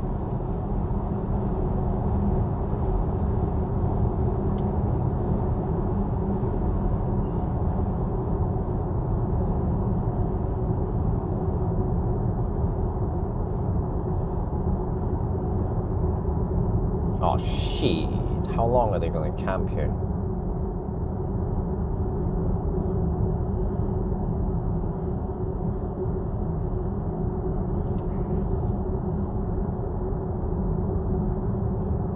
Audi interface versus I actually like the ID better than the Audi system. The Audi is kind of outdated. Oh shit, how long are they gonna camp here? Seriously? I mean, they have to pull over and let the traffic pass, right? I'm gonna just get ready here in the left lane.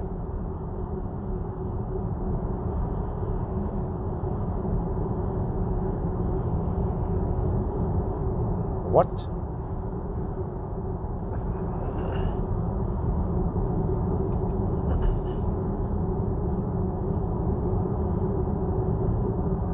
Yeah, that guy's getting kind of impatient.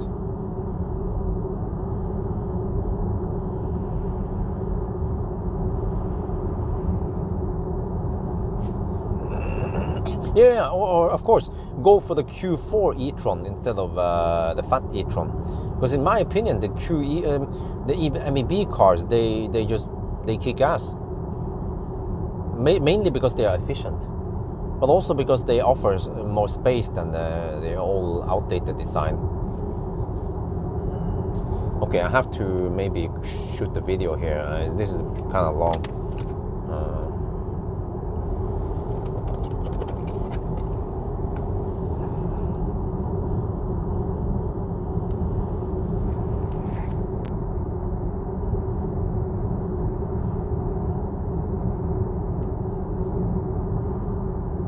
Oh shit, we just passed Halmstad now and we got stuck behind this big transport thing here. They're going at truck speed, you know, like 88 kilometers per hour roughly. We've been camping behind them for a long time now. Well, not a long time, but a couple of minutes. So, we might need to deduct something here, but again, like I mentioned earlier at Daybreak, we still have a very good advantage of no traffic. But at one point, if the delays becomes too much, then we have to also start deducting. So there's the BMW in front is getting a little bit impatient. So I guess I will see how long this takes and whether we should deduct or not. Because you say, yeah, I mean, we have a lower consumption, yes, but just trust me, if you cruise at 80 kilometers per hour and 1,000 kilometer challenge, you will arrive quite slow. So you really want to hammer it, and it's a 120 zone here. So we're missing out a lot of time now.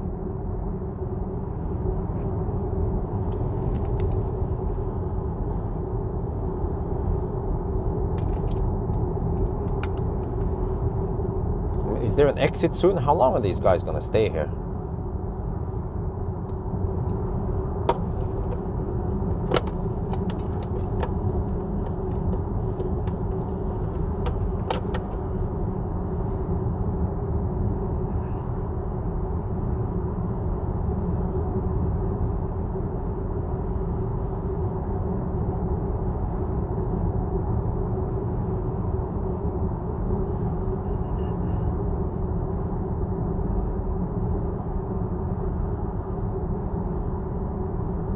Yeah, I'm surprised that there aren't that many cars stuck behind. We have 4 cars now stuck behind only. So I guess, okay, they do it at night, but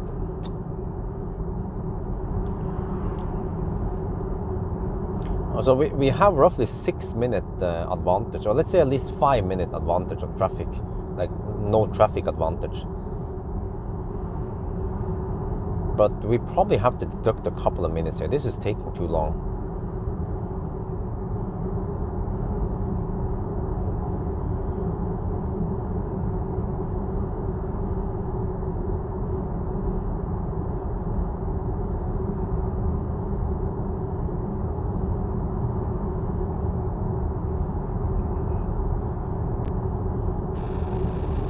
What is he moving? What, can we overtake? Oh, he's exiting. Wait. Okay, whatever. He moved over. All right, let's just hammer it. Like, I don't understand why they couldn't let us do this. You see, they have plenty of space, right? I mean, I can understand that trucks shouldn't be allowed to overtake here, but what was that all about?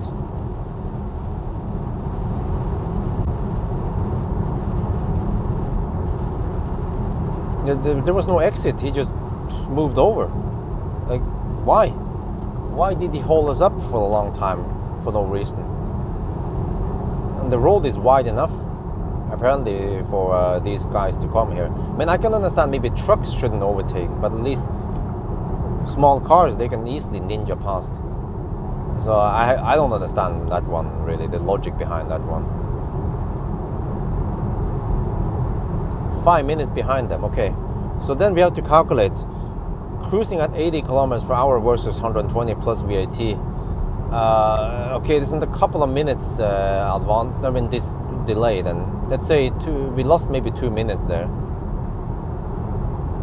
So I guess that will still fall within the no traffic advantage, right? So I guess I won't deduct anything. Well, you know what I could do? I could go a little bit faster now.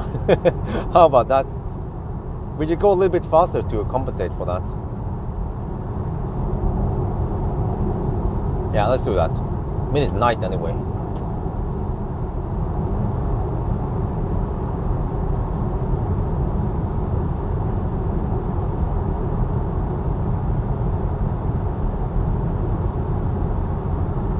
Boom! Zoop! Huh? This is proper headlights, yeah. Damn, these headlights are awesome.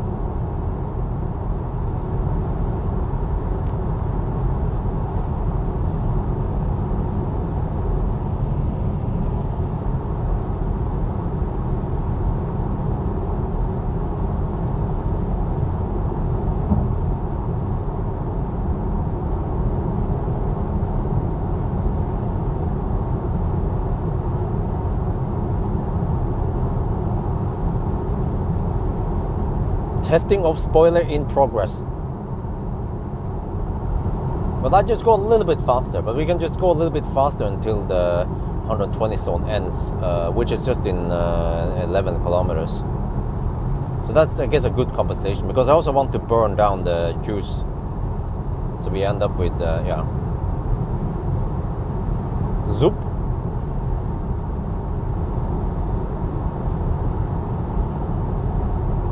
Man, I remember I used to take so many night runs.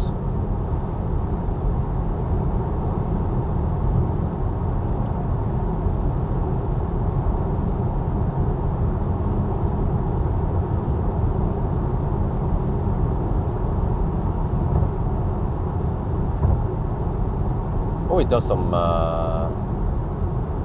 adaptive stuff there. Okay, that's good.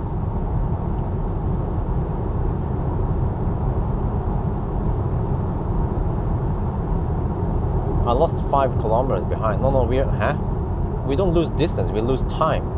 So you have to calculate how much time we lost, not how many kilometers we lost, because we didn't lose any kilometers.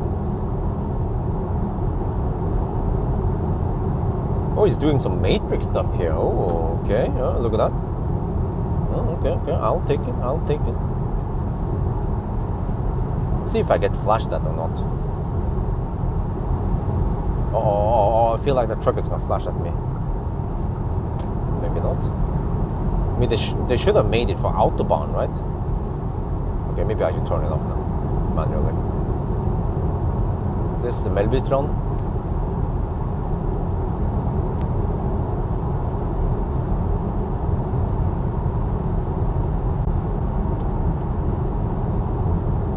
Boom!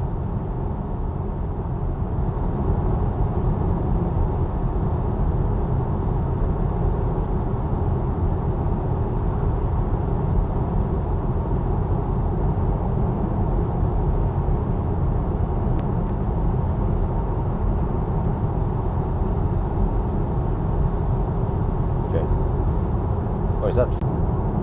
Yo, are we back now?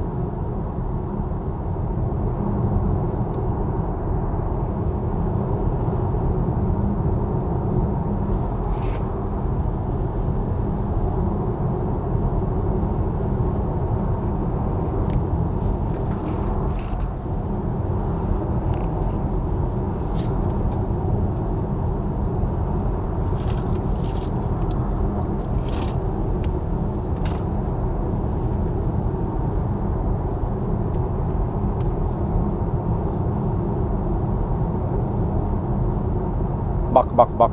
Okay, good.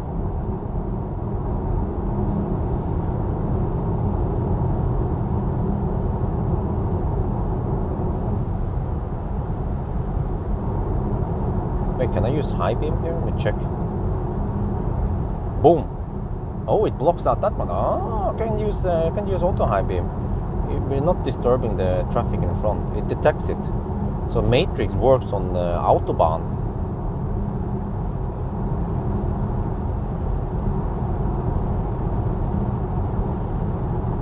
Let's see how well it works then. It's lighting up the right side of the bushes now. And it's blocking out the trucks. Wait, low juice already? What? Okay, maybe I'll turn off. I'm down to 20% already. We're 46 kilometers away. Oh, okay.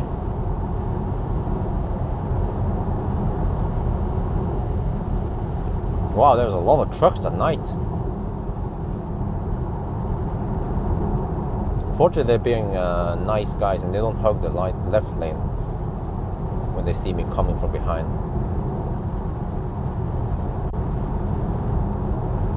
Now, there's a lot of trucks. Well, I want to get some of that smooth ass. Oh yeah.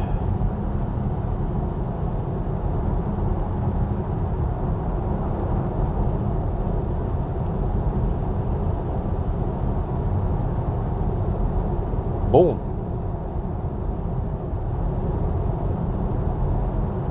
Oh, awesome headlights.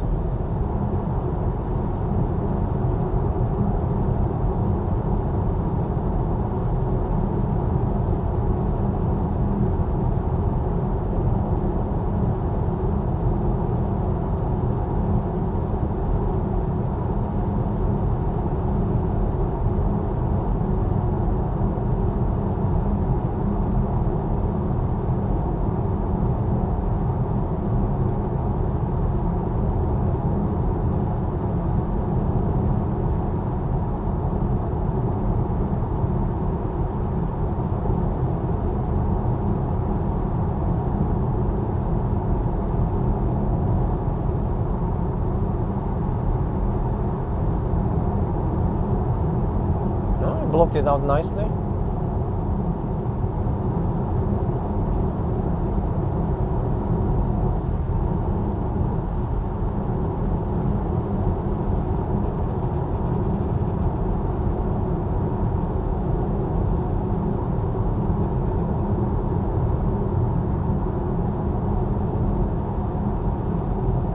Now it creates a nice block on the truck in front. Yeah, I guess I'll use auto high beam for now. Seems to give me better safety. You can see stuff by the side of the road, like a moose or some shit. Wow, more trucks. Damn, so many trucks here. Look at that. They're active at night.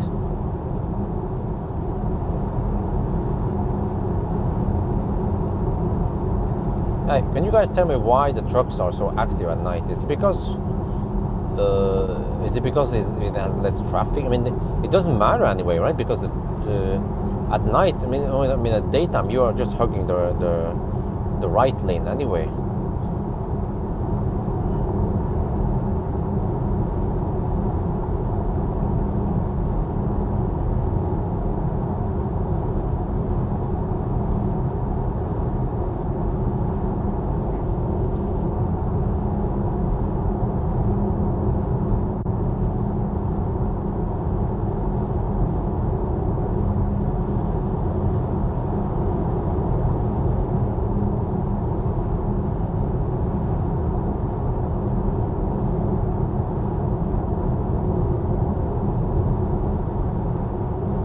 I'll switch off this one for now.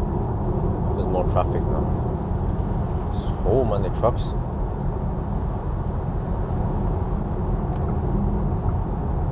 Okay, this is Angelholm. It's kind of open over here. I wonder if this is the place where only we have fences. Okay. The trucks go at night because the day is very hot and they destroy the asphalt. Huh? Really? Really? Is that the reason? Since when did they care about destroying the asphalt? Wow, it's just... Oh, I get some bug splat now. I need to clean the windscreen at Varberg again.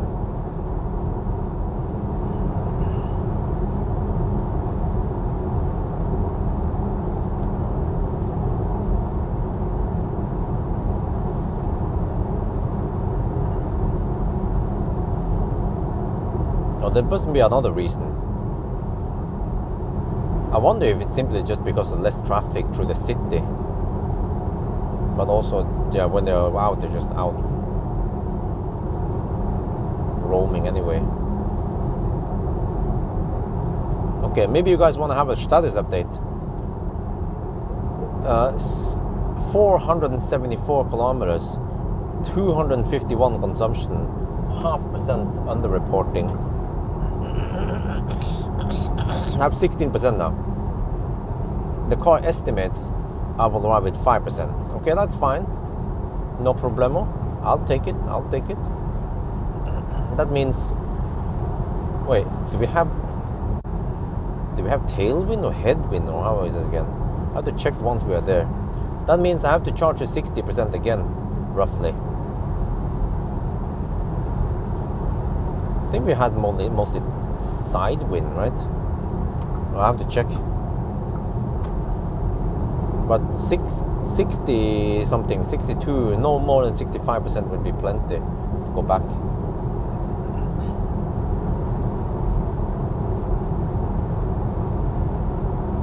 You get the trigger, yeah, just like me. I mean, average speed is higher. And they don't get stuck behind slow pokes and whatever. Yeah, so less traffic. That makes sense. I prefer traveling at night when I did Nimber runs also. Less slow pokes in the way.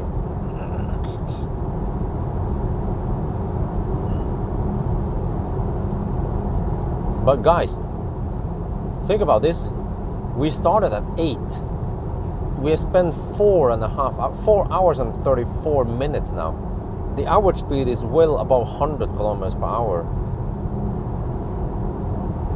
I get the feeling this is faster than the Kaput run.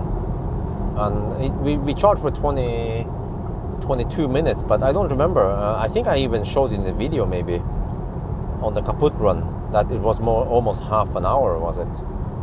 To get to, and we also charged with 65% because we had lower capacity.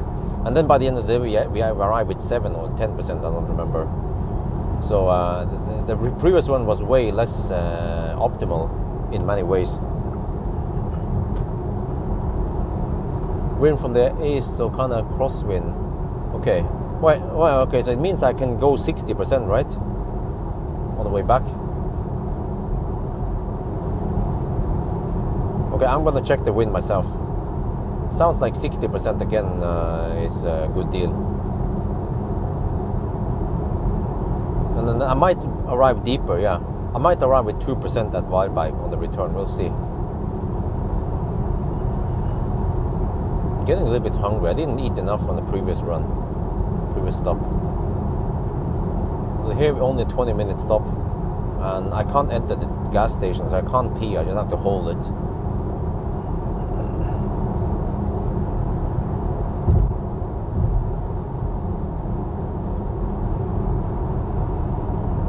Huh. 10 hours? No, I don't think that much. Maybe 10, 15. Maybe a 10-minute improvement over the previous one would be freaking awesome.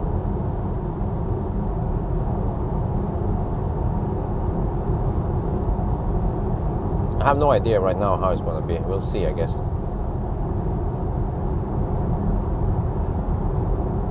Oh, the wind has died down. Ah.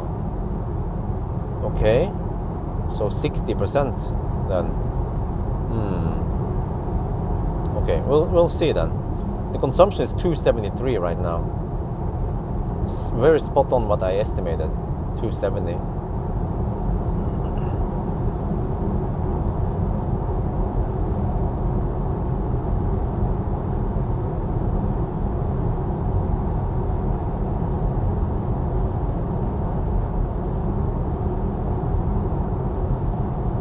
Okay, we have 13.6% left. Check here. Car estimates we will arrive with 5%. Okay, still hasn't changed. All right. Oh, some cars in front. Will they clear by the time I get there? Yeah, I think they will.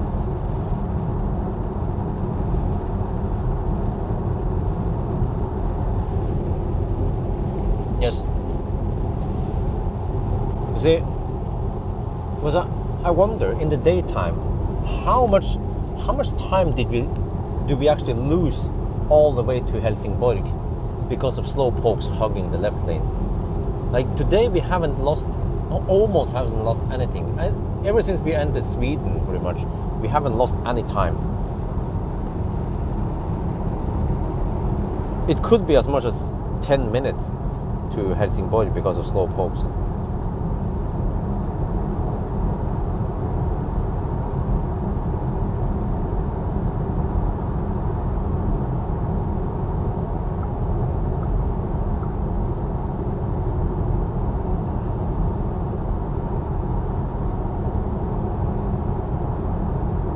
Oh, it's one guy charging over there, okay. Well, I'll join him, maybe, if he's still there by the time we get there. How many percent is he at?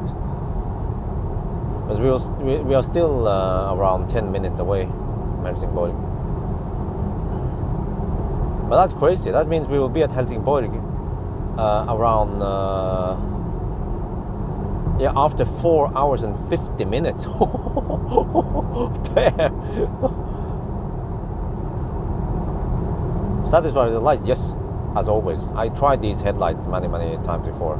I've actually driven lots of ID4, ID3, ID4s, and also the other variants, Cupra Born, and actually that's the only variant. So I've driven lots of these ID cars over the years, and it's important because many people are interested in them. And it gives me nice income, which means more tax money.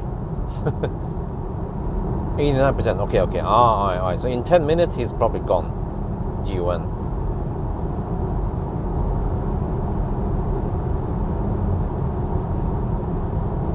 Right, I'm down to 11.3% now. And we have 20 kilometers left. Consumption is 272.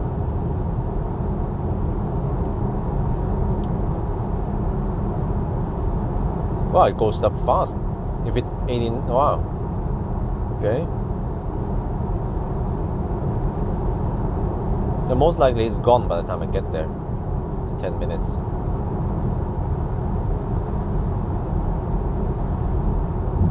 Wow, there's even one guy driving faster than me, huh?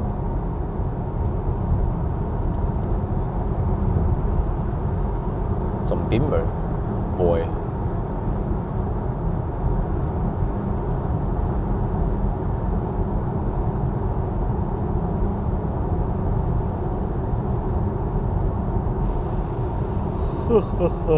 Oh, stay awake.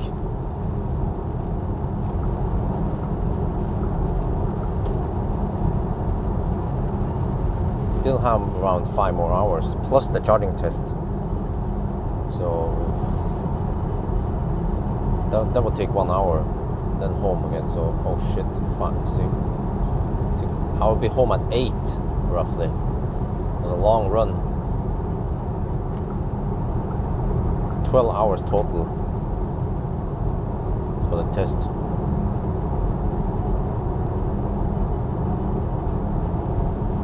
But what if he has a fat e-tron? The fat e-tron goes quite fast to 100%. I mean, the power that car takes at 95% is still faster than a Leaf, right?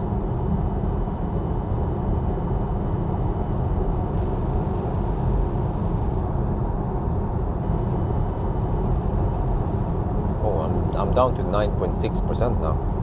We still have 16 kilometers left. Oh, this is going to be nice and deep. Oh, yeah. Better than the previous run. Okay, nice. I will try to remember the consumption numbers because we can kind of replicate the number. We can repeat the numbers on the way back, kind of. Wait, why did he suddenly slow down now? He was hammering and now he slows down. What's up with that? maybe he realized that he's low on fuel and the fuel price is quite high in Sweden. It's like, helvete.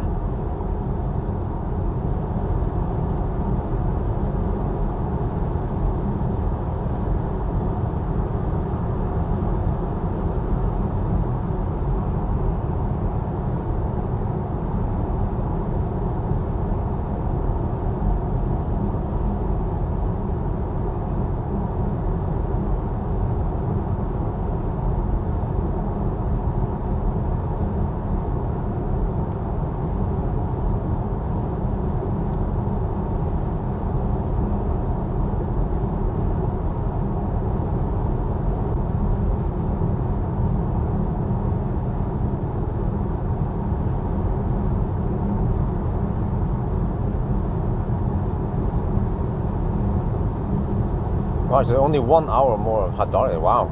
Wait, that means that it will start getting bright-ish already soon. Okay, well, that's good, I guess.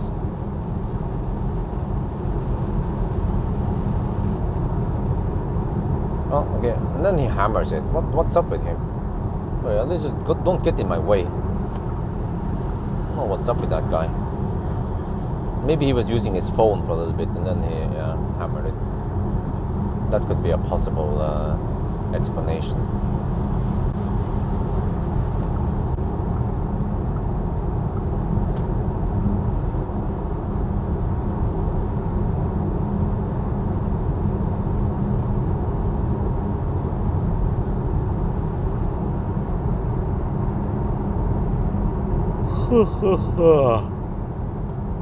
Oh, I'm getting slightly sleepy now. Must stay awake.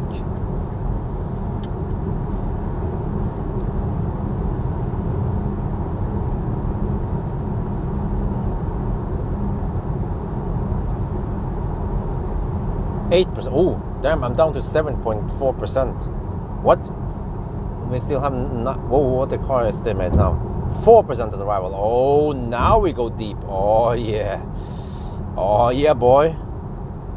6.9%. Still 9 kilometers left. Oh yeah, now we're cooking. This is gonna be nice and deep. I might have to go 62% on the return, or we'll see, because it's gonna get a little bit colder. And the consumption will be slightly higher on the return. And also we won't get stuck behind the truck on the return. So yeah, we'll see then. Maybe I go 62, 63% just to make it back to my bike safely at full speed. But we're already going full speed now. No speed reduction. No need to save anything. This is perfect.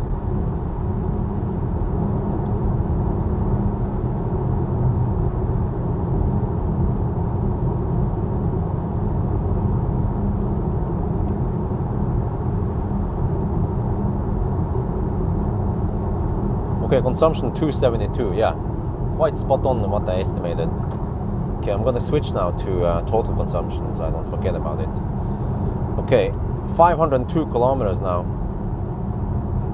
So, it took us 4 hours and 45 minutes to go halfway. Damn.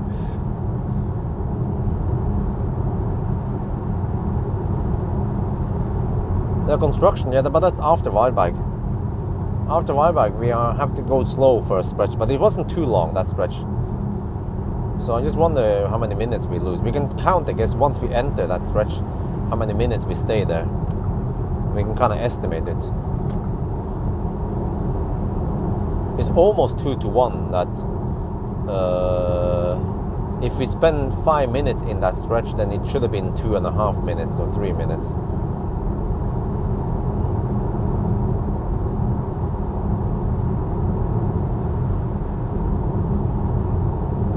Okay, 5.1% left. Oh yeah, nice and deep.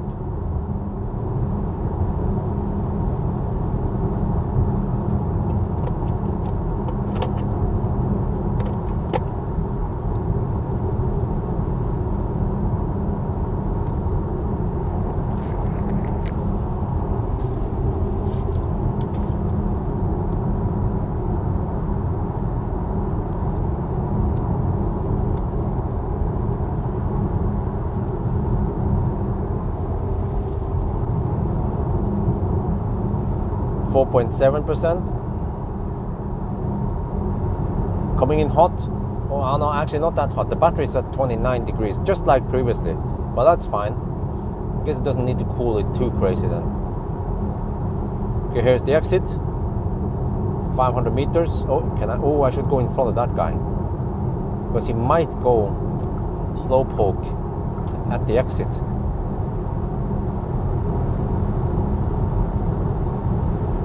Oh, yeah. Nope, he went straight. Okay, whatever. Oh no, is this a Toyota? Seems kind of slow. 4.7% still. Okay, deep enough. It's actually not that slow. Okay, that's good. At least the Swedes know how to hammer it. Ish.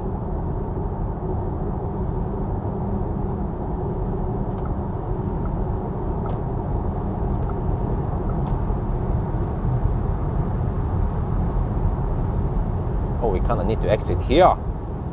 Okay. Zoop! We're testing the capabilities of the GTX. Oh, and then region. 3.8%. Oh, take this one fast. Come on, go slightly faster. We have 21-inch wheels. Good grip. Oh yeah. Zoop! Hello there. Where do you come from?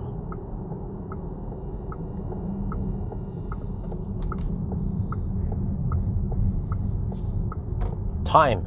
Oh, 49 minutes past midnight. Okay, I had to mic off. Take a stall that would not be kaput. Okay, let me see. Okay, let me just back up. That one is T. Okay.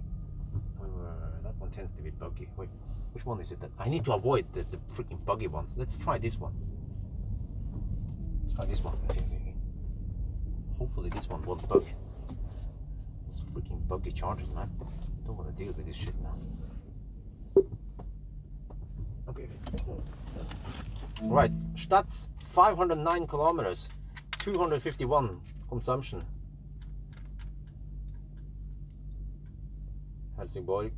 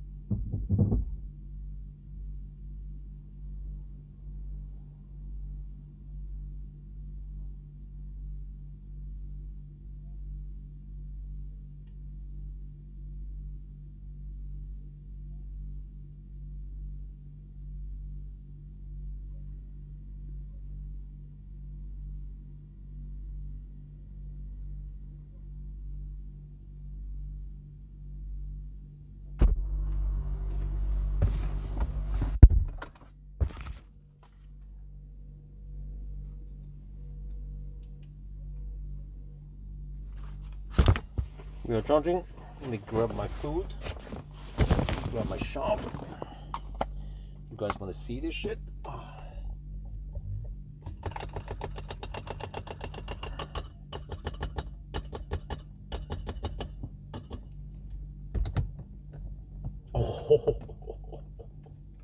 Oh yeah.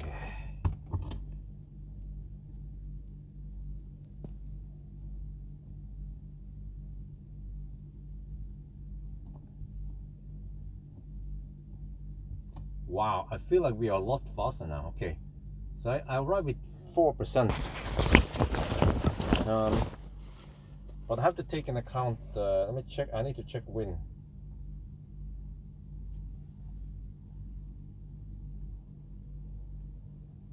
How's the wind going now?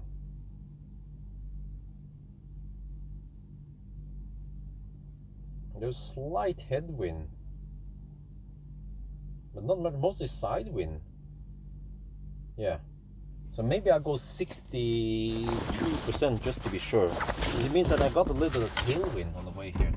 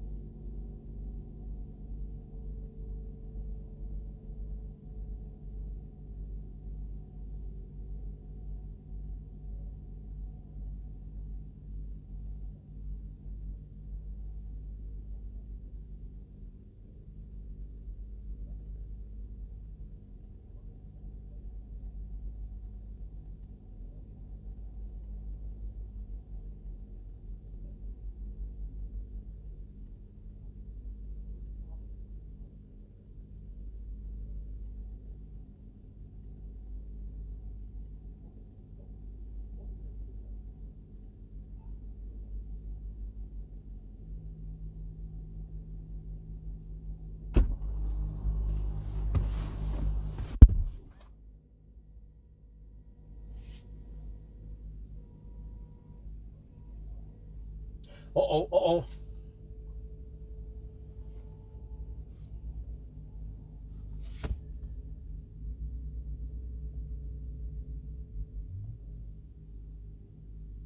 Yeah, the inlet went up a little bit once I entered the car.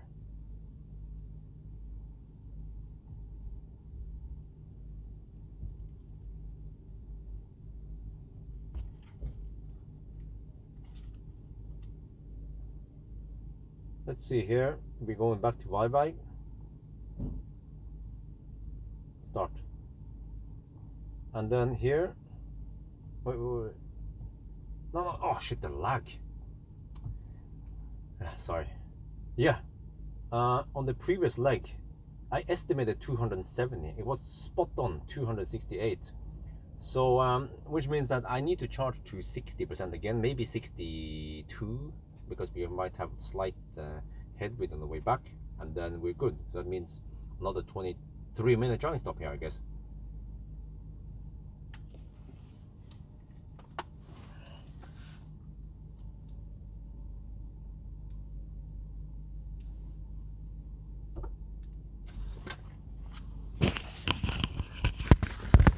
Yeah, I kind of need to be in here to eat. So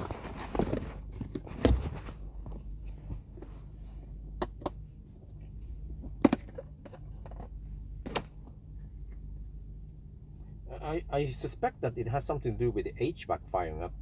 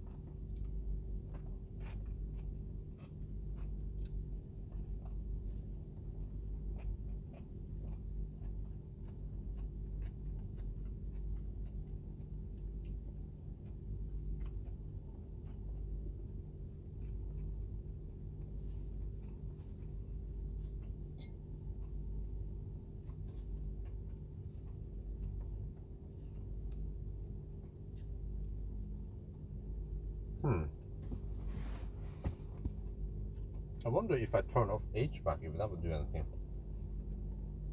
But then it seems to turn off the compressor altogether.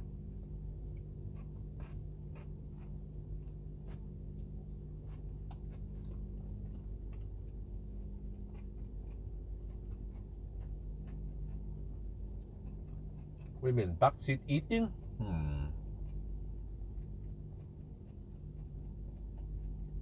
But the inlet temporarily goes up, but then it will drop again soon, right? But you see, it's not just a matter of seconds like Alan was talking about. It actually takes several minutes before it drops.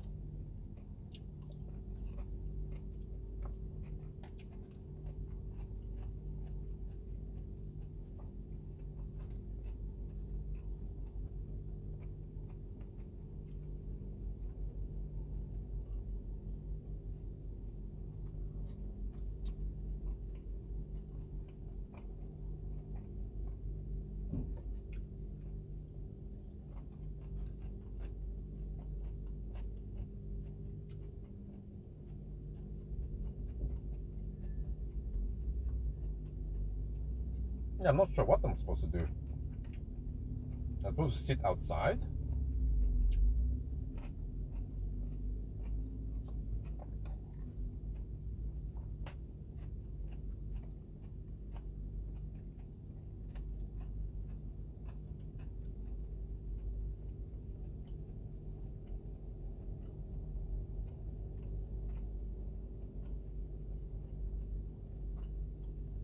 Yeah. I also saw that it was hovering at 16, and then when I entered, it went up to 27.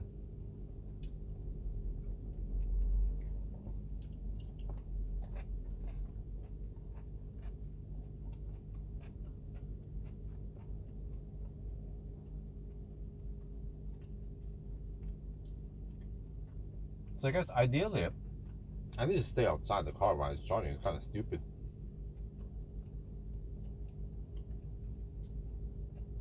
And if I press the brake now, the inlet will go up even more.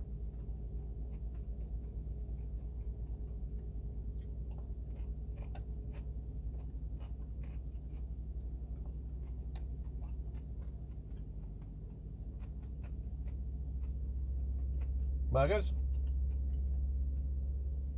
if you're charging it, you're not staying inside the car, then that's the best deal. No? Maybe we can just camp outside the car then. At the charging test. I have to sit outside.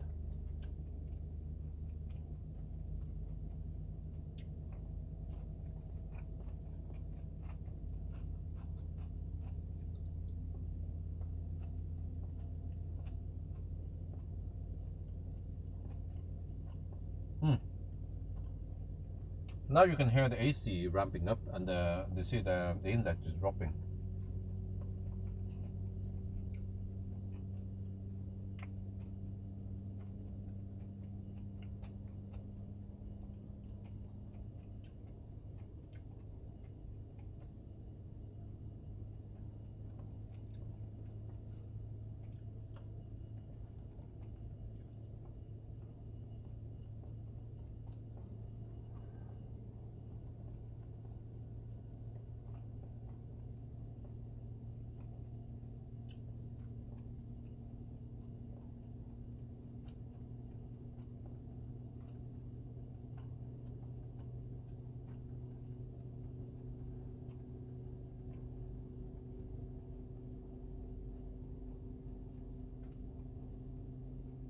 Now it's 16 degrees outside. It's not that cold.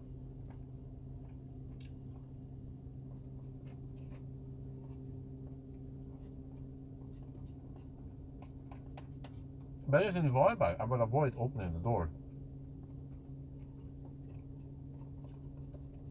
I will just kind of come back once the car is close to go again, and then yeah.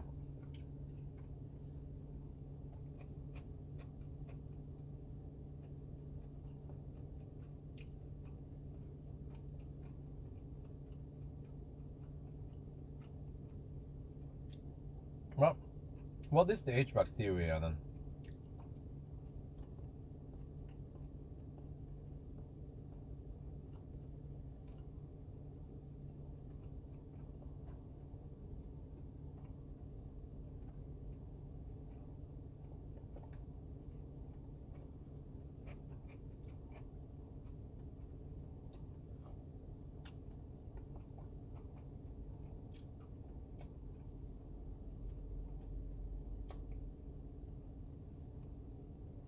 Marcus,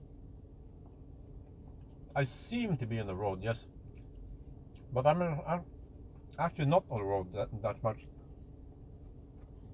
You just got the wrong impression. Pretty much, just look at the live stream. People who actually look at the live stream.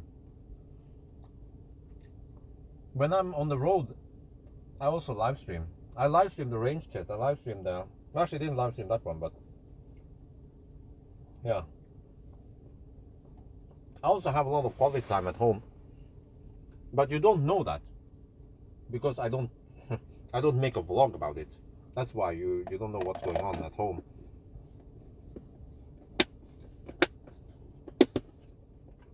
You know, it's like me saying,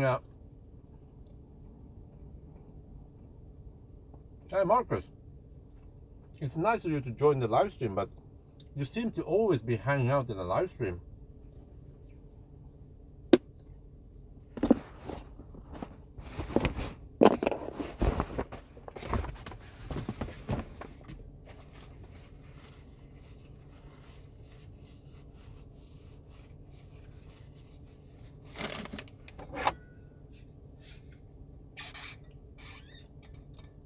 Wait a minute. It's replicating now. Wait, no, I forgot. No, it's not. This is as expected, right? Wait, oh, is it? Seems to be a little bit slower than before. It seems to replicate, like 50 degrees, you know?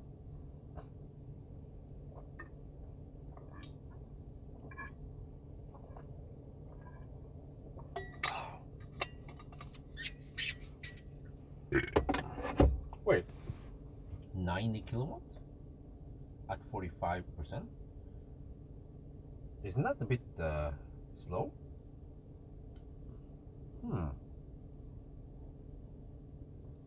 Well, this car is acting just like EV6 and i3. Why can't they design cars to be like Tesla?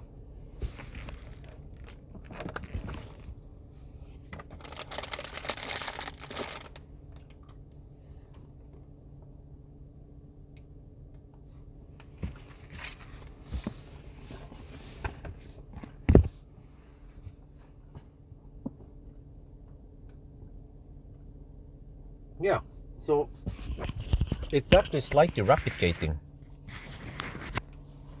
Oh, you know what? I think I know why. Because I went inside here a little bit too fast. On the previous run at Daybreak, I let the car do its cooling. And then I cleaned the windscreen and then I went inside, and when I came back, it was already past the critical point. Yeah. I remember I spent when I came back, we were already at, I don't know, 40 something percent. Yeah. Okay. I need to document this. But this is kind of interesting that the car is doing some weird shit.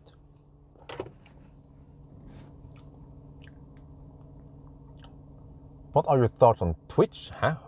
What about Twitch? What? Who mentioned Twitch? We are not talking about Twitch over here. We're talking about the whole stuff here. This is interesting. You know, okay. So I mentioned before, from what I heard, this car has one AC unit. So when I went outside to plug in and I shot video outside, the car was charging quite fast, but then every time I open the door, the battery inlet goes up. What does that mean? It means that it was cooling down the battery, but then as I enter the car, the HVAC fires up, but it goes in this kind of like light mode. I feel like there's some stuff going on here, but if I push the pedal now, which I shouldn't do, then it fires up the HVAC even stronger, which you probably want to do in winter. But then I don't want to mess it up now.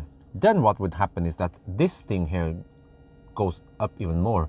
And I noticed that this session versus the while back session, we are charging slower now, slightly slower than the while back session. We can go outside when we get close to 60%, and I will show you. At while back, we charge exactly 22 minutes. This one will be slower. What happened?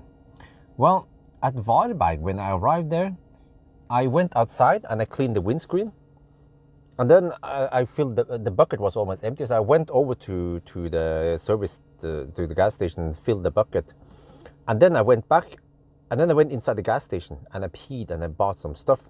So meanwhile, when I was doing that, the car, this one, the inlet was at the lower, it was 14 or 16 degrees, and it was cooling down the battery until around 40% when I came back.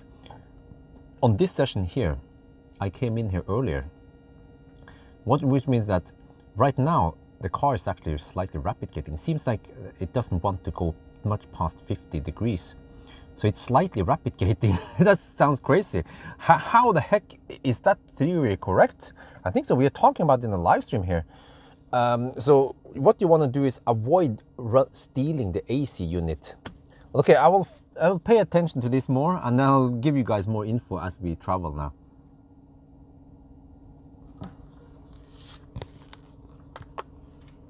Yeah, what we need to do is keep the battery cool. So it's kind of critical. It's kind of critical, at least in the beginning, to not open the door. Well, I'm not sure if it will help if I switch off HVAC altogether, or if that will mess up things. It might actually be the trick. Just switch off HVAC before I exit the car, and then when I come back, we can try again, I guess. But we just don't want to mess up that charging session. But I will remember to switch off HVAC at Wildbang, and then I exit the car, and then the HVAC should stay off, but then I will wait until, let's say, 40-45%. No, we're not staying that long at Wildbang. I have to also calculate. What is Dukes of Hazzard mode? Okay, let me see. 107 kilometers times 230. Okay, and then 73. Okay, so from Wildbag to Spekerød, I need 40% again. Actually, not even 40%. I need 37 maybe percent. Yeah. But no more than 40%.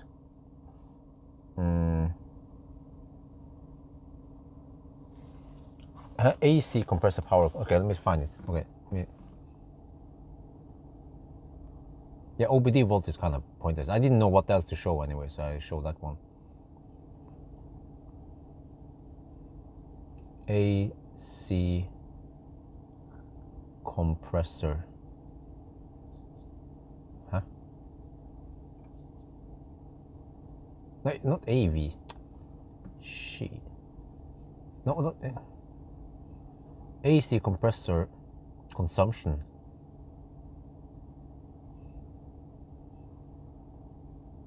Whoa, really? Damn! It's pulling 9 kilowatt. Okay, we have to leave. Very soon.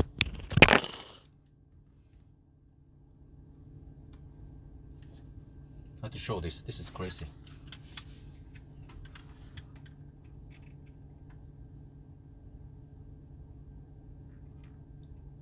Alright, we're gonna leave soon. But look here. The AC compressor is pulling 9.5 kilowatt, presumably. And you see, we're getting 82 kilowatt into the battery. Let's see if we pull 91 kilowatt from the charger now. We're gonna leave soon anyway. You see.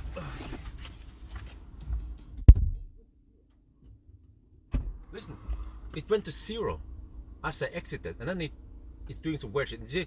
And then suddenly inlet goes up. Now we're messing up with the charging session. It shouldn't be like this. This car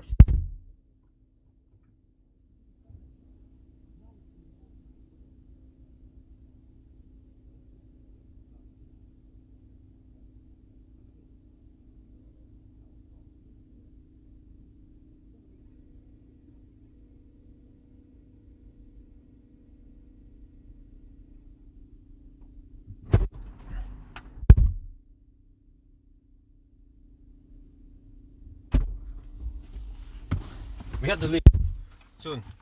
We are almost at 62%. We are going for 62 just to be safe. 61 now. It took only it was still 22 minutes. So this one might be 23-minute charging stop.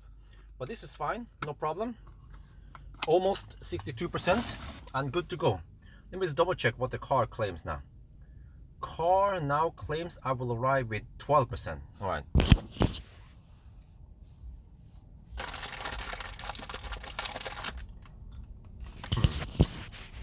Are we good?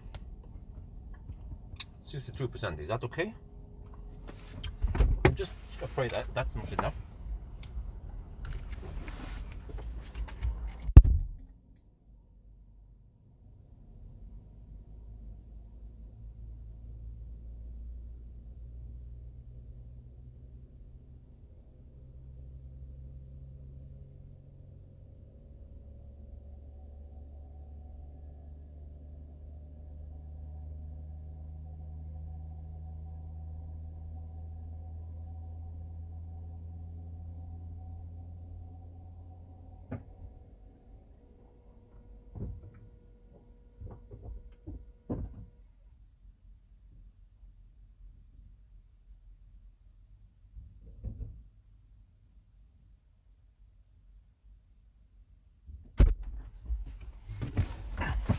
"23-minute charging stop, guys.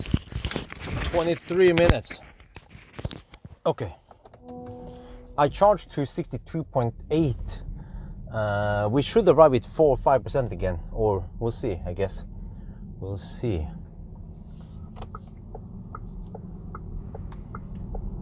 And off we go. That was schnell. Wow. But I was wrong. I thought we would be a lot slower, but no. That was 20. It still took 22 minutes to hit 60%. So this session was not slower than the previous one. Even though the car did some weird things, but maybe we were gaining in the beginning or some shit. You'll see.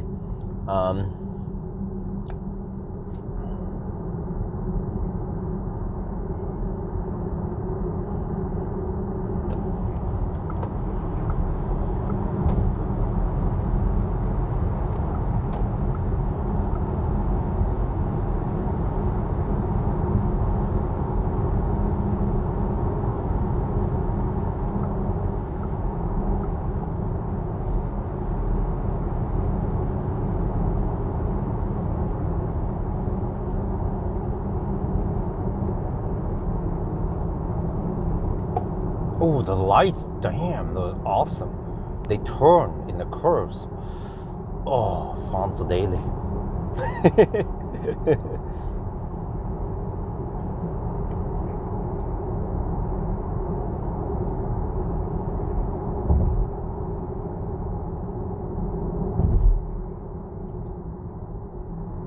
Okay, let's unleash the GTX power.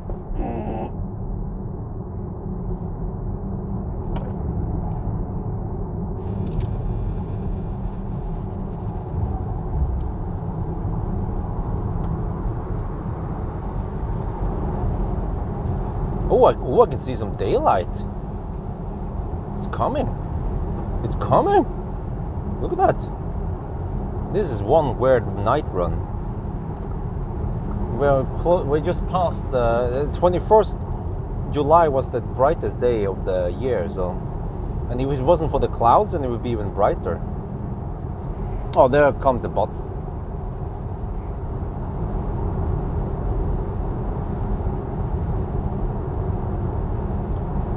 Well, Alan, you mentioned this before in previous. Wait, was it earlier? I heard it. I heard you say exactly that one with the CO2 and all that. What's up with that? It must be very important since you mentioned it several times.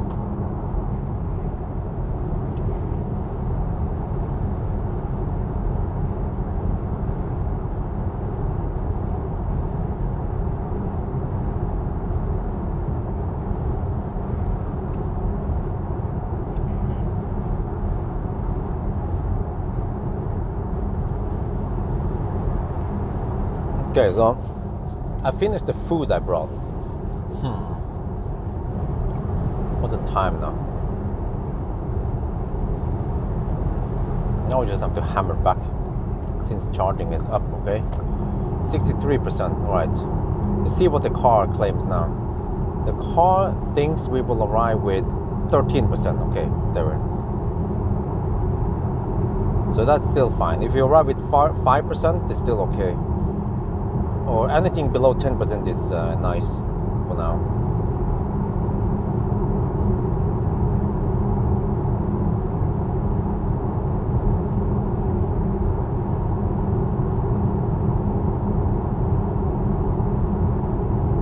Oh, it gets kind of bright-ish already. Okay, we'll see in 1 hour, a little over 1 hour when we arrive at Daybreak, how it goes. 2:41 supposedly. Huh? What? What? Where you get that from? I'm not gonna arrive there at 2:41. Wait. Oh no, that's right. Okay, that sounds about right. Yeah.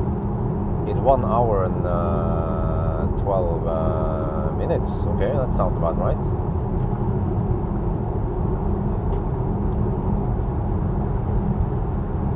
No wait, 1 hour and 21 minutes. 1 hour and 22 minutes is what the car estimates to Daybreak. Yeah, that sounds about right.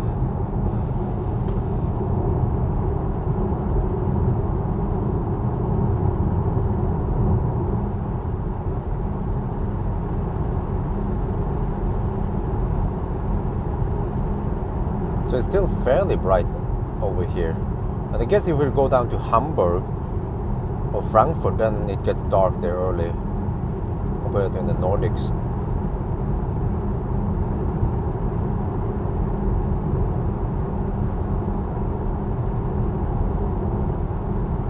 Yeah, those clouds are kind of blocking some of the lights. It would be a lot brighter without the clouds.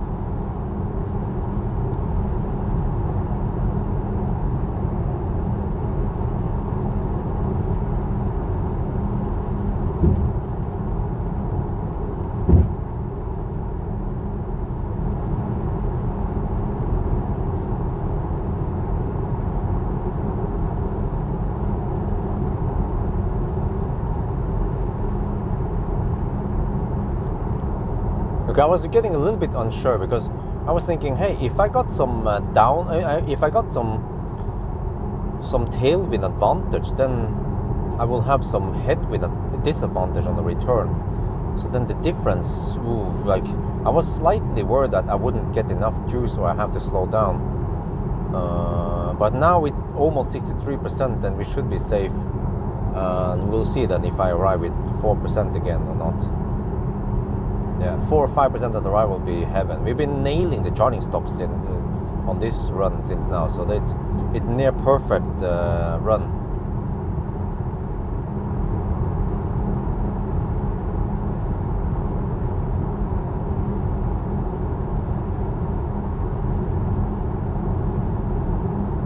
Wow, look at that traffic. Slightly more traffic than I'm used to, but it's okay. It's 1 at night, but on a weekday, huh? Really? Because I'm used to completely empty roads, but that's usually around 3 or 4 at night. So I guess that would be great when I pass by Daybreak. No traffic there, right? And the asphalt work.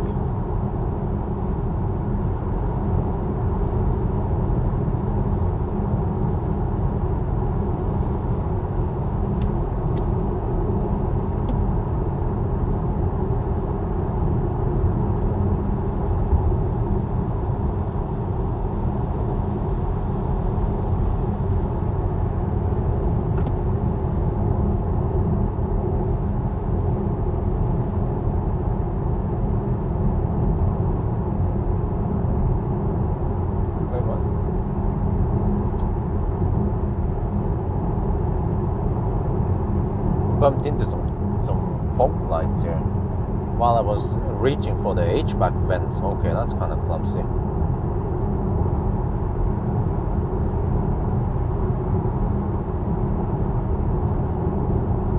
So now I'm starting to understand. This car rapid gates at 50 degrees.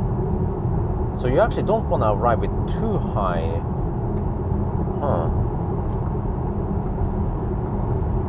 this time I'm not even hitting 40%. Roughly 37.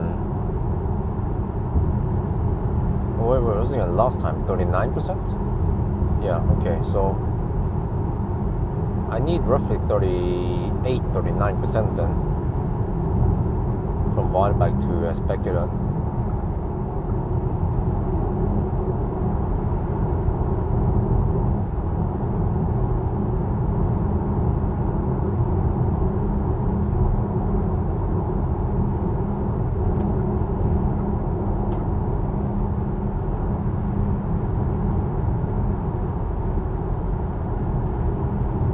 Yeah, exactly. I'm driving a Tesla, only 60%. Yeah, the range is good, the efficiency is good. You know, if this was a, well, let me think. If this was a fat e-tron would require more, I guess.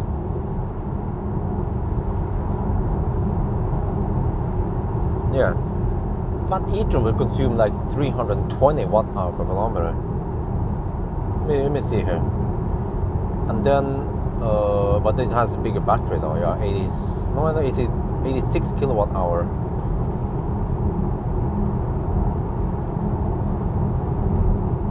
Oh no, the fat e-tron also needs 60%. Okay.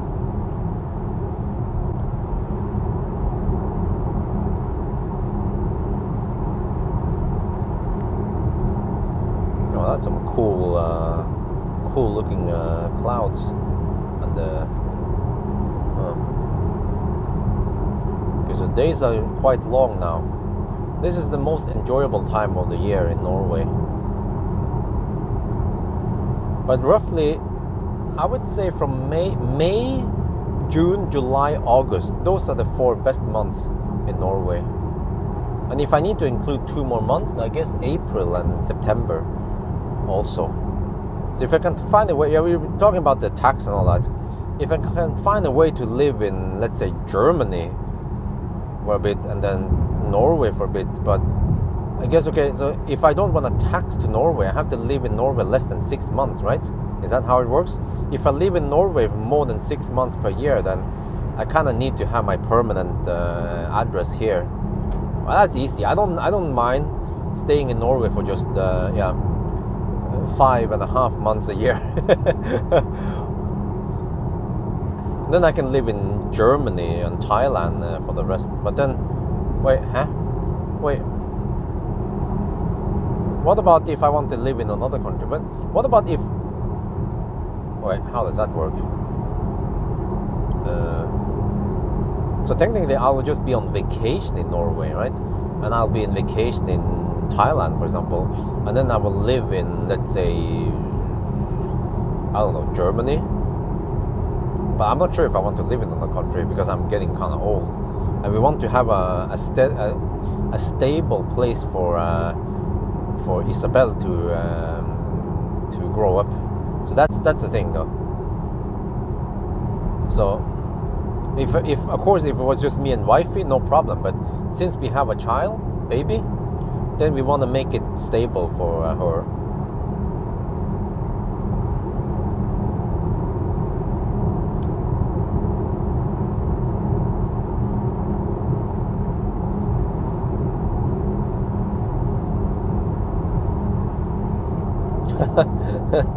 Yeah.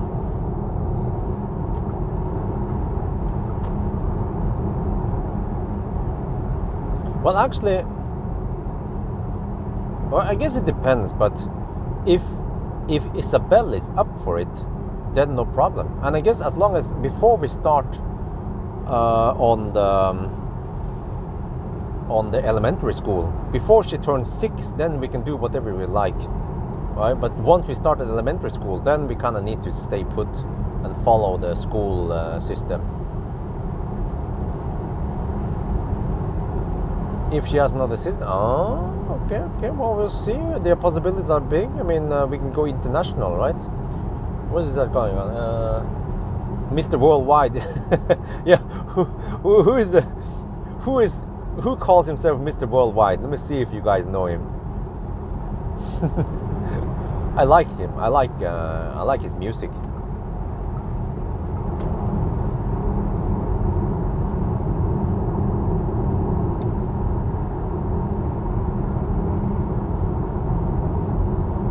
Actually, right now I don't remember his name.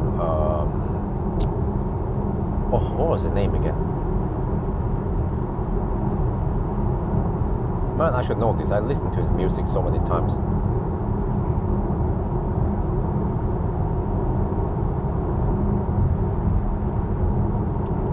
$183 days in 1 year. 263. Pitbull, of course. How can I forget Pitbull? Yeah.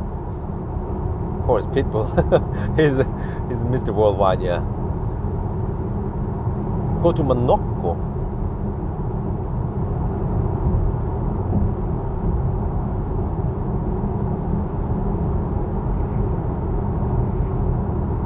As entry. Oh, okay, well, okay. 500k euros. Okay, I that can be arranged in a suitcase with bitcoins. No, I'm just kidding. No, but I'm not convinced with Monaco, but because I don't just want to go to any country to avoid tax. But if there is a country there where there's also possibilities of EV, and actually Germany seems like a good deal because I have Autobahn, and stuff tends to end up in Germany also. And Germany has some design center. They have Audi, Porsche, Volkswagen, what else? BMW. IKEA has the design center. So like München or Frankfurt would kind of make sense. But then what if I need to borrow cars from Marcus then, right? Well, that would kind of suck. But all the other cars I borrow, I guess I can get them from, let's say, Germany, if I would decide to stay in Germany for an extended time.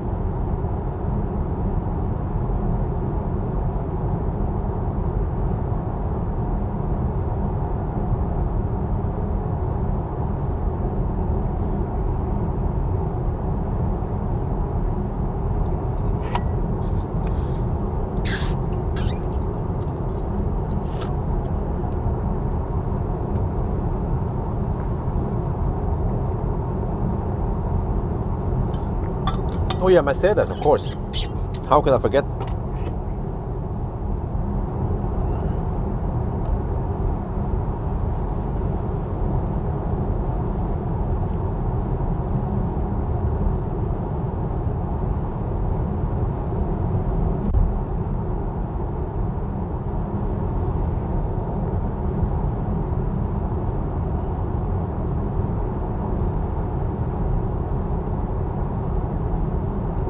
Performance. Yeah. No, I'm not sure about that one. What is the difference then? Why is that one more efficient? Bavaria is nice. Nice, yeah. But because to be honest, I think wife and I, we are kind of a little bit fed up with Norway. I mean, we visited all of Norway, but if we are located in, let's say, Frankfurt or München, then we have close access to Croatia, Slovenia, France, Italy, Spain and stuff, you know. We kind of like the southern parts also. We can go on weekend trips or go on week trips, and it would be shorter to go on those places. But then,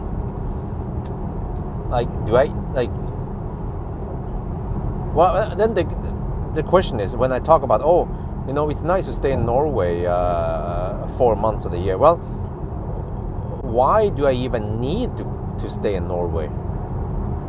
Right? I mean, if I can just manage to set up everything. For example, look at those other YouTubers in Germany. I mean,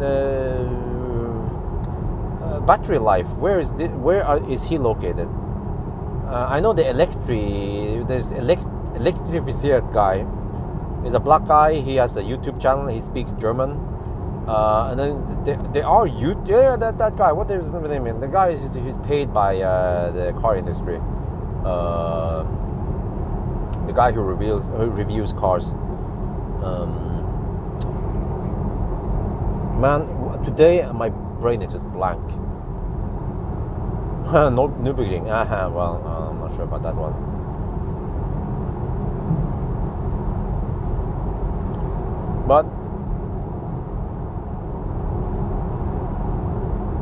But you see, there are YouTubers located in other places, not necessarily in Norway.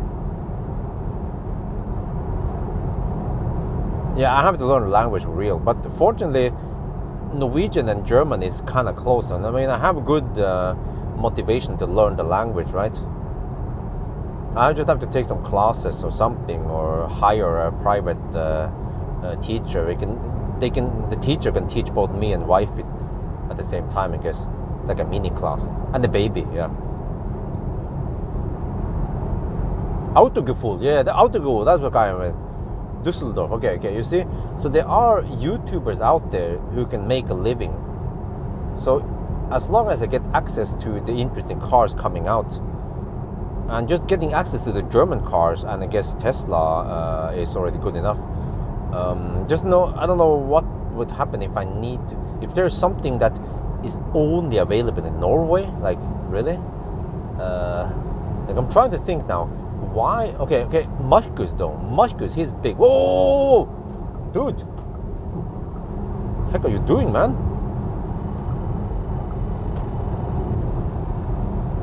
Battery life is okay. But I'm getting lots of nice access of Teslas from Marcus. So, like, how the heck am I going to do that? I mean, well, for example, Planner doesn't matter where I live, pretty much. Stormbag though. Kind of need to have an address in Norway so I can buy Stormbag stuff, unless they expand to Germany. Maybe that's one way to push them into expanding to Germany. What else is it? This video was Storm. How can I forget my sponsors? Stormbag, with the route planner, Mr. Green. Well, Mr. Green is not really a sponsor. They help me sponsor some repairs, but they are not really paying any money on monthly basis. Why is that guy speeding up now? Okay, whatever. I'll just hug this lane. Oh, look at this. If I try to cross the line, you see the red. Wait, okay. Let's see that. It's like Kit is trying to speak to me. Okay, he speeded up. That's kind of annoying. But either you go fast or you go slow, right, Mr. Volvo boy? Camp Power. How can I forget? Well, Camp Power. So again, say it doesn't matter where I live for Camp Power. I mean, I can take some visit. I mean, eventually, they have Camp Power in Deutschland also, right? But my sponsors are not my main income source. The main income source is YouTube. As long as I get good views on YouTube, and I can actually do some autobahn hammering, which I couldn't do before. Like that would be a great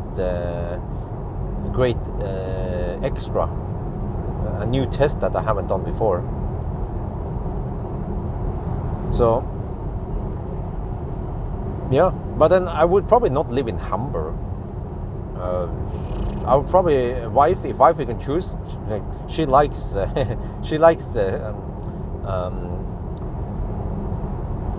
Frankfurt. It's rear-wheel drive. Oh, let's wait. Okay. Battery is different. Less time charging.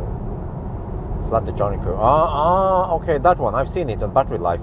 You peak at 140 kilowatt and it's flatter. Wait, why am I fogging now? Oh, temperature dropped 9.5 degrees. Oh. Okay, but it's gonna rise again. Yeah, this is why I charge a little bit extra, because the temperature suddenly drops now at night. So yes, by experience, I charge a couple of % extra so that I can hammer it all the way back.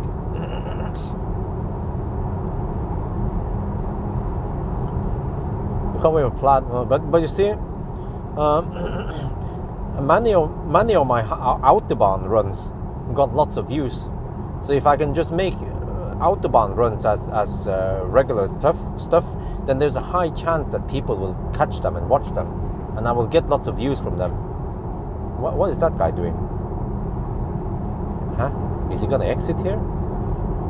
Yeah, okay, he just needed to pee or something. So yeah, if I can get subscribers and views from Autobahn runs, like 200, 250 kilometers per hour runs, why not? And I think Frankfurt has nice weather and all that. And then, but how, like, people say that, yeah, but Norway is the best country to live in the world. Well, really? So people living in Frankfurt, do they suffer? Do they wish that they could live in Norway? And then what am I missing out in Norway versus Frankfurt? Ich weiß nicht.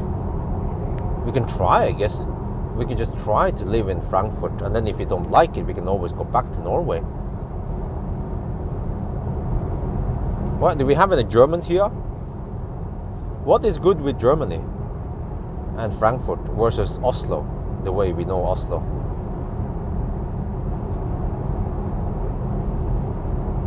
What about air quality and crime rates? And that's kind of something I'm concerned about since I have a baby now.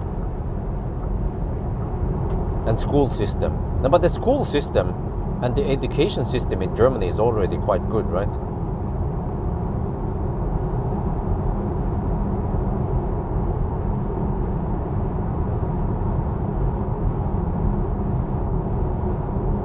From California, don't move here.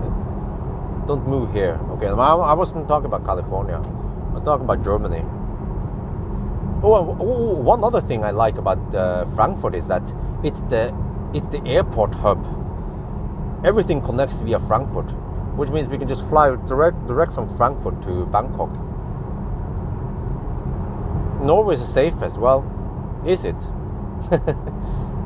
Yeah, but what does it mean? Does it mean that Frankfurt is a ghetto? Like, really? I got the impression that Germany is a quite developed country and strict on everything. And as long as I live in a nice neighborhood, then shouldn't be a problem, right? We just avoid shady places. Exactly. Germany is very safe. We have to ask the Germans, of course, not anyone else living outside the German who doesn't know what they're talking about.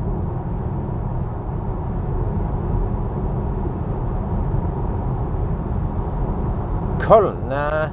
I mean, it's gotta be Frankfurt. If it's Deutschland, then Frankfurt, really, because it has the shops for Wi-Fi, it has the food options, it has the flight connectivity, it has the Autobahn, it has the car stuff there. I think like expos and shit, and close to other places. Like München or whatever. So to me though, okay, for the longest time I thought, yeah, Norway is the center of the EV world. Yeah, that's true, but Frankfurt and Germany is getting also more and more significant, and the German car manufacturers, they are also making more and more cars, so that becomes important for me. Or yeah, so it's not that big of a loss, right?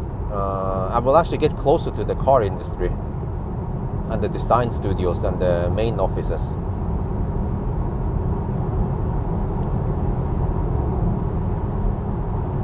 But when we have to really discuss this with Wi-Fi, we have to really consider everything. Like it's quite a big commitment to just move to a completely different country and have to learn the language and everything. I mean, one thing was moving to Bodø, and we found that okay, that was not for us. So yeah, we need to really figure out everything before we just go for it, so we don't waste our time. But either way, it's going to be interesting adventure, and I guess lots of people will follow the whole moving process and the new life, and whether it's good or bad, and if we will go back or not. Stuttgart, yeah, yes, exactly. Germany is growing. They have the car industry, they have the charging network, it's growing big now. they have superchargers all over the place. They have Ionity, they have whatever, other stuff there going on. So Germany used to be far behind Norway, but I feel like it's catching up and maybe even going to pass Norway eventually. But as for taxes, I mean, I'm not too concerned about that one. But I wouldn't mind living in a place where the weather is nicer. I'm just a little bit fed up with the Norwegian weather. But how is Frankfurt in winter? In case we have to stay there.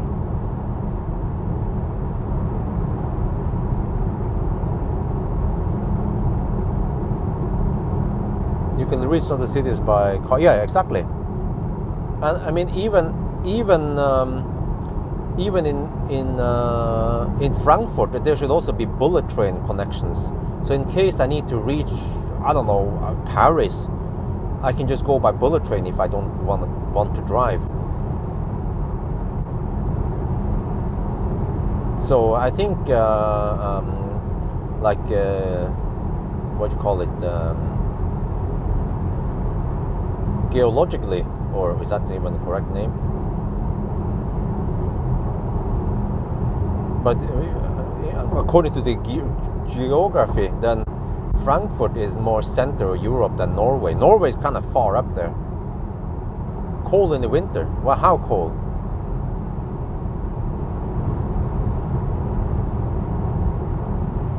Actually, we have. It doesn't get the Gulf Stream. Oh, that's a good point.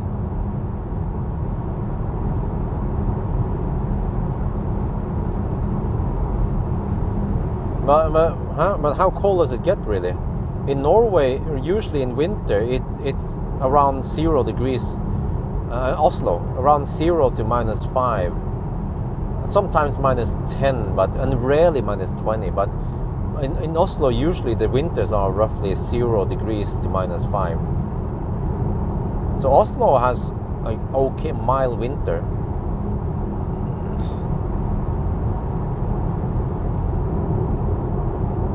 Zero degrees, okay. But I think the average temperature in Frankfurt is still better than Norway. Like Norway, we have freaking winter until March, but Frankfurt, I think around March it's springtime, right? Since it's further south.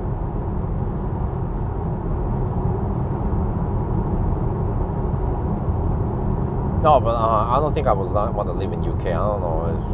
I don't know why really, but it's just I feel disconnected.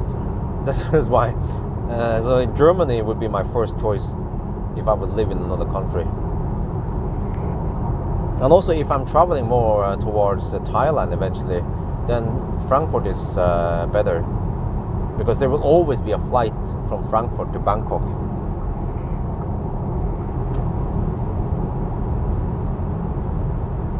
Warmer city in Germany. Oh, nice. I like that. The Wi-Fi approves. Boom.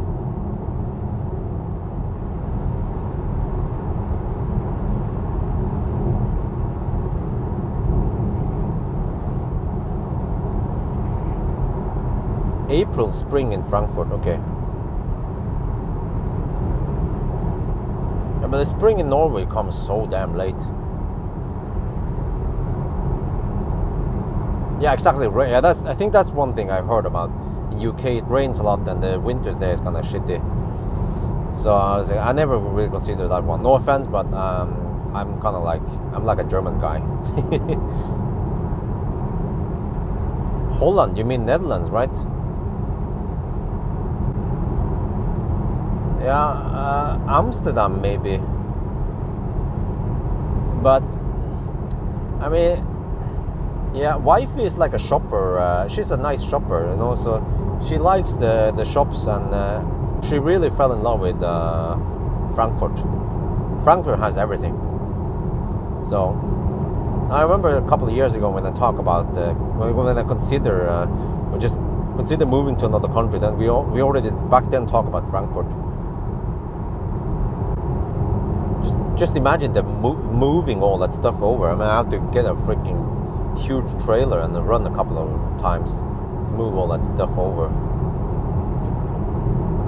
It has to be electric, of course. And I have to get, I don't know, Model X long range. No, I can use a Model Y or Model 3 and they can haul ass. They can haul lots of stuff.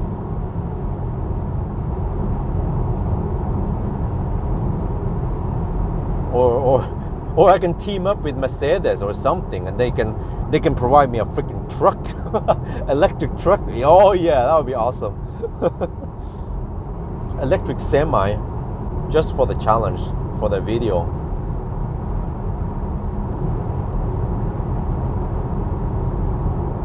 And also get some work done. But actually, I think a big trailer with a Model Y or Model 3 wouldn't go wrong. Actually, Model 3 would be better because it's more efficient. It's a big ass trailer though. You need like a 20 cubic meter trailer.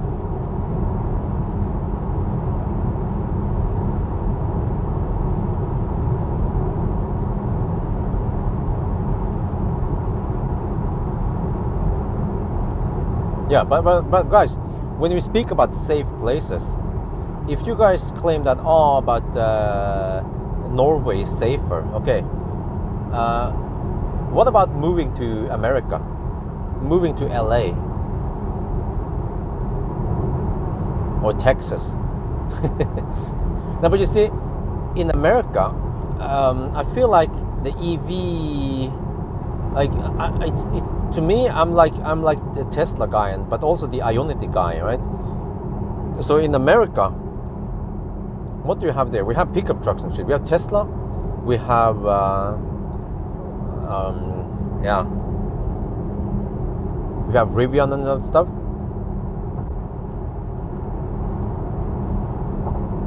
But that's pretty much it. But in Europe, we have the German car industry, and also I guess the French car industry. We have, like in Europe, we have everything here. Volkswagen, Audi, Mercedes, Porsche, but also the Stellantis cars.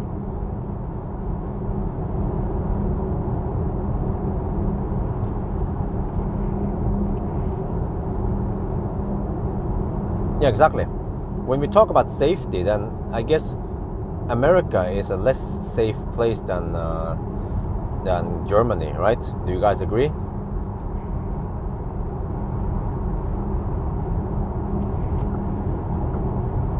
So in that regard, Germany should be way safer than any American state.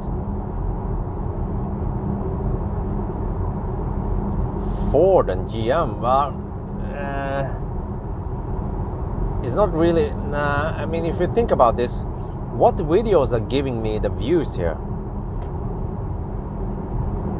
Just the European car industry, they give me lots of views. And of course Tesla, but Tesla is freaking everywhere anyway, so no problem there.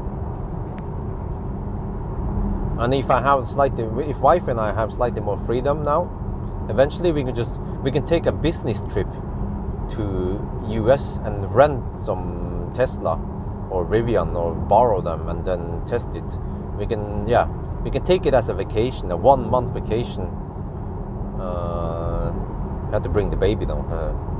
Yeah, and I can probably just write off. Do you guys know if I bring wifey and baby, I will bring wifey and Isabel with me to US, business class tickets plus hotels, can I write that off as company expense?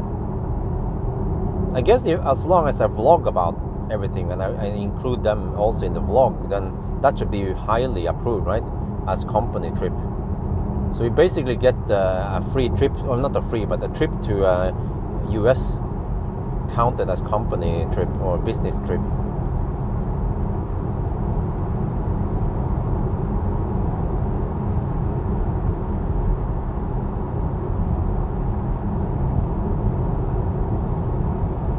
Whoa, how's estimation now? The car estimates 8% at arrival. Okay, as expected, the temperature dropped. So, boom, whoa, whoosh, ha, that was cool. California is very safe. Central coast of California. I still feel like, I mean, I've been in LA many times and San Francisco and stuff, and I still feel like Germany or Europe in general, but okay, maybe not all of Europe. Like there are some shady places also in Europe and Spain or something, but at least Germany seems like a really safe place. So, but again, I don't know, but there are Germans here, right? Do we have any Germans here? Can you guys approve that Germany is a safe place, safer than America, right?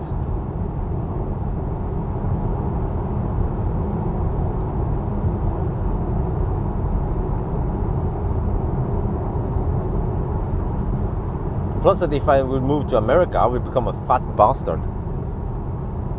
Everything in America is just oversized. Too much calories, too much sugar. You can't, I guess you can avoid it, but yeah. I would just be a fat bastard if I live in America. Oh, with the door problem. No, I will clean the windscreen and everything. So by the time I enter the car, it will be at 35% anyway. And I have, well, actually, or at least 30%. But we have to leave at 38, 39%. So the heating up for the last part won't really affect the charging that much. We're just going to observe what happens. But what I will do is once I arrive, I will turn off HVAC in the car before I leave it. Then we're going to see what happens if I open the door. It shouldn't affect it then, right? And the cooling should still work, right? Then it would be freaking messed up if I turn off HVAC and the car rapid gates. That would be, yeah, bad. Oh, the consumption, by the way, is 274. Oh, so it's slightly higher, just as I anticipated. We now have high speed stretch all the way. 62 kilometers of high speed. Wow. Well, it's funny, right? We call it high speed, yeah. The Germans were like, that is nicht high speed. 120 so. Lol. Yeah.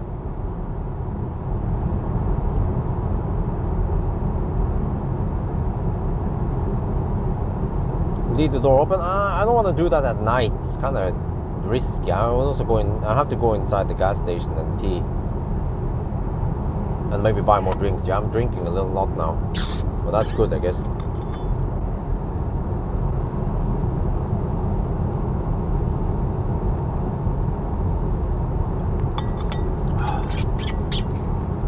Yeah, exactly. Their low speed is 130.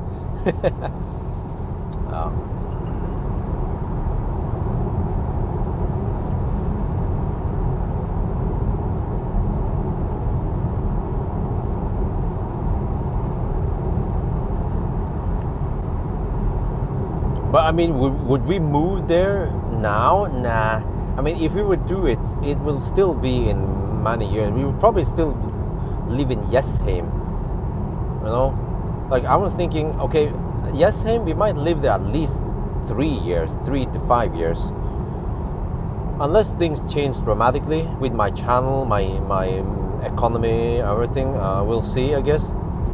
But eventually, I mean, I wasn't thinking about living in Jessheim forever, so I might just leave it and try, yeah, maybe try Frankfurt with wifey, and the baby will then be several years old, like, so she's fine. She had to go to German kindergarten, and also for her, oh yeah, that's, I guess, if you, yeah, guys, if we want to try Germany, we should go there when Isabel is still young, like if she's still 2-3 years old, even 4 years old. Because I remember when I came to Norway, I was 4 years old. I picked up the language so damn fast. I could speak speak Norwegian. My Norwegian grammar is better than the freaking native Norwegians. They don't know how to freaking spell correctly. That's freaking embarrassing. Norwegians. Yeah. But okay, anyway.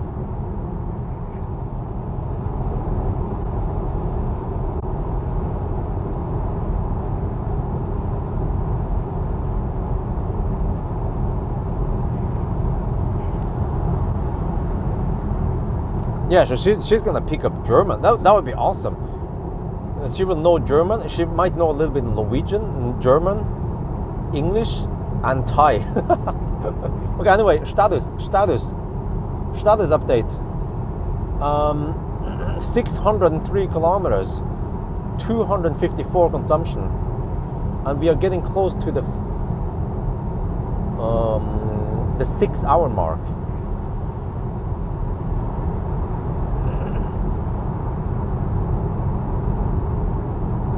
Yeah, exactly. This conversation kept me away, but it's also nice to get some input from you guys when it comes to which country, because I don't know those countries, but there are lots of Germans in here, and Germany is on my top 1 list of interesting cars. I mean, interesting countries.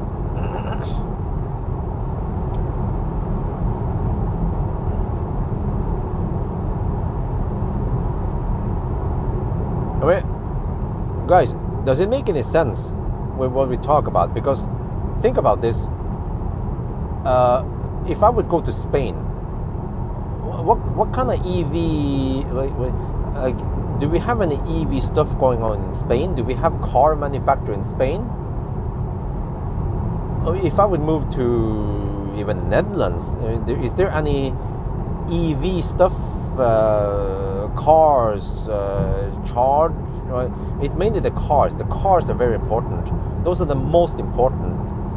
Like charger manufacturer, nah. Right? And Germany is, oh, that's a fox. Germany is the center of the car industry in Europe. Do you guys agree? Does it make any sense? Am I right, or am I just totally lost here? Because, and then why do I keep talking about this? Because I just noticed that, or maybe you guys didn't notice that, you know, my business trips to test cars, they just happen to end up, like, I keep going to Frankfurt. I went to Frankfurt to test EV6. I went to München to test some, I don't remember, but those press events tends to happen in Frankfurt and München many times. So before this, then I had no clue. I didn't think about this. But then, yeah, Kia has the main headquarters in München. NIO has the design studio in München. And then I don't remember Frankfurt. And then we're getting close to Stuttgart and yeah, what else? Ingolstadt, the center of all those car manufacturers. Yeah, but Japan, no. Japan is a nice place to visit for vacation, but not for EV. That's horrible. If I go to Japan, you can say bye-bye to my channel. France, Stellantis, yeah, but Stellantis, yeah, Seat, yeah, so, nah. So, I mean, the only reason why Norway is so forward is because they are just using the cars. But now I realize that countries producing the cars are almost more important. So I can get early access to them or whatever.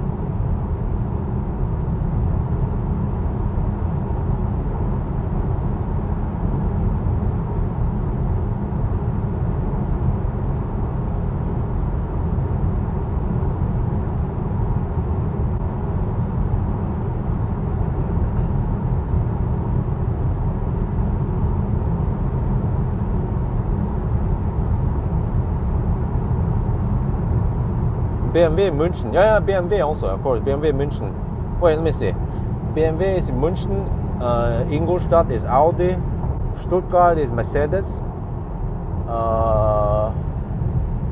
Volkswagen is Wolfsburg, right? Wolfsburg. And then BMW also is Dingle thing, whatever it's called. Outside of where is that again? That was also München, wasn't it? Oh, part 2. 2 o'clock. Yeah, part 2. Let's go part 2. Let's try